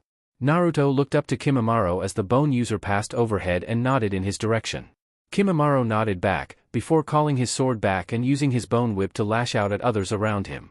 He took a stance with his 2 blades held in a reverse grip, lashing out with a confusing flurry of moves, weaving and moving in and out of attacks as if he had rehearsed it, killing ninja with each swing of his 2 blades. In the distance he noticed Jinchiko and Guan as the 2 cut a bloody swath across the field with Guan's massive strength and Jinchiko's swifter lightning strikes. He cut open another ninja's throat, unmindful of the blood that sprayed over him as he observed his retainers. His senses perked up as he felt a familiar presence, 2 familiar presences actually. He stopped, freezing mid-motion before he straightened and turned slowly, his blue irises glowing faintly beneath his hood as he finally rested them on the 2 he once called allies, just as Yoshino's chain whips cut down a Konoha nin and Kenpachi dispatched another. The 2 stilled, sensing his gaze on them, they turned, finally coming face to face with the boy they hadn't seen in years. Even with the changes to his attire and physical body they knew it was him, his presence was unmistakable. Their gazes held one another for a long time as the battlefield seemed to vanish from view. Both Yoshino and Kenpachi's eyes held a silent plea. Don't do this. However, something shocking and disturbing occurred just then. His shoulders shook, and with a start they realized he was laughing, the hollow sound of his voice sending chills down their spines that froze the marrow in their bones. They tensed ready to fight this boy that they had once called a comrade when suddenly, before anyone could react, another ninja appeared behind the blonde. They recognized him instantly, Zaraki, the leader of Kusa. Naruto turned his head to look back at his attacker, and Yoshino could have sworn she saw his eyes flash before Zaraki brought his blade down, small traces of lightning chakra surrounding the weapon, allowing it to burn and tear through flesh and bone as he carved a deep jagged wound down his back, from his right shoulder, all the way down to the left hip. Their eyes widened in momentary shock and horror as blood exploded like a shower from the garish wound, and Yoshino could not stifle her gasp. The blade in Naruto's right hand dully clattered to the floor as he fell on his side, crimson blood pooling around him. Zaraki moved quickly, his blade ready to deliver the killing blow. However, a whip made from bone snatched the weapon from his hand. He turned, just in time to barely avoid Kimimaro as the bone user lunged at him.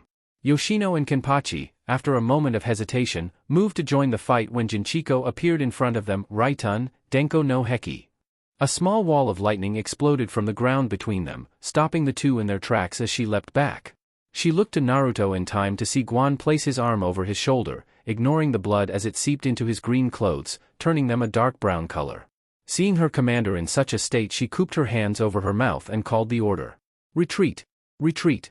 She yelled, throwing a green smoke bomb down on the ground, alerting the Konoha nins that it was they who had been called to retreat. After a few moments of confusion, the Konoha ninja again took to the trees, retreating swiftly back to their own territory. Quickly! Reform the ranks, we must pursue him at once. Zaraki called to his men before turning to Yoshino and Kenpachi. You two as well, move quickly, now is our chance to end this upstart. We have to get after him right now. The dragon-masked ninja spoke. Zaraki-sama. Yoshino spoke calmly. This could all be a trap, we must proceed with caution, do not pursue the enemy so hastily.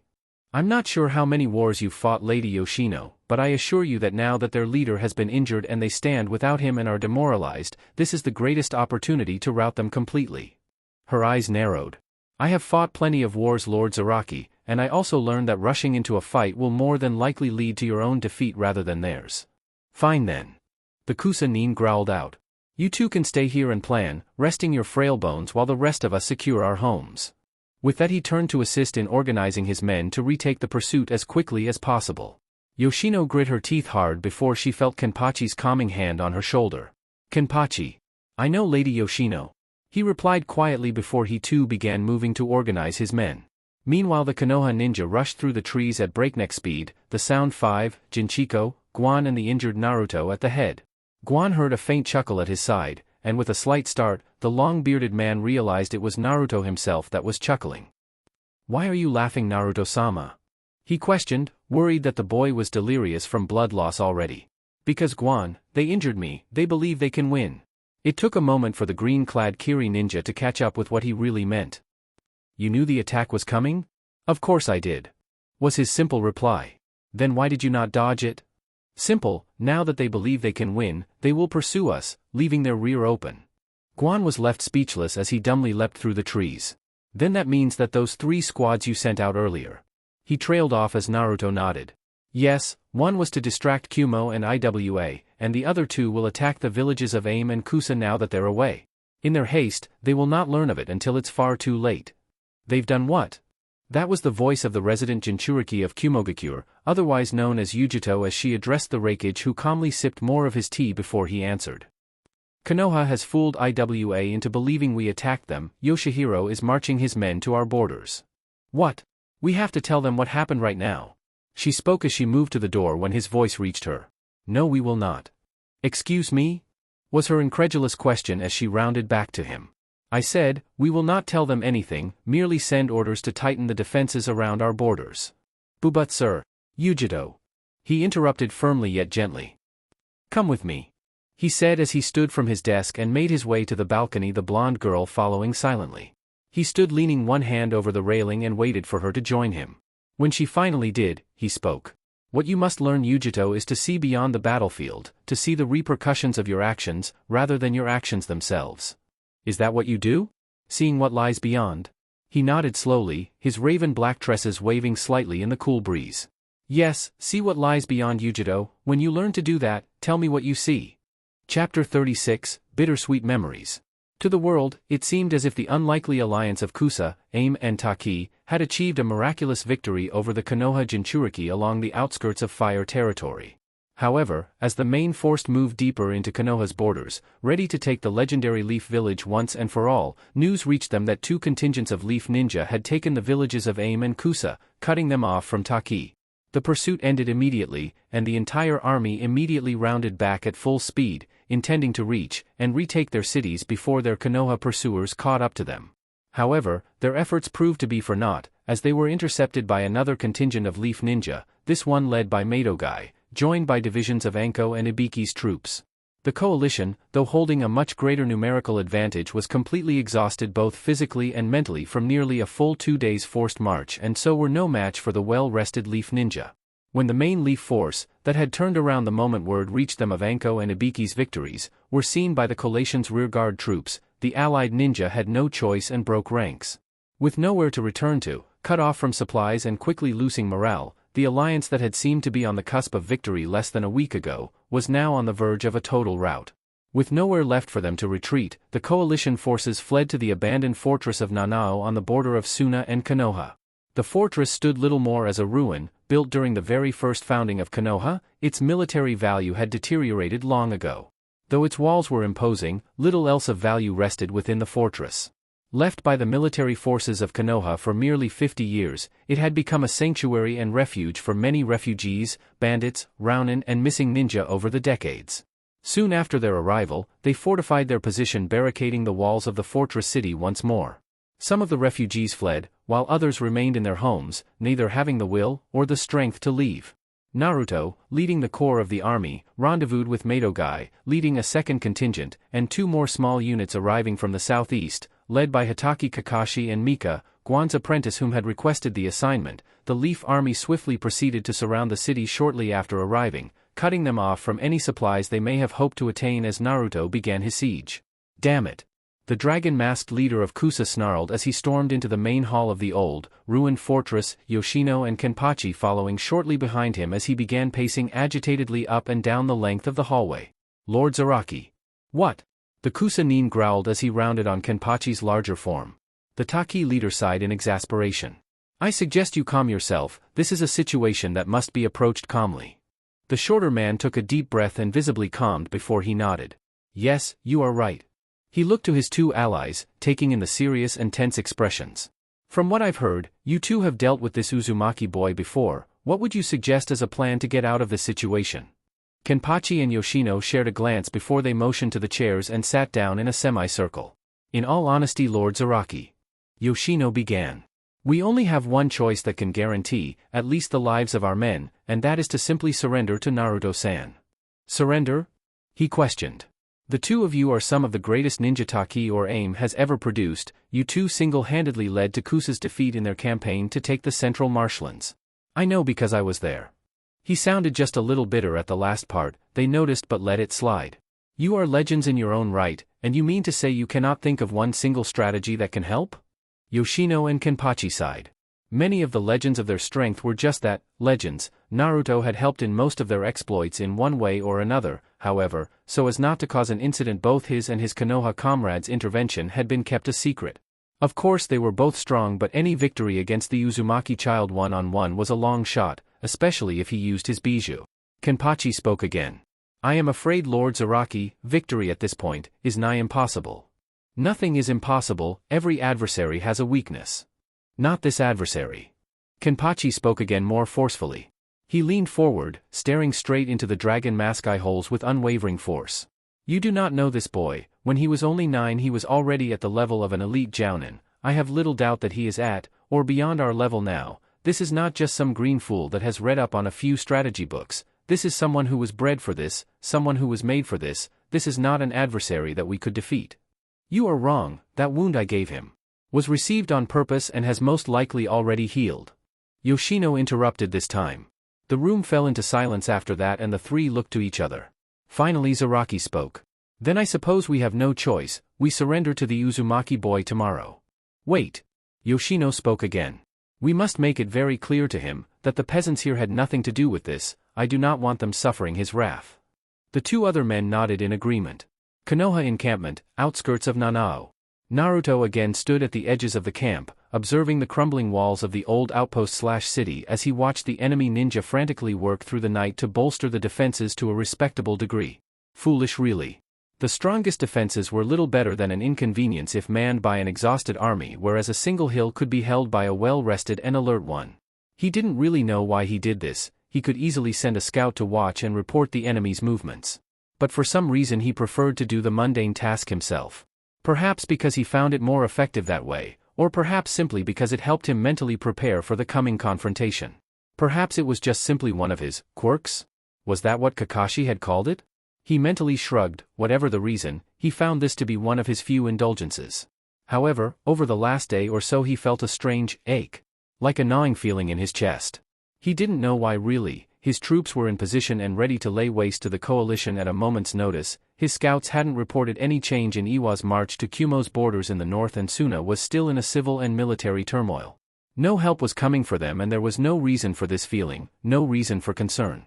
Perhaps because of the enemy themselves, desperation breeds determination after all.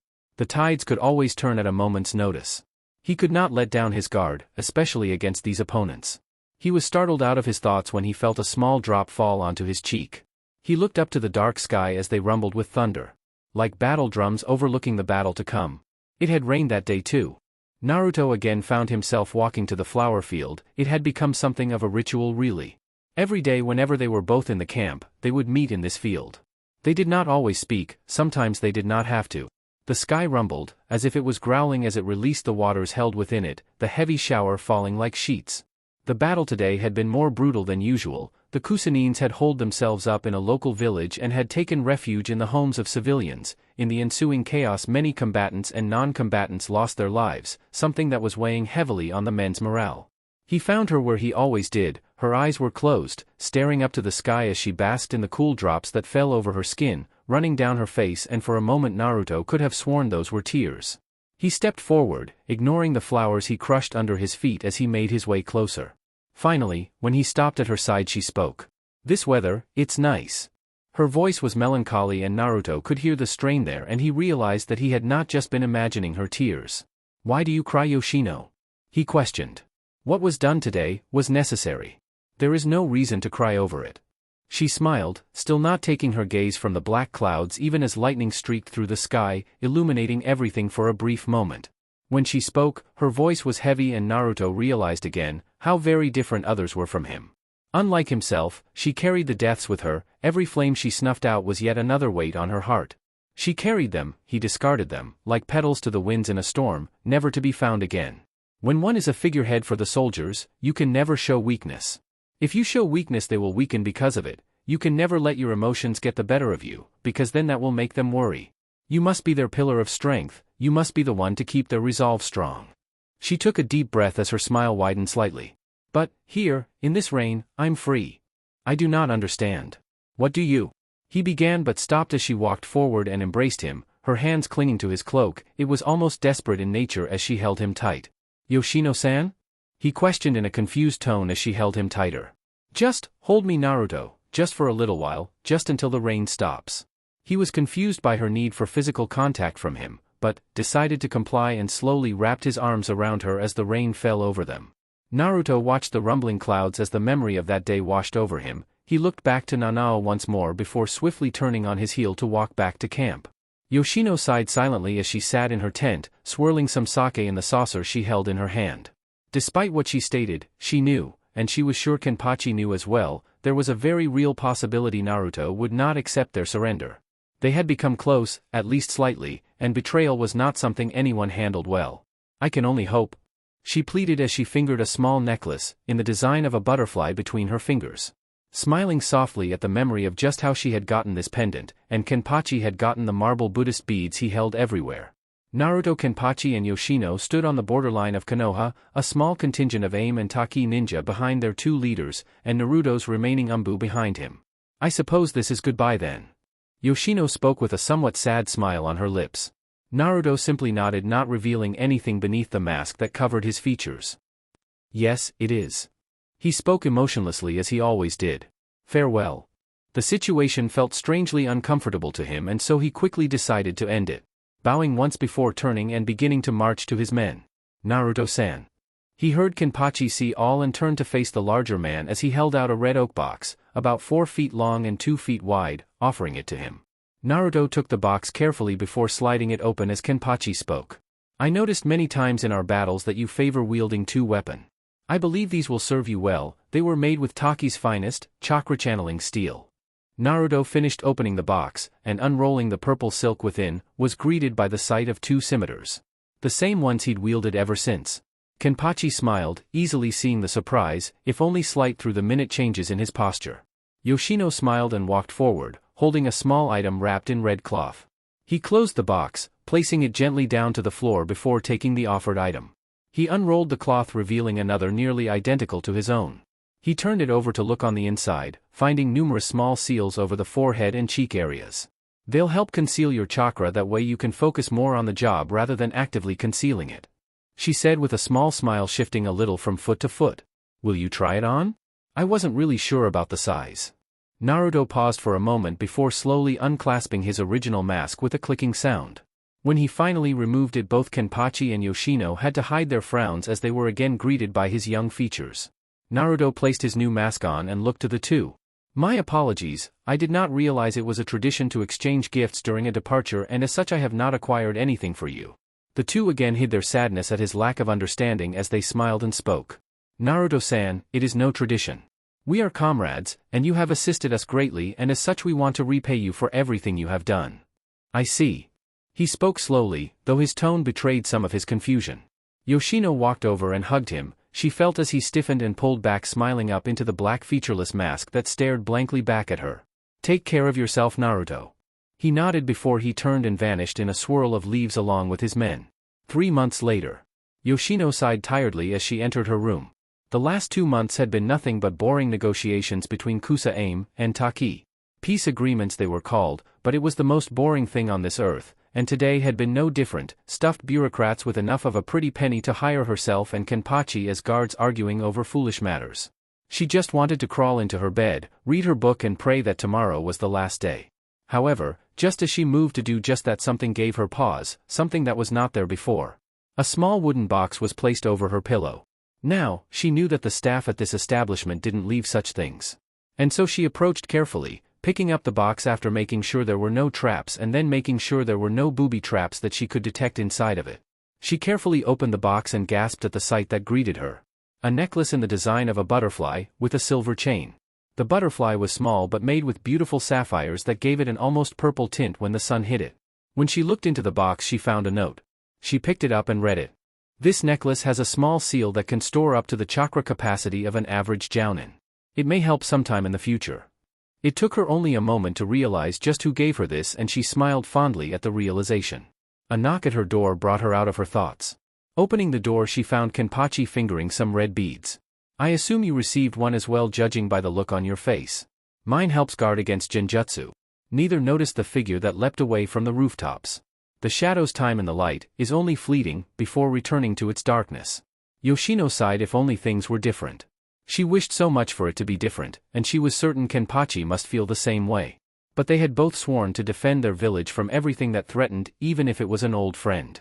She sighed, fingering the necklace again before tucking it into her shirt. Naruto.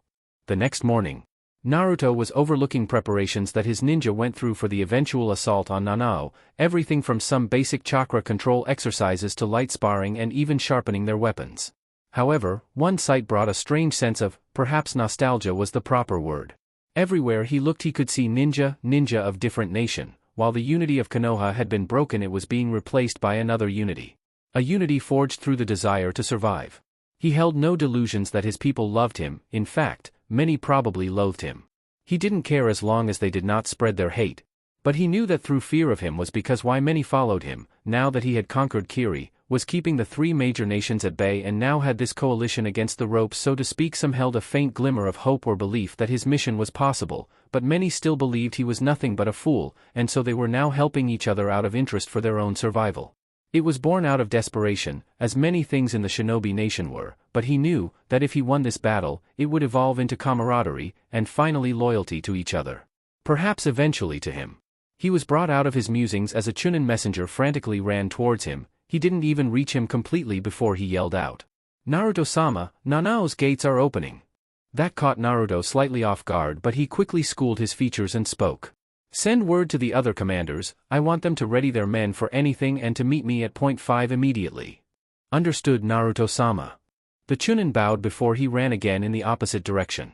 A few minutes later Naruto stood facing the drawn lines of the coalition, the Leaf and Kiri ninja at his back, Kakashi, Guan, Jinchiko and Kimamaru flanking him. Slowly, from the center of the formed-up enemy ninja, 3 began making their way towards him. One he recognized as the one who injured him, the other 2 he recognized from old memories.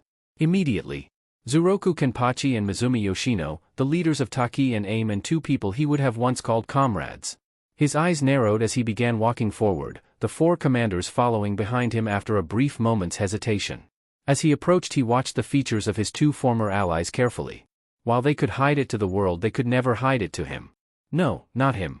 He could see their anxiety, their nervousness, and their fear clearly as if they were fresh out of the academy. The distance was closing between them, enough for him to see into their eyes. They stared back, but they could never pierce the veil of shadows that shielded him. Finally the leaders of the two armies stood face to face, their soldiers standing tense behind them, ready to spring into action on a mere moment's notice.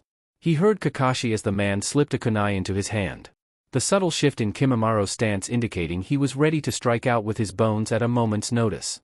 He let his eyes travel to Kenpachi to his left. The man met his gaze steadily, with that same powerful countenance he always displayed with every obstacle. He let his eyes travel to the next person, standing directly in front of him as he looked into the slitted eyeholes of the green dragon mask of the Kusa leader before finally setting his eyes on the last leader of this coalition. It may have simply been coincidence or something more, but at that moment the wind blew heavily, shifting his hood enough for a brief flicker of light to reach his eyes. Cold pools of ice stared into hazel brown before he turned them back to the Kusa leader as he addressed him. Naruto-sama. The title was strained as it escaped his lips. Obviously this man felt he was beneath his respect despite the situation he currently found himself in. We are here to discuss terms of peace.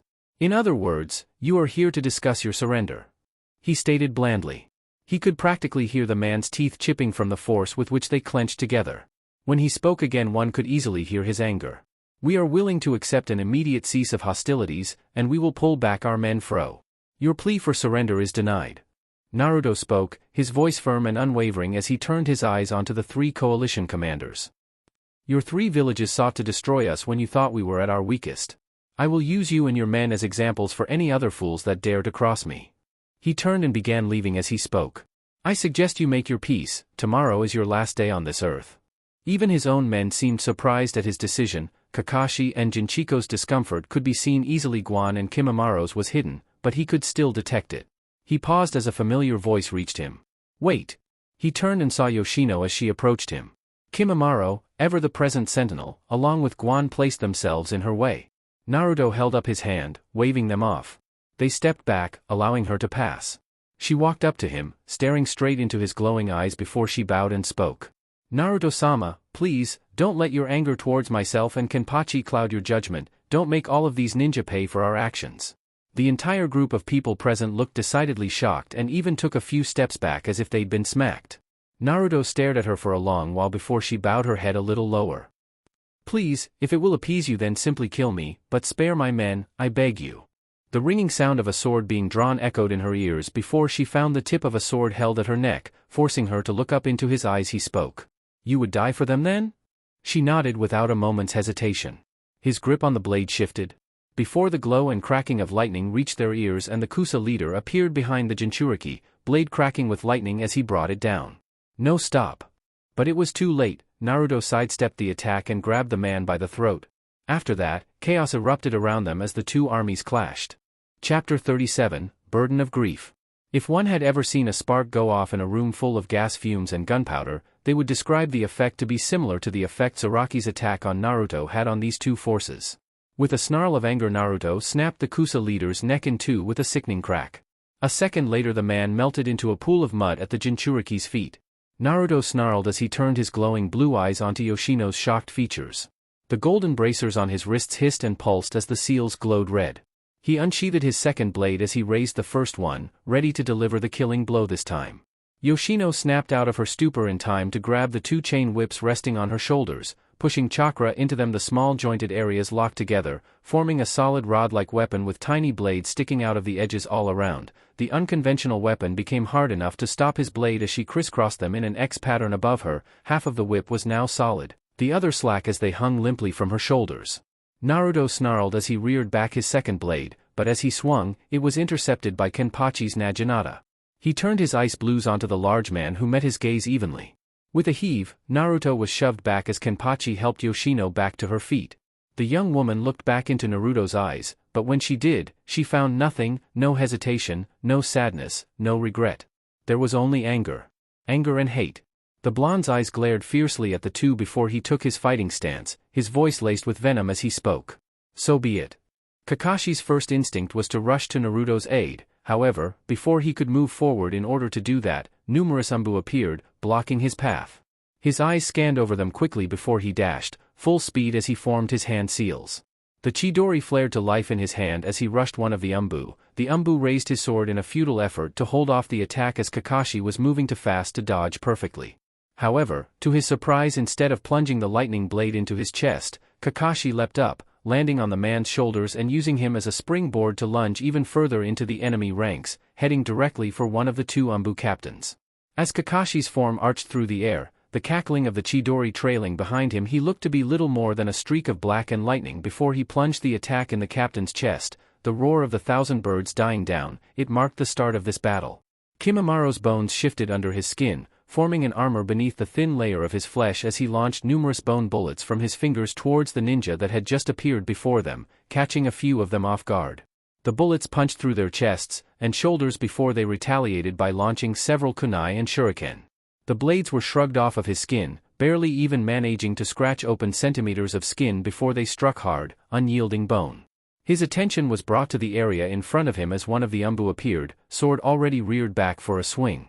The bone user's eyes narrowed before he threw a heavy bone from his wrist which slammed into the surprised Umbu's mask, sending him reeling before Kimamaro appeared semi-crouched in front of him. Gripping the man's sword arm with his free hand, he pressed the fingertips of his other hand against the man's stomach before he let loose another quick burst of bone bullets, filling the man's stomach cavity full of the tiny projectiles. As he moved to pull away, however, the man's last clenching grip on his wrist tightened, stopping him from moving. Kimamaro's attention was brought to his right as an orange glow reached him, revealing a Karyu Enden technique heading straight for him, the fire dragon's roar ringing loud in his ears as the fire kissed his pale skin with its terrible touch.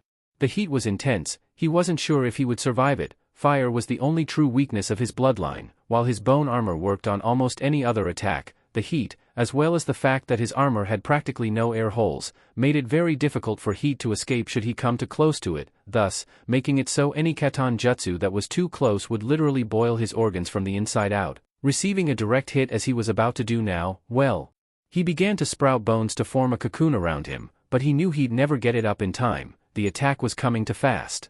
Just as the blast was a mere 20 feet away, there was a flutter of green robes as Guan appeared in front of the bone ninja and slammed his hands on the ground, erecting a thick wall of earth in time to save them both. He looked to the Kagaya. He had experience with that clan, and had seen many of their abilities. "Boy, tell me, can you shape your bones into a cocoon around yourself?" "Yes, why do you ask? Just do it."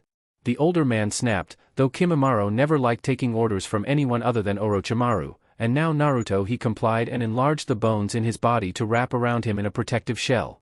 Guan rushed the now cocooned boy and grabbed him. With a great leap he went over the earth wall as the fire still roared beneath them. He used his massive strength and hurled the bone user past the Umbu using the jutsu onto the group behind him. As Kimamaro got in range, his bone cocoon suddenly exploded, sending dozens of bone spikes everywhere, impaling most of the ninja before him. The Umbu that had been doing the jutsu stopped and moved to turn and help his comrades when Guan appeared before him and delivered 3 brutal punches to the man's chest, neck and face before delivering a savage roundhouse kick which snapped the man's neck in two as the former member of the 7 swordsmen removed his sword from his back, holding it in a ready stance as more of the ninja charged him. Jinchiko stood surrounded by her opponents, sword held in a ready position as she scanned over the group around her. Suddenly, dynamic entry. For ninja suddenly flew over the woman and the spandex-wearing green beast of Konoha appeared behind her, standing back to back with the Kiri ninja. He flashed his signature smile that managed to blind some of their opponents. "Do not worry, my fair Jinchiko, I will protect you with my life." She didn't have time to dwell on her rescuer's strangeness, though, as the ninja surrounding them charged. She twirled her sword once, catching one of the ninja in the eye as Guy kicked another of their opponents with a solid straight kick. She followed up with a spinning movement, in which she elbowed one ninja in the gut, making the man lean forward. Guy used him as a springboard to do a split kick, catching 2 ninja that were approaching behind her in the face with enough force to shatter their face masks. As she sliced the neck of the ninja, she hit with a clean swipe of her sword. She formed a quick series of hand seals, slamming her palm down on the floor where a small circle of yellow lightning shot up around her. The compressed shockwave of the attack was enough to knock down 2 ninja that rushed her, but not enough to disturb Guy as the man delivered an expert drop kick onto another man's skull, possibly crushing his head down into his spinal column. Jinchiko saw 2 more Umbu approaching him with their swords drawn. "Hey!" she called the Leaf Jounin. He snapped his attention to her as she threw him the sheath of her sword. He caught it deftly, and as soon as his feet touched the ground he spun around, smashing the wooden club-like weapon into the face of one Umbu before turning and with 2 quick movements knocked away another one's blade and hit him over the head with enough force to give him a concussion before shifting the weapon in his grip and held it so it went up to his elbow, and cocking his arm back he smashed the end of the wooden weapon into the center of the man's upper body, right into his solar plexus. 2 more were coming up behind him and he ran forward, away from them and towards Jinchiko as she stabbed another ninja in the stomach. She noticed him coming, and leaving her blade impaled in the man's stomach rushed towards him. He lowered himself so he was almost hunching and she leapt on his back, before making another acrobatic leap, taking out 2 kunai as she twirled in midair with the expertise of a long-time gymnast as she landed between the 2 Umbu behind Guy and threw the 2 kunai which pierced them both at the sides of their head, right where the temples were. Guy skidded on his knees to her sword, arching himself backwards so he went under it and grabbed the blade as he passed, before placing both his hands over his shoulders so they toughed the ground, and pushed himself up in something akin to a spinning break dancing move, kicking one ninja twice in the face before he raised the hand gripping the sword in his spin and slashed him across the stomach before he flipped to his feet. He turned to Jinchiko as she stood and offered another bright smile. Naruto ducked and weaved, avoiding 3 quick slashes delivered by Kenpachi as the Taki leader wielded his Naginata with the experience, precision and speed of a man who knew his weapon. The blonde Jinchuriki seized an opening and delivered a fast kick which sent the man skidding back. Naruto had no time to continue as the Kusa leader Zaraki quickly took the man's place, forming his hand seals. He yelled out, "Raitun, Hekareki no Dagon," before many small lightning bolts began to shoot out from his palm and fingers. Naruto quickly dodged and weaved out of the way as he formed his own hand seals. "Katan Gokakyu!" he yelled as he breathed out a large stream of fire, making the man cease his attack and leap back. The blonde heard the slight shift in the air and raised his hand in time to block one of Yoshino's chain whips. The metal weapon wrapped around his armored wrist and forearm as she formed some more hand seals. "Shurshur Sodai no Jutsu." Naruto looked down and saw the grass grow beneath his feet and wrap around his legs and free arm. He grunted as he tried to struggle free, focusing some more. He realized that this was nothing more than a genjutsu. Just then, Guan and Zaraki appeared in front of him, at a distance of about 30 feet of him, each forming different hand seals. The genjutsu had too many layers, he wouldn't be able to undo it in time. As if to accentuate his discovery, his other 2 opponents finished their hand seals and each called out, "Katan, Ryuka no Jutsu. Futon, Hidofuki no Ken." The 2 attacks merged, forming an even more powerful fire dragon. It was so hot he could actually feel the burn from a distance of almost 20 feet. He grit his teeth and snarled as his eyes flashed beneath his hood. Thinking fast, he gripped the whip that held his arm in place and sent wind chakra into it. Yoshino, noticing the immediately difference in the feel of her weapon, released her grip and leapt back just as the whip was sliced to ribbons. Now with his hand free, Naruto lowered it until it was almost down to his calf. Charging up as much wind chakra as he possibly could, he reared back his hand, and when the dragon was only about 10 feet away, he punched with a hard uppercut motion, creating a huge gust of wind which diverted the flames above him. Even so, they burnt off his hood, just a testament to how close he had come at that time. He was lucky. Wind may not be able to beat fire, but it could divert it. Before he had a chance to undo the illusion, however, Kenpachi charged him. The man, for his size, was definitely very fast. Naruto moved to unsheath his swords, which he had sheathed before due to an exchange of jutsu, but before it was even halfway out of the sheath, Kenpachi slammed into him with the strength of a bulldozer. Naruto coughed and gasped for air, and heard 2 distinct snaps, indicating that 2 of his ribs indeed did break from the no-doubt chakra-empowered blow. When Kenpachi stopped, Naruto kept moving, his back skidding against the earth, kicking up dust before he managed to flip over to a kneeling position, his claws digging into the ground as another griped his chest, over the now broken ribs. The Tree Coalition leaders looked around the battlefield. Watching as their men fell to powerful ninjas like Kakashi, and 2 of the 7 swordsmen, Zaraki called to his army. "Fall back! Fall back!" Naruto snarled, standing as he glared at Yoshino and Kenpachi. The woman avoided his hateful gaze as Kenpachi met it, this time with eyes that may have even been slightly apologetic before they each began to ran back to the fortress of Nanao. Naruto snarled, and his general soon appeared before him. "Orders, sir?" Guan questioned as he shifted his one remaining eye to him.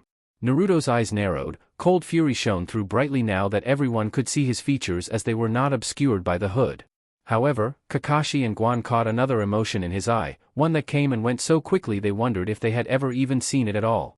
When his voice came out, it was cold, flat, but a dangerous undertone of anger was laced in there as well. "I want this place burnt to the ground by nightfall." As the heavy iron and wooden gates slammed shut with a great boom, Kenpachi turned and with a swift punch nailed Zaraki right in the face, sending him slamming into a stone wall. "You fool!" The Taki leader roared, losing his normally level-headed composure as Kusa Ninja and Umbu appeared between himself and their downed leader. "Why the hell did you do that?" Zaraki waved off his men as he slowly stood, a small crack going along the eye of his dragon mask. "I did what I felt was right. He had let his guard down and I attacked." "That boy?" Kenpachi growled.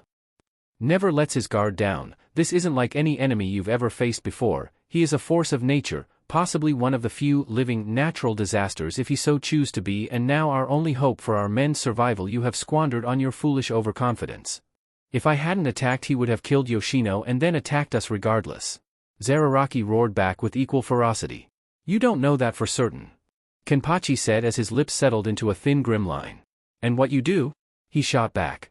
"Yes," came the voice of their forgotten comrade as she spoke up, looking at Zaraki through angered eyes. "He may have killed me, but I know for a fact that if he did so he wouldn't have attacked our men." "And you base this on what? The fact that you seem to have known him at some point?" "Thanks, Lady Yoshino," the title was spit out with much sarcasm. "But your opinions matter little since the both of you failed to mention that you had some kind of personal history with this boy. That is irrelevant at this point." Kenpachi spoke forcefully. "Right now, our only hope is to attempt to appease Naruto-san again. This time, only myself and Yoshino will go with our men, you stay here." He practically snarled the last order as he turned back to the gate. As he was about to yell to the gate guard to open the gate, Zaraki unsheathed his blade and pointed it at him. "You're not going anywhere," he snarled out as Taki and Aim Ninja unsheathed their weapons. "What would be the point of keeping us here, Zaraki?" Yoshino spoke calmly from her place, making the Kusa leader point his sword at her. "For all I know this could have all been some elaborate plot by the two of you and that kid. Now you expect me to calmly let you guys walk out of here with your men so that he can take you all in and then attack just me and my Kusa ninja? What the hell do you think, I'm stupid? You're a delusional fool." She shot back, narrowing her eyes as she fingered her remaining whip. Zaraki snarled before Kenpachi spoke. "Calm yourselves, both of you." Zaraki then pointed his blade at him.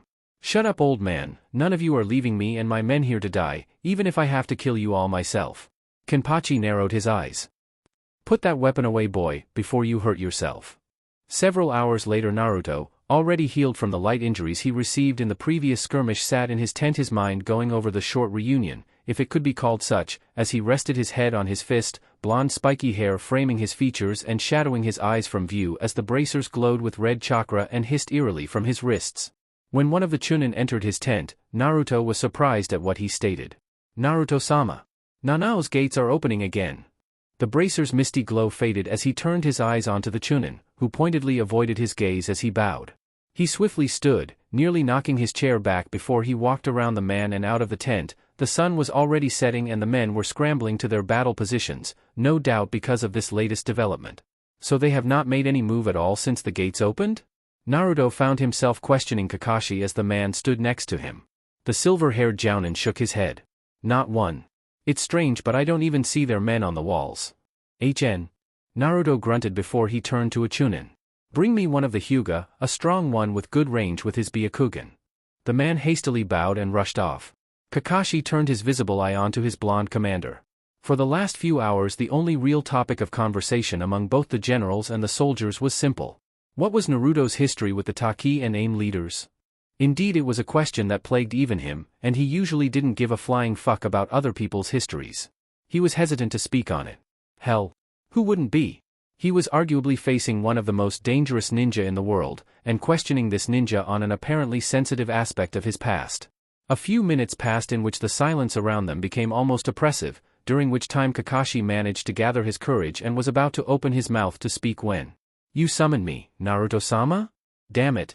Naruto turned to a Hyuga clan member that had been brought and nodded before he pointed to the fortress. "Tell me, what do you see?" In silent understanding the man nodded and activated his Byakugan. After a brief moment, confusion and surprise graced his features. "They're kneeling." He squinted, trying to get a better look. "What do you mean?" Naruto questioned. "I mean just that, all the ninja are kneeling, weapons laying in front of them. They're unarmed, sir, and I see no ninja that could be hidden in the buildings or genjutsu." Naruto's eyes narrowed in suspicion. Kakashi shifted his eyes back to Naruto before he spoke. "What are your orders?" The blonde's features visibly tightened. Assemble your men Kakashi, we're moving in, be ready for anything. The copy ninja inclined his head before he vanished in a swirl of leaves. It was only about 20 minutes later that Naruto found himself standing in front of the open gates. Dozens of leaf ninja stood behind him, all tensed and ready to fight at a mere moment's notice. He could see from his place outside the gates that ninja were indeed kneeling, all of them at the edges of the streets within the walled city, their weapons, armor, masks, scrolls and other ninja accessories, all laid out in front of them, as if they were offerings. At his hand signal several dozen chunin climbed over the wall, receiving no resistance as they did so. Bounding over it, and securing the gate master as they did so, the wall itself also had a few ninja there, but they too were all kneeling with their equipment in front of themselves. All clear. He heard one of the chunin shout from the top. The blonde nodded before he craned his neck back to glance at Kakashi and Guan. Be ready for anything. The two nodded before they collectively marched into the gate, half a dozen umbu behind them with Jounin standing behind them as more chunin began climbing the walls. As soon as they entered the courtyard, his Jounin and chunin moved with uncanny efficiency as they confiscated the weapons in front of the kneeling ninja. However, Naruto was concerned mostly with the stench of fresh blood and death that surrounded the area. After a moment he realized that the only ninja kneeling before him were from Taki and Aim, no Kusa ninja. Was it possible that there was dissension among the ranks? It would have been a foolish move, but not entirely unheard of. It was why most large alliances fell apart as well. Once things got crazy, everyone was continually blaming each other for the misfortune and ended up turning on each other. As he snapped his blue eyes onto the kneeling ninja closest to him, he walked forward with heavy deliberate steps, wrinkling his nose in annoyance at the scent of fear that suddenly spiked in the air. He reached down and grabbed the man by the collar of his shirt before he hauled him to his feet. Where are they? Immediately the man knew who he was referring to and spoke with a slight stutter. The city shrine. His lips thinned at that. Every walled city, even Konoha itself, had a place of prayer near the center of the village. It was meant as an outlet for ninja, seeing as many in this line of work occasionally turned to their faith as an outlet to handle the pressures of their life.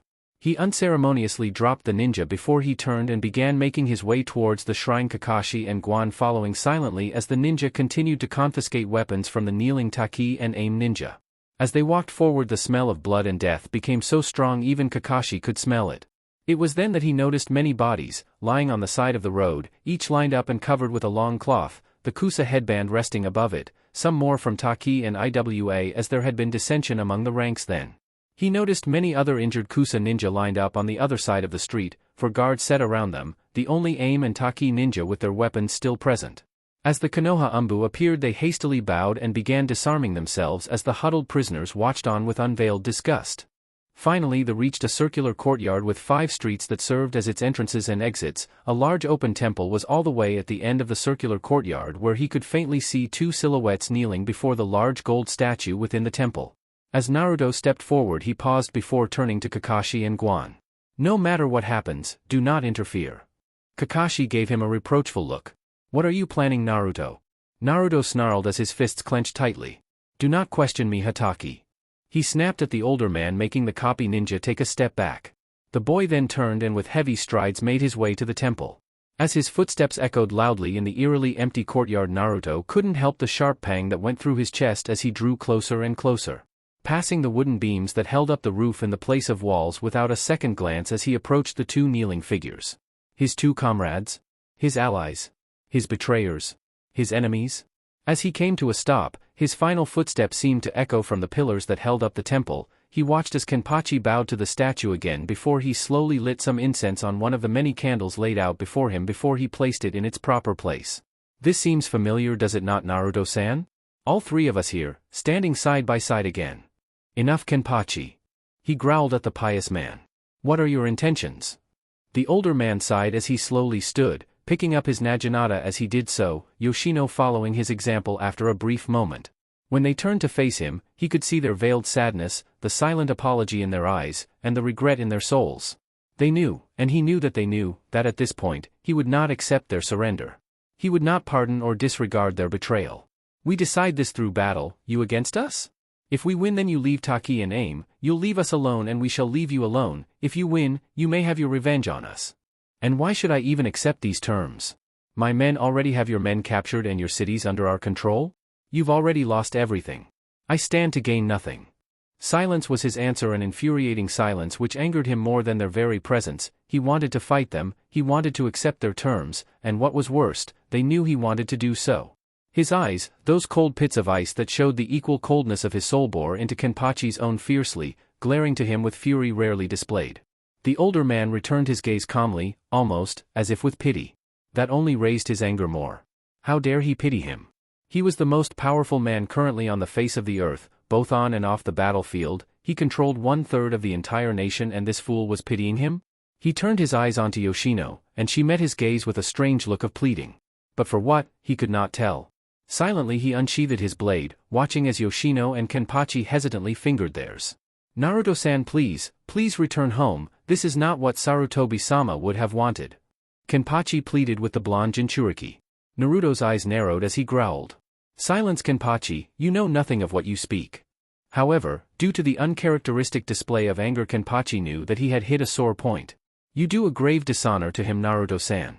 I know that a man as benevolent as Sarutobi-sama would never want this. He would never want so much death and destruction to fall upon the world." "Enough!" The blonde roared as his chakra exploded outwards. Both Kenpachi and Yoshino noticed, however, the faint red hue around him that pulsed, flickering as if barely restrained from its escape. Both of the Aim and Taki leaders' eyes widened at the realization he cannot control the bijou. Suddenly the blonde vanished in a black blur, and the two had to momentarily struggle to find him before Kenpachi spun around, placing his Naginata in front of him in time to block Naruto's scimitar. He grabbed the blonde's wrist and twisted. Naruto grunted before he punched the man with 2 quick jabs to the face. Yoshino appeared at his side, chain whip already lashing out to his throat. With his free hand he unsheathed his second sword, letting the chain whip wrap around it before he threw it to one of the wooden pillars, nailing it several inches into the hard wood. Kenpachi then twisted his arm even further, making Naruto drop his blade. The blonde then delivered a strong downward elbow to the man's forearm, making his grip slacken. The blonde leapt back as he swung the Naginata in a horizontal arc. As soon as his feet touched the floor he ran to the side, throwing kunai and shuriken, as Kenpachi and Yoshino both ran in opposite directions, returning his attacks. The cloak that trailed behind him receiving numerous tears, slashes and puncture holes as the kunais grazed his skin and armor. He caught the glint of steel from the corner of his eye as his discarded sword glinted from the floor. He leapt up, and leaping from one pillar to another, never pausing in his attacks of kunai or shuriken as his 2 opponents ran at his side, having noticed his objective. They each ducked, dodged and weaved, twirling in the air, blocking, counter-attacking as they continued their run. Yoshino threw a kunai. Naruto noticed it, but realized that if he dodged, he would lose the momentum he had built up, and would never reach the blade before either Kenpachi or her. If he continued forward, however, he would get hit in either the throat or the shoulder if he went fast enough. If so, then his arm would be useless until he could pull the weapon out and heal the injury. Deciding to risk it, he pumped chakra into his legs and lunged, ignoring the sting of the blade as it pierced his armor and dug deeply into the flesh, scraping the bone with the very tip. He extended his right arm forward, and with a swift roll he grabbed his blade and got to his knees, but wasn't able to do more as Kenpachi appeared behind him, attacking with his Naginata in a downward swing. The blonde placed the sword across his back. A loud, clanging sound reverberated in his ears as Yoshino appeared in front of him, with a kick already aimed at his face. He ducked his head as low as possible. Her foot grazed the top of his skull before it came in contact with the back of his sword. Naruto snarled as he craned his neck over and shoved the kunai down and out of his shoulder with the metal of his mask, the sharp blade cutting his shoulder wide open before gravity let it simply fall. In reality, he had probably done more damage pulling it out than when it got in. He felt Yoshino shift beside him before he snapped his eyes up to her and managed to catch sight of her chain whip before it latched around his throat. A strangled snarl escaped his lips as she pulled, the small blades on the whip pricking his skin as the whip tightened. He felt small feeling return to his arm with mustering all of his willpower, moved his half-functional arm and unhooked his cloak, letting the chain blade take the red cloth as it had grasped it more than him. Then, turning, he managed to kick Kenpachi's legs, making the man stumble enough so he could roll forward and get to his feet. Turning quickly, he barely managed to stop Kenpachi's next swing. Even so, the weight of the weapon and strength of the attack still sent him skidding back until he hit one of the pillars. He grunted before he rolled to the side in time to dodge another swing which dug almost halfway into the thick wooden beam. He came back this time swiping at the man's midsection. However, because his weapon was lodged in quite well, he was forced to scoot back, thus releasing his weapon altogether. Naruto then followed up with a brutal uppercut which sent the large man sprawling onto his back. He stepped forward, but just then, Yoshino appeared in his path, her bladed whip transformed into its sword-like state as she attacked with quick, light strikes. He slashed at her with his claws, making the woman roll to the side, but as she did so Naruto reared back his leg and delivered a brutal kick which connected solidly with her ribs. Her air left her as a single loud crack reached her ears as she was sent flying down the length of the temple. She grit her teeth against the pain and reformed her whip blade back into a whip before she swung to one of the pillars using a slingshot like maneuver. Naruto found the woman flying towards him this time. Before he could form a proper defense, her foot slammed right in the center of his chest, completely knocking the wind right out of him. Yoshino panted and groaned in pain as she hit the floor, Kenpachi appearing at her side. "Yoshino!" he called worriedly before a rush of chakra caught both their senses before a virtual wall of fire erupted from the place Naruto had been thrown to, spreading flames throughout the whole temple. Yoshino ignored the pain in her chest and appeared in front of Kenpachi, her hands already going through seals. "Suetun, Suijin Hiki!" she yelled, spitting out a large stream of water from her mouth. When the flames hit, the water boiled and hissed as steam rose into the air. She sighed in relief when the flames died down. It was short-lived however, as with a battle cry Naruto slashed through her wall with a wind-empowered blade. Her eyes went wide but she was only able to catch a blur of black before something hit her in the side of her head, sending her to the floor in a daze. Naruto attacked Kenpachi, claw and sword flashing with steel as the larger man struggled with his blocks. Without his weapon he was quickly losing ground and he would never be able to hold the pace the attacks were coming for too long. Just then, as if waiting for his fall in confidence, an attack made it through. Yoshino regained her senses and scrambled to her feet, and turned, but only in time to see Naruto's blade cleave a bloody, gruesome gash from Kenpachi's left collarbone, down to his right hip. Blood poured from the wound like a waterfall, coating the ground crimson as the man stumbled back, the flames dancing, taunting, laughing around him. Reaching a pillar, he slid down, the blood quickly pooling beneath him as his breaths came in shallow pants and short gasps for breath. "No!" she heard herself scream as she moved to rush to the man's side. But a black blur was the only warning she had before a kick connected with her side, sending her to the floor in a heap, skidding several feet. She coughed up blood as she got to her hands and knees, gripping her chest as pain raced through her body. She looked up into the emotionless eyes of her opponent, and felt her anger rise. They had fought, but their hearts had never been in it. They had never wanted this fight. This was a fight they had to take, it was their responsibility as leaders of their village. They had never wanted this, and every time they had hurt him or hit him, she felt a pang go through her. She had felt pain with each blow she inflicted on him, and she was sure Kenpachi felt the same way. But him, he didn't feel anything, did he? He had just cut him down with a merciless air and didn't even bat an eyelash. How could he? This monster. With a cry of rage and pain the young woman shot to her feet and rushed him. Naruto's eyes widened in surprise at her speed, she had not been that fast before. He raised his sword as her chain whip clicked back into place, taking its bladed form as she visibly prepared to swing. She streaked past him. As Naruto turned around he heard a cry, before a fully formed water ball technique slammed into his side, making him stumble back several steps. As he struggled to regain his balance he saw her charging again. He dug in his heels and turned swiftly, his blade flashing as he swung, only to have her do a somersault over both the attack and himself. He placed the blade across his back to block a swing she delivered in midair. She landed and immediately spun around, delivering a sweep kick which practically knocked his feet straight out from under him.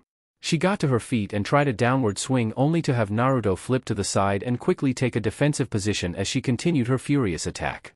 He blocked a downward swing with his blade, however, using strength he never knew her to possess. She practically shoved his blade down, leaving him open for a follow-up attack. As she leapt up and delivered 3 swift kicks to his chest he grunted in pain before he leapt back to get some distance between himself and his opponent.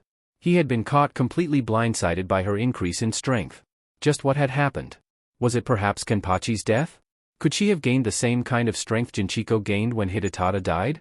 Whatever it was proving to be troublesome, very troublesome. She rushed him, her form streaking towards him in a blur of black, blue, and white.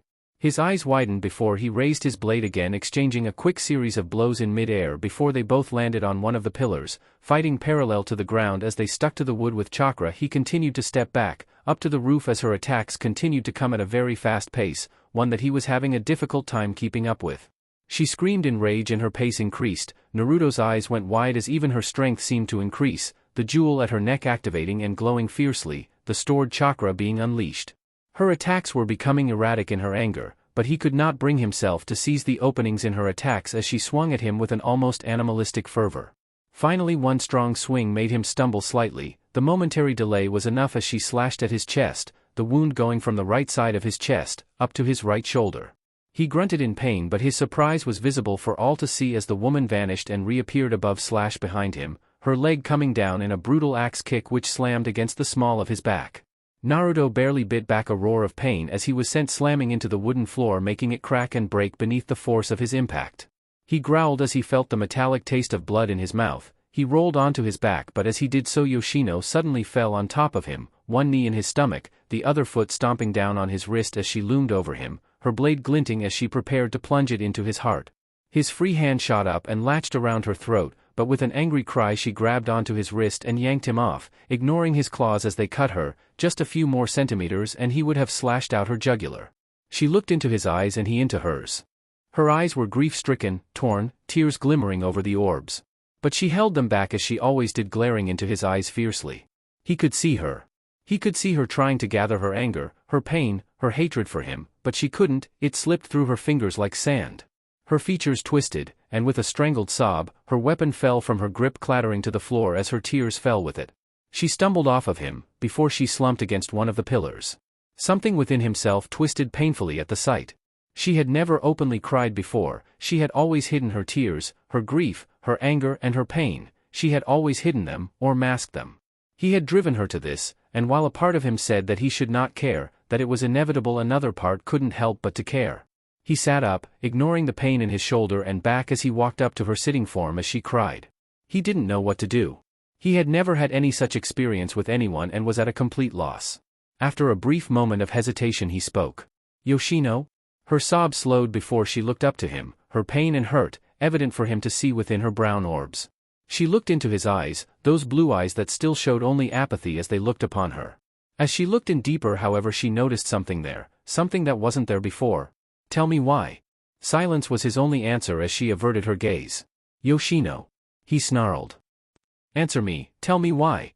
She stood slowly, her form shaking slightly from the pain that racked her small form. When she spoke her voice was choked and heavy. "Tell me why you accepted our challenge." A heavy silence descended upon the two of them. "Look at me," he spoke, breaking the silence with his commanding tone.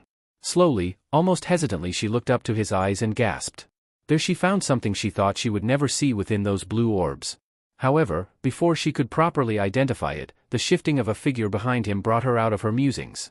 It was Akusa Chunin. The man had managed to hide away in the shrine during the earlier confusion and had remained there, hoping to last long enough so as not to be caught. However, with the ending of this fight, he could see an opportunity to both avenge Saraki-sama's death and to gain personal glory. With the Jinchuriki now distracted, he could strike. Removing a single kunai, he licked the nervous sweat off his upper lip before he let the metal projectile sail through the air, aiming for the junction of his skull and spinal cord for an instant kill. Yoshino's eyes widened in momentary panic. Her whole body tensed. She opened her mouth to scream, but no sound escaped her throat. Naruto heard the sound of the kunai approaching and turned his head back to look. He wouldn't be able to move quickly enough. Apparently the Chunin had subconsciously changed his chakra into its natural wind affinity, and though it was sloppy, it gave the kunai enough speed to get the job done. He saw a blur of blank and white before the sound of metal cutting into flesh reached his ears. He paused, his mind struggling to catch up with what he was seeing. She fell, collapsing against him. He acted immediately and took out 2 shuriken before throwing them with expert precision, nailing the Chunin once in the forehead, and once in the throat. The man fell dead. Naruto then allowed his eyes to travel to Yoshino as the woman was held up in his arm. The kunai had struck deep in her chest. She wouldn't survive long. Already he could hear her slowly dying pulse and for once, felt a true, deep, sharp pain shoot through his chest as her shallow breaths reached him. He knelt down to the floor, gently lowering her as he moved his hand to grip the kunai in her chest when her small hand gripped his own, gently, weakly. "Stop." She breathed out. "It's already too late, you know that." She smiled, the corners of her eyes shining with unsheathed tears. "But even so, you were still going to try, and that's all that really matters in the end." His silence was one that betrayed his confusion, his uncertainty. She slowly reached up, her hands shaking slightly as blood loss began to take its toll.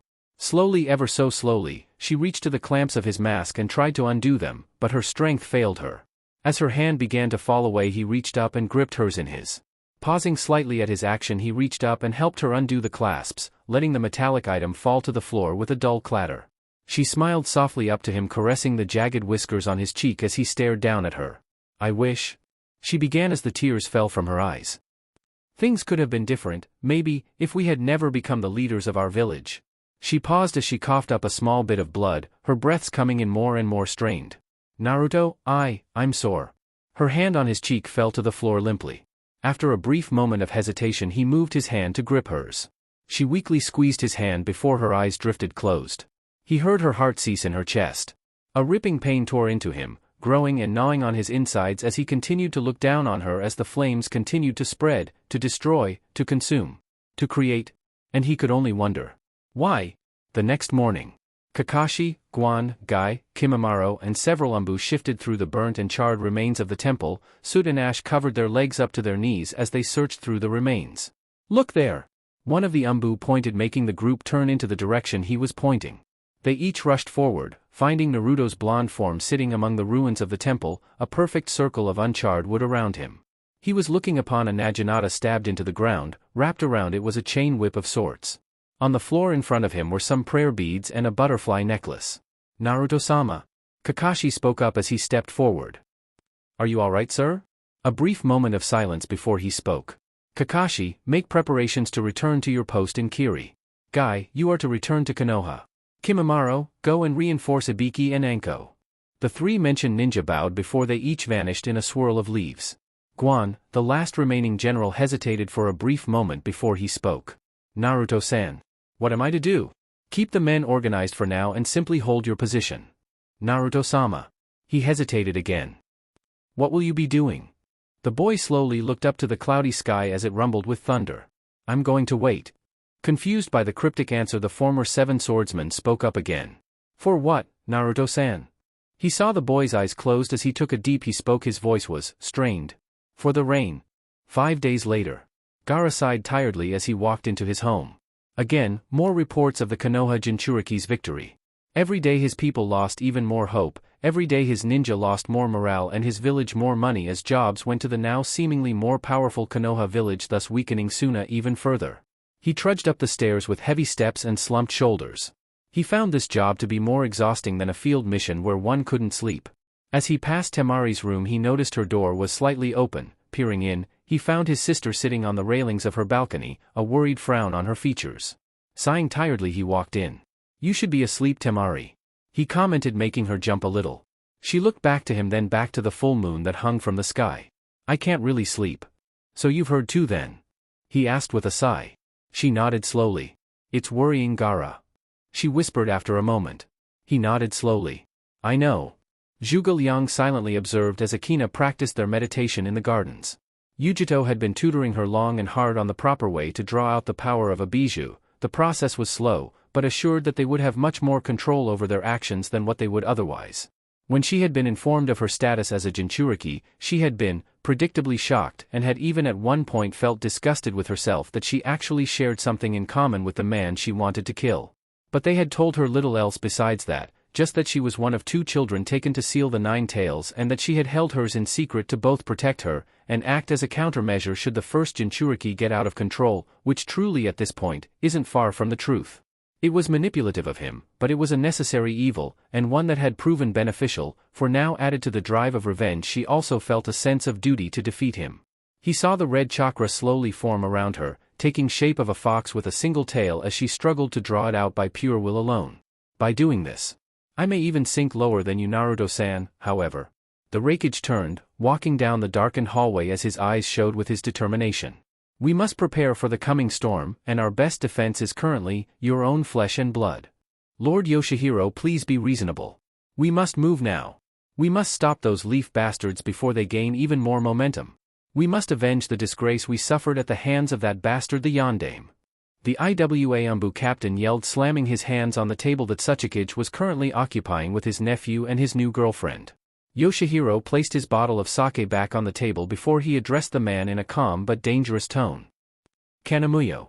There is a time and a place for everything. And right now, I am celebrating the engagement of my nephew and his beautiful new fiancée. Most certainly not the time, nor the place for you to bring out your desires for war against the Leafs. We will discuss this tomorrow in my office, the proper place to do such a thing. But sir, leave Kanemuyo. The man was visibly tense with his anger as he turned and stalked out of the sake house. "Uncle." Toyohisa began warily. "Are you certain? Please, if it is a pressing matter then you should go. We understand really, we can just postpone this until tomorrow or something." Yoshihiro smiled at his young nephew before he took another long draw of sake. "Please boy, I've been leading plenty of wars before and believe me that after such a battle even the demon of Konoha will want a break. One day won't make much difference, if he can't wait then that's his problem." "Still," Toyohisa said hesitantly. "Don't you think you should take someone that's called the demon of Konoha seriously? I mean you're not as young as you used to be." Yoshihiro snorted. "Please, I'll take him seriously when I fight him. It's not the name that marks the skill of a person. I've faced demons, dragons, tigers and all manner of named ninja, and more often than not, they're all talk. I'll say that he is a demon when he bests the devil Shimazu." Toyohisa shook his head in slight dismay. "Still going on about that name, eh? You never did tell us how you got it." Yoshihiro smirked before he leaned back in his chair, drinking more of his sake. "Maybe someday." 5 months later.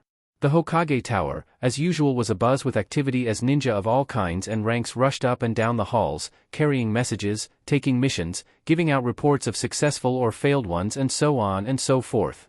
However, all that activity came to a screeching halt as the lone familiar figure of Uzumaki Naruto entered the hallway. The reason was because the young boy before them was, but also was not the same dark figure they had come to fear and respect in these last few months. In place of his blood-red robe was a white one, in place of tight armor and ninja pants was a set of a white silk hakama and haori, in place of the hood was a single straw hat with white silk wrapped over it. The red kanji for Hokage painted onto the front. As he walked down the hall many couldn't help but openly gape, anyone would confuse him for a younger version of their late fourth. He reached his office and sat down on his chair. After a few moments a woman hesitantly entered placing a cup of tea in front of him as was customary for all the Hokage. "Suzum." Naruto called out the assistant's name making her heart leap into her throat. "What is the first order of business?" She stumbled over herself. Verifying the reports of recent missions." Naruto nodded. "Very well, bring the reports in." She nodded and hastily left. Closing the door behind her she struggled to catch her breath as her heart beat loudly in her chest. Slowly a small smile formed on her lips. Perhaps the future won't be so bad after all. Chapter 38, VOL 2, It Begins Anew. 9 years have passed since Uzumaki Naruto formally declared himself the Godame Hokage of Konoha, in which time, he has suppressed rebellions and uprisings within the recently conquered lands of Kiri, Kusa, Aim, Oto and Taki and stabilized his control around the area. His rule, though relatively short and naturally underestimated due to his youth, proved to be a prosperous one. Because of Konoha's rapid increase in power, territory and ninja force their reputation also grew and so clients came from everywhere in order to hire, which granted the region a substantial profit increase, allowing other projects which had been put off due to lack of economic support from the standing governments to be brought back to life. Also, because there was an almost assured cease of aggression between previously hostile regions the checkpoints were removed, the roads were repaired, or built where there were previously none, granting free travel between the different countries. A relative sense of peace had been brought back to the region. In the remaining ninja villages the situation was quite different though. In Suna, civil, military and political unrest continued to plague the region and only recently had Gaara been able to gain any form of control of the situation. Rumors had it that it was because of some new council members that had been admitted in only 2 years earlier.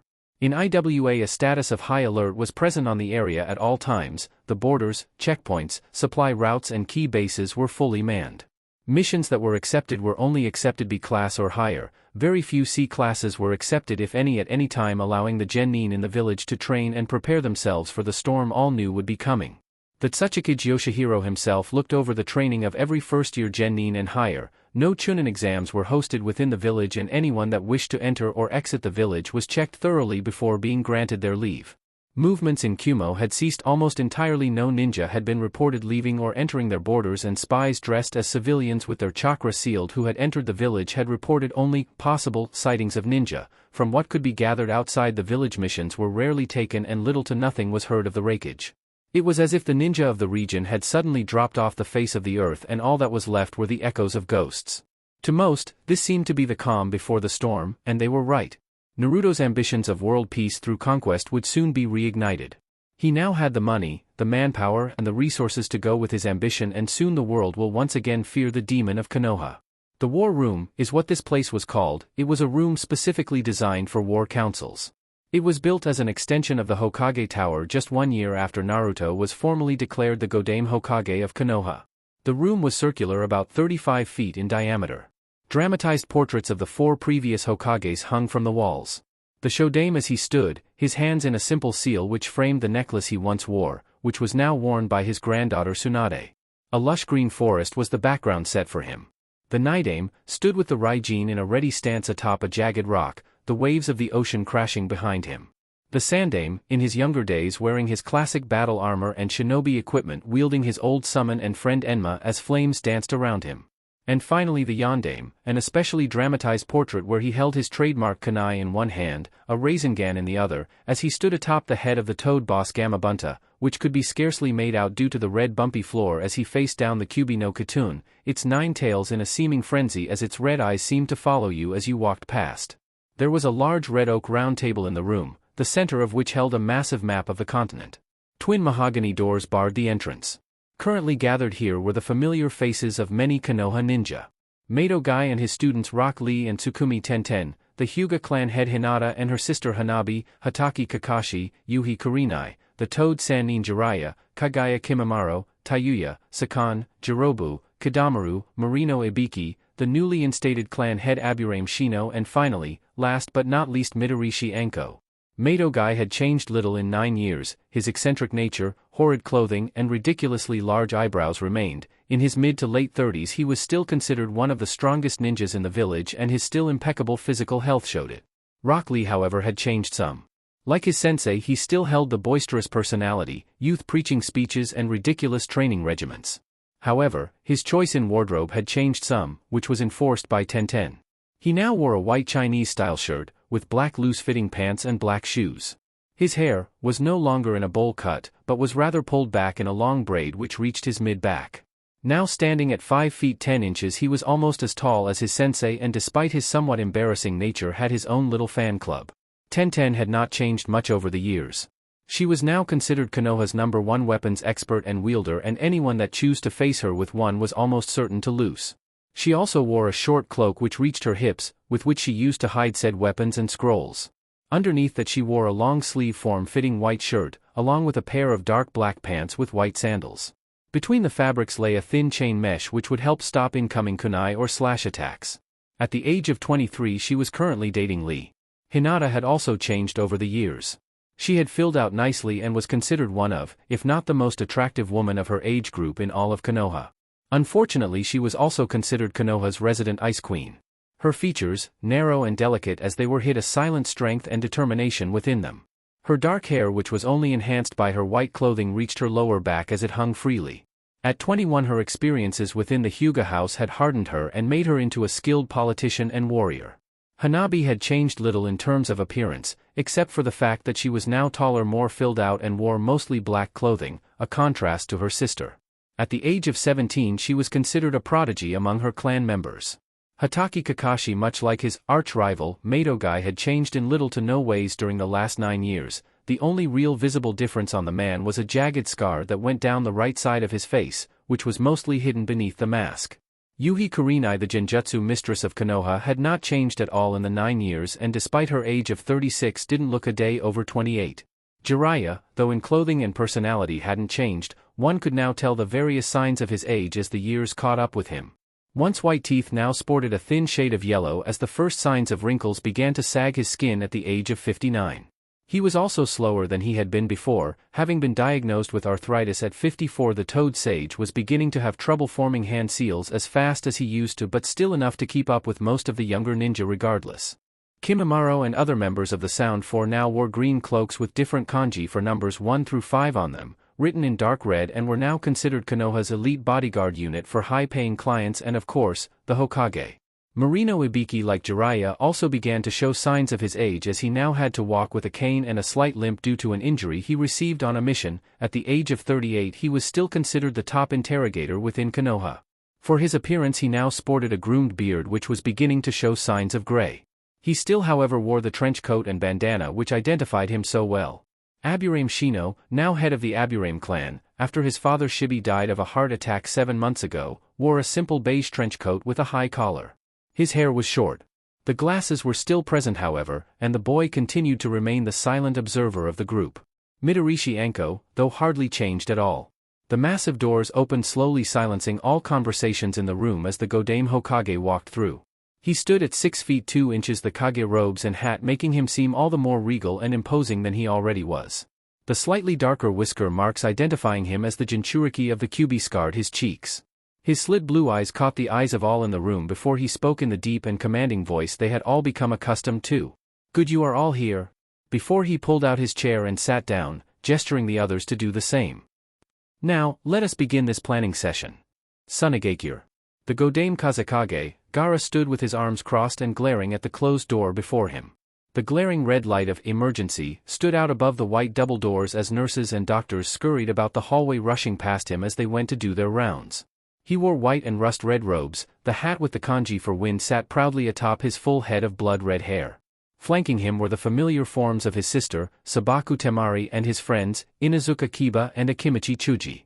For many years the former Konoha refugees had struggled and fought for Suna citizenship, and relatively recently, with some pulled strings from Gaara and his siblings, they had achieved it, also granting Inazuka Hana, Akimichi Chuji, Nara Shikamaru and Yamanaka Ino positions on the councils of Suna as officially instated clans.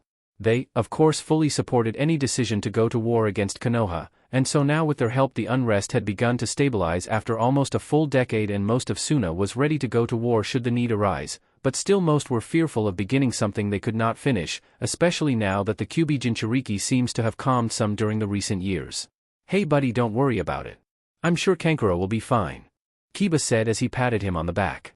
The dog user had grown in the 9 years that had passed, now standing at roughly 6 feet 2 inches he was the tallest of the group. His messy mop of brown hair went down nearly beneath his shoulder blades. Akamaru had also grown, nearly to the size of a very healthy horse. Too big to enter the hospital. Kiba had grown stockier, putting on a few more muscles than what was commonly had in the shinobi world. He now wore 2 metal shoulder pads, leather belts crisscrossing his upper body which held sealing and summoning scrolls, and specially designed blades which could be placed within Akamaru's mouth and shackled to his legs, which proved devastating for quick hit and run tactics. He also carried specially designed kunai which were enhanced with seals which converted his natural earth affinity into wind affinity. There were only 2 problems with that. One, after about 5 minutes of use they wore down and broke apart, and they were expensive. "Yeah," Chuji added. "He's a tough guy, I'm sure he'll walk out of that room once they're done," complaining about how long they took. Chuji now wore a samurai-style armor, something that was hardly ever used in their line of work seeing as how cumbersome and heavy it is. But the hardened armor complemented Chuji's clan skills to the point where he had learned to work around it. His spiky gruff hair nearly reached his knees now as he held it all cropped back in a ponytail. Gaara and Temari allowed themselves some small smirks at the thought. They could see Kankuro doing something like that. Still, Kankuro's spinal column was injured badly in the last mission and the operation was a delicate one. If even one mistake was made, it was possible Kankuro's ninja career could very well be over. Hopefully it wouldn't come to that. Kankuro was infamous for his pranks, and being stuffed in Suna for the rest of his days would carve a horrible path of destruction that would be remembered for decades. Right, luckily Gaara was confident that if anyone could help Kankuro it was the 2 kunoichi in there right now, Ino and Sakura. They were 2 of the top medics of Suna, having studied under Chiyo, the puppeteer mistress and one of the finest medics Suna had ever produced. Unfortunately, Chiyo had died from her age years ago as she had begun teaching Sakura the beginnings of puppeteering. Kankuro, however, had taken up her training in the art as best he could. Her training in the puppeteer arts, however, was still nowhere near as good to match any truly advanced ninja for any real length of time. She couldn't match Kankuro in it, and she was a far cry from legendary puppeteers like Chiyo and Sasori of the Red Sands. But she more than made up for it with her medical techniques and skills in genjutsu. Ino, however, had poured herself into her clan techniques, due to the fact that most of the Yamanaka clan techniques had been lost in what was now called the Great Konoha Massacre with the death of her father and most of her relatives. Unlike Chuji's and Shikamaru's, she had focused almost entirely on creating and honing personal techniques she created herself from scratch. Temari watched as her 2 friends tried to reassure them of Kankuro's impeccable physical condition with a small smile gracing her features. The years had certainly been kind to her. Curves were in all the right places, tan skin and her signature 4 pig-tailed hairstyle made sure that every male in Suna knew who Sabaku no Temari was. She also made sure to let them know she was out of all their leagues. She now wore a simple, long-sleeved black top which left her stomach exposed. 2 slits went down either side of the strangely designed shirt which reached her knees. She wore tight black pants beneath a long skirt which was cut open on the front, back and sides which served to sometimes confuse an enemy in close combat. A belt with several kunai attached was around her waist as well as one elegant yet wickedly curved dagger strapped to her ankle. The sound of clacking footsteps brought their attention behind them to the hallway, where they saw Hana and Shikamaru running towards them. "We just returned from the mission and heard what happened." Hana skidded to a stop next to them. "Is the troublesome idiot all right?" Shikamaru said as he lit his cigarette, only to have it batted out of his mouth by a ticked-off Temari. "We're in a hospital, jackass. The people here don't need lung cancer to add to their problems." Scoffing, he crossed his arms and in his signature display muttered, "Troublesome woman." Only to receive a solid kick in the nuts for his efforts. He groaned before he crumpled to the floor in a heap. Every male in the room winced as they watched the shadow user groan and gasp for breath. He hadn't changed physically throughout the years, simply grew taller and sported a few more battle scars which were visible behind his signature fishnet clothing as well as one large scar on the left side of his head. Hana also hadn't really changed, though she now sported a much more mature look and feel about her in comparison to the 17-year-old who had stumbled into Suna nearly a decade ago.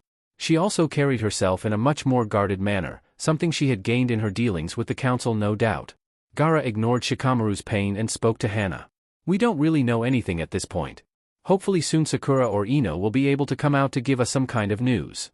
As if waiting for the call of the Kazekage, the red light above the door turned off and the small creaks indicating its opening, revealing Sakura in her hospital garb. Her hair was now short, merely reaching her neck so as not to get in the way in either missions or delicate surgeries. Bloody smears adorned her form as she wiped the sweat off her brow.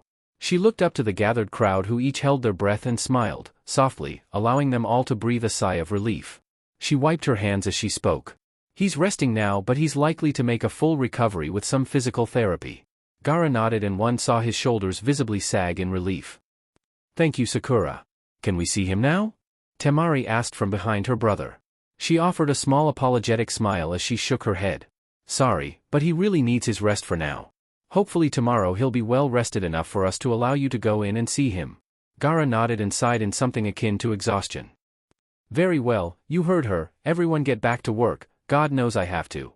Temari smiled as her brother turned and strolled out the hallway back to his office.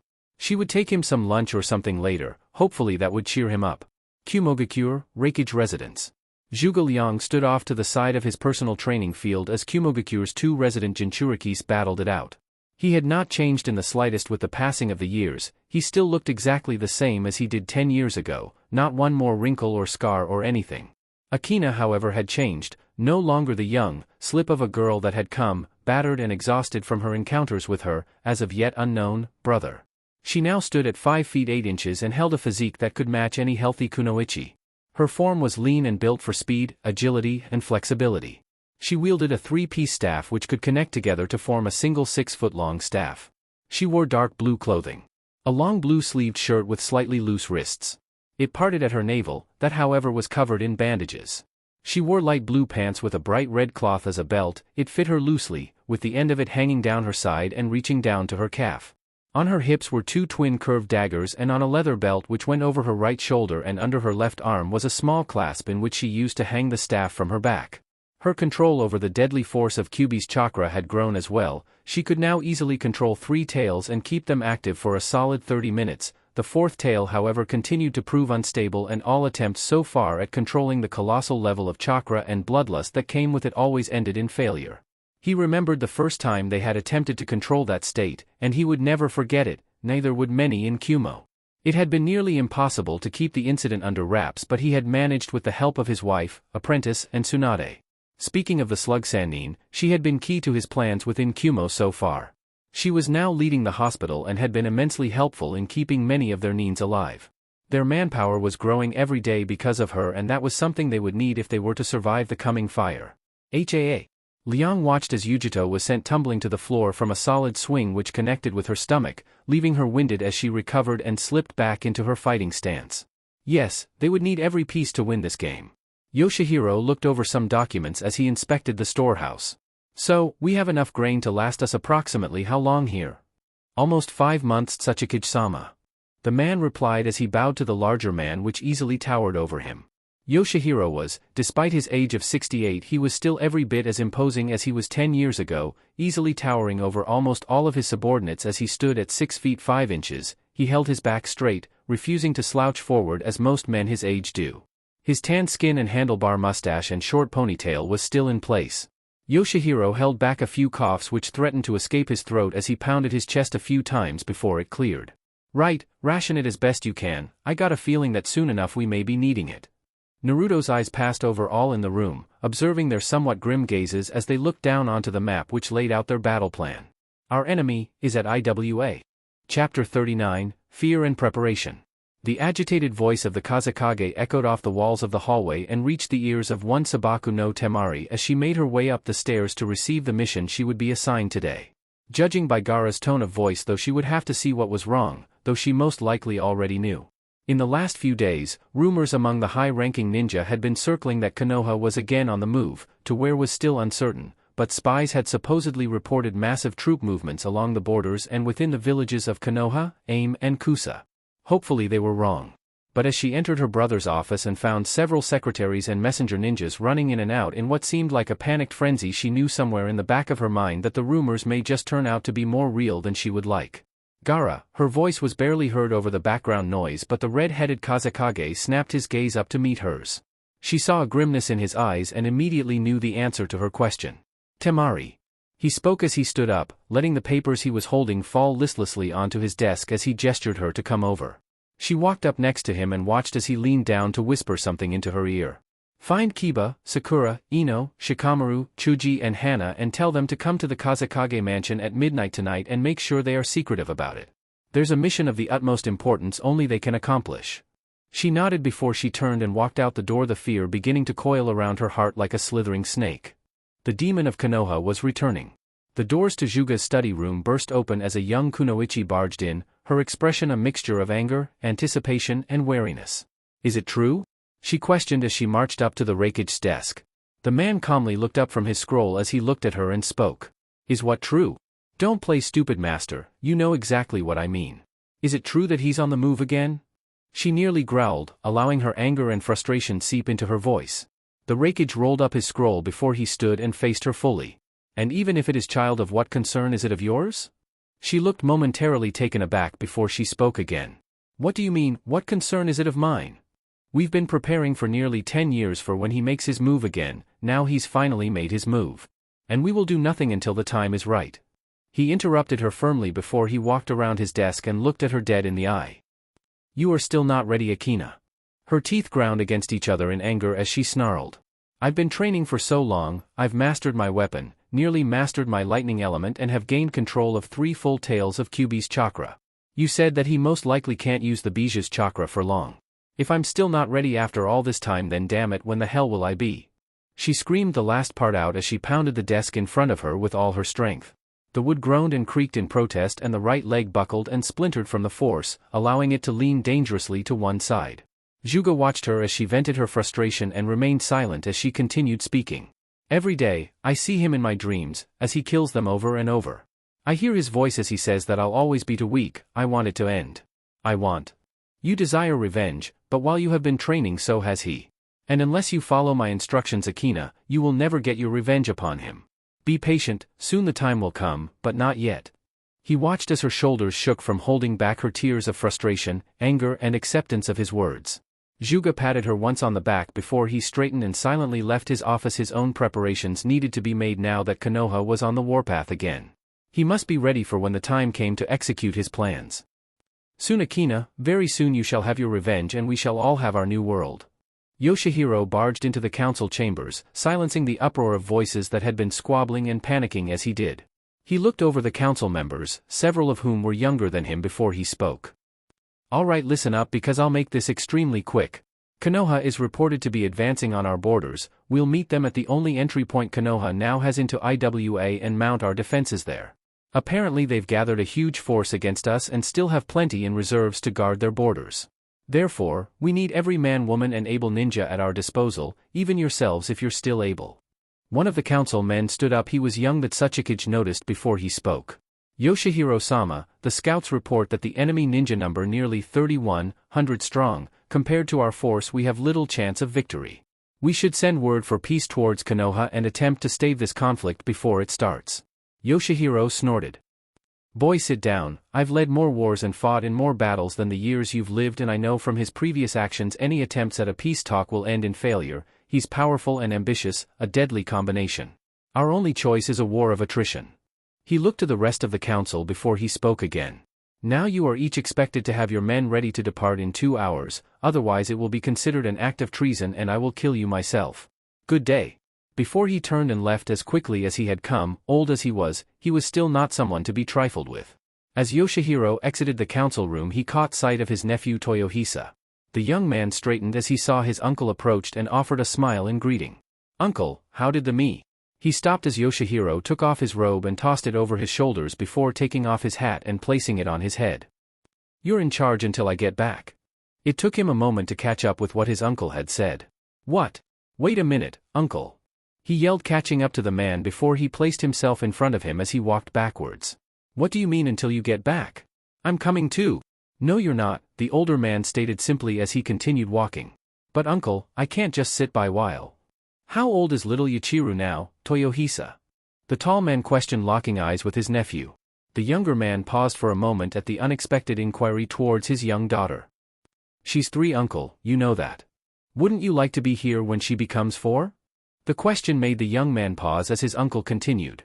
I have lived my life already and am proud to have seen you become the man that you are today. I'm sure your parents would have been too. You still have your life to live, let an old man sacrifice his if it's necessary. But uncle, you're… Yeah. Yoshihiro interrupted him with a wave of his hand. Getting old, I know. He held back a few coughs in his chest before he swallowed and cleared his throat. I am still… the devil Shimizu, I know. The younger man sighed as Yoshihiro placed an arm on his shoulder before he spoke. You'll do fine, kid. If anything happens to me, I leave you as the head of our clan, and I name you my successor as Tsukikage. Understood. Toyohisa straightened before he placed his hand on his chest and bowed slightly. Yes sir. Yoshihiro nodded before he walked past him. Shino watched as his ninja leapt silently through the forest. Naruto had appointed him as the commanding general for this attack. Hinata was his second in command and had left Hanabi back in Konoha to watch over the clan affairs while she was gone. Tenten and Lee were their respective lieutenants. While he was not overly concerned over their chances at victory, he was concerned over facing the Tsukikage himself. The so-called Devil Shimizu. Apparently the man had fought in the IWA Konoha War nearly 30 years ago and had managed to defeat the Sandaime in single combat. While his age may have dulled some of his skills, he was still something to take notice of. Still, Naruto had entrusted the success of this invasion to him, and he would fight to the best of his abilities. Already he had requested additional forces from Kiri as a precaution and had received word that they would be sending Guan's apprentice Mika, and his recently adopted son Toshiro. Indeed, if everything went as planned, IWA would soon be under their control. Gaara paced back and forth within his backyard, his eyes troubled and concerned as he waited for Temari and the others' arrival. He just couldn't believe it. Now when he was just starting to get a handle over the proverbial mess Suna had become since the death of his father, this crap had to start up and kick up the hornet's nest all over again. Still, this time he will not sit idly by while the council debated like fools. He would do what he had to do to protect Suna. Just then the back door of the house creaked open, revealing Temari, Kiba, Hana, Shikamaru, Sakura, Chuji and Ino. Each of their faces looking grim with a silent smoldering anger within their eyes. No doubt word had already reached their ears. It's good you all came, as Temari probably told you I have a very important mission for you. They each nodded silently, allowing him to continue. This mission must be carried out with the utmost secrecy. Suna, as of yet, cannot be compromised in this, and should you any of you be captured, I'm afraid no rescue from our part can be made. The need for secrecy is such that I will have to request you give in your headband the moment you choose to accept. Come on Gaara, what is it already?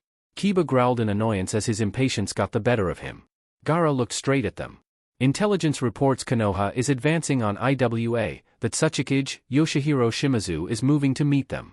You are to go and provide assistance to IWA in their fight against Konoha.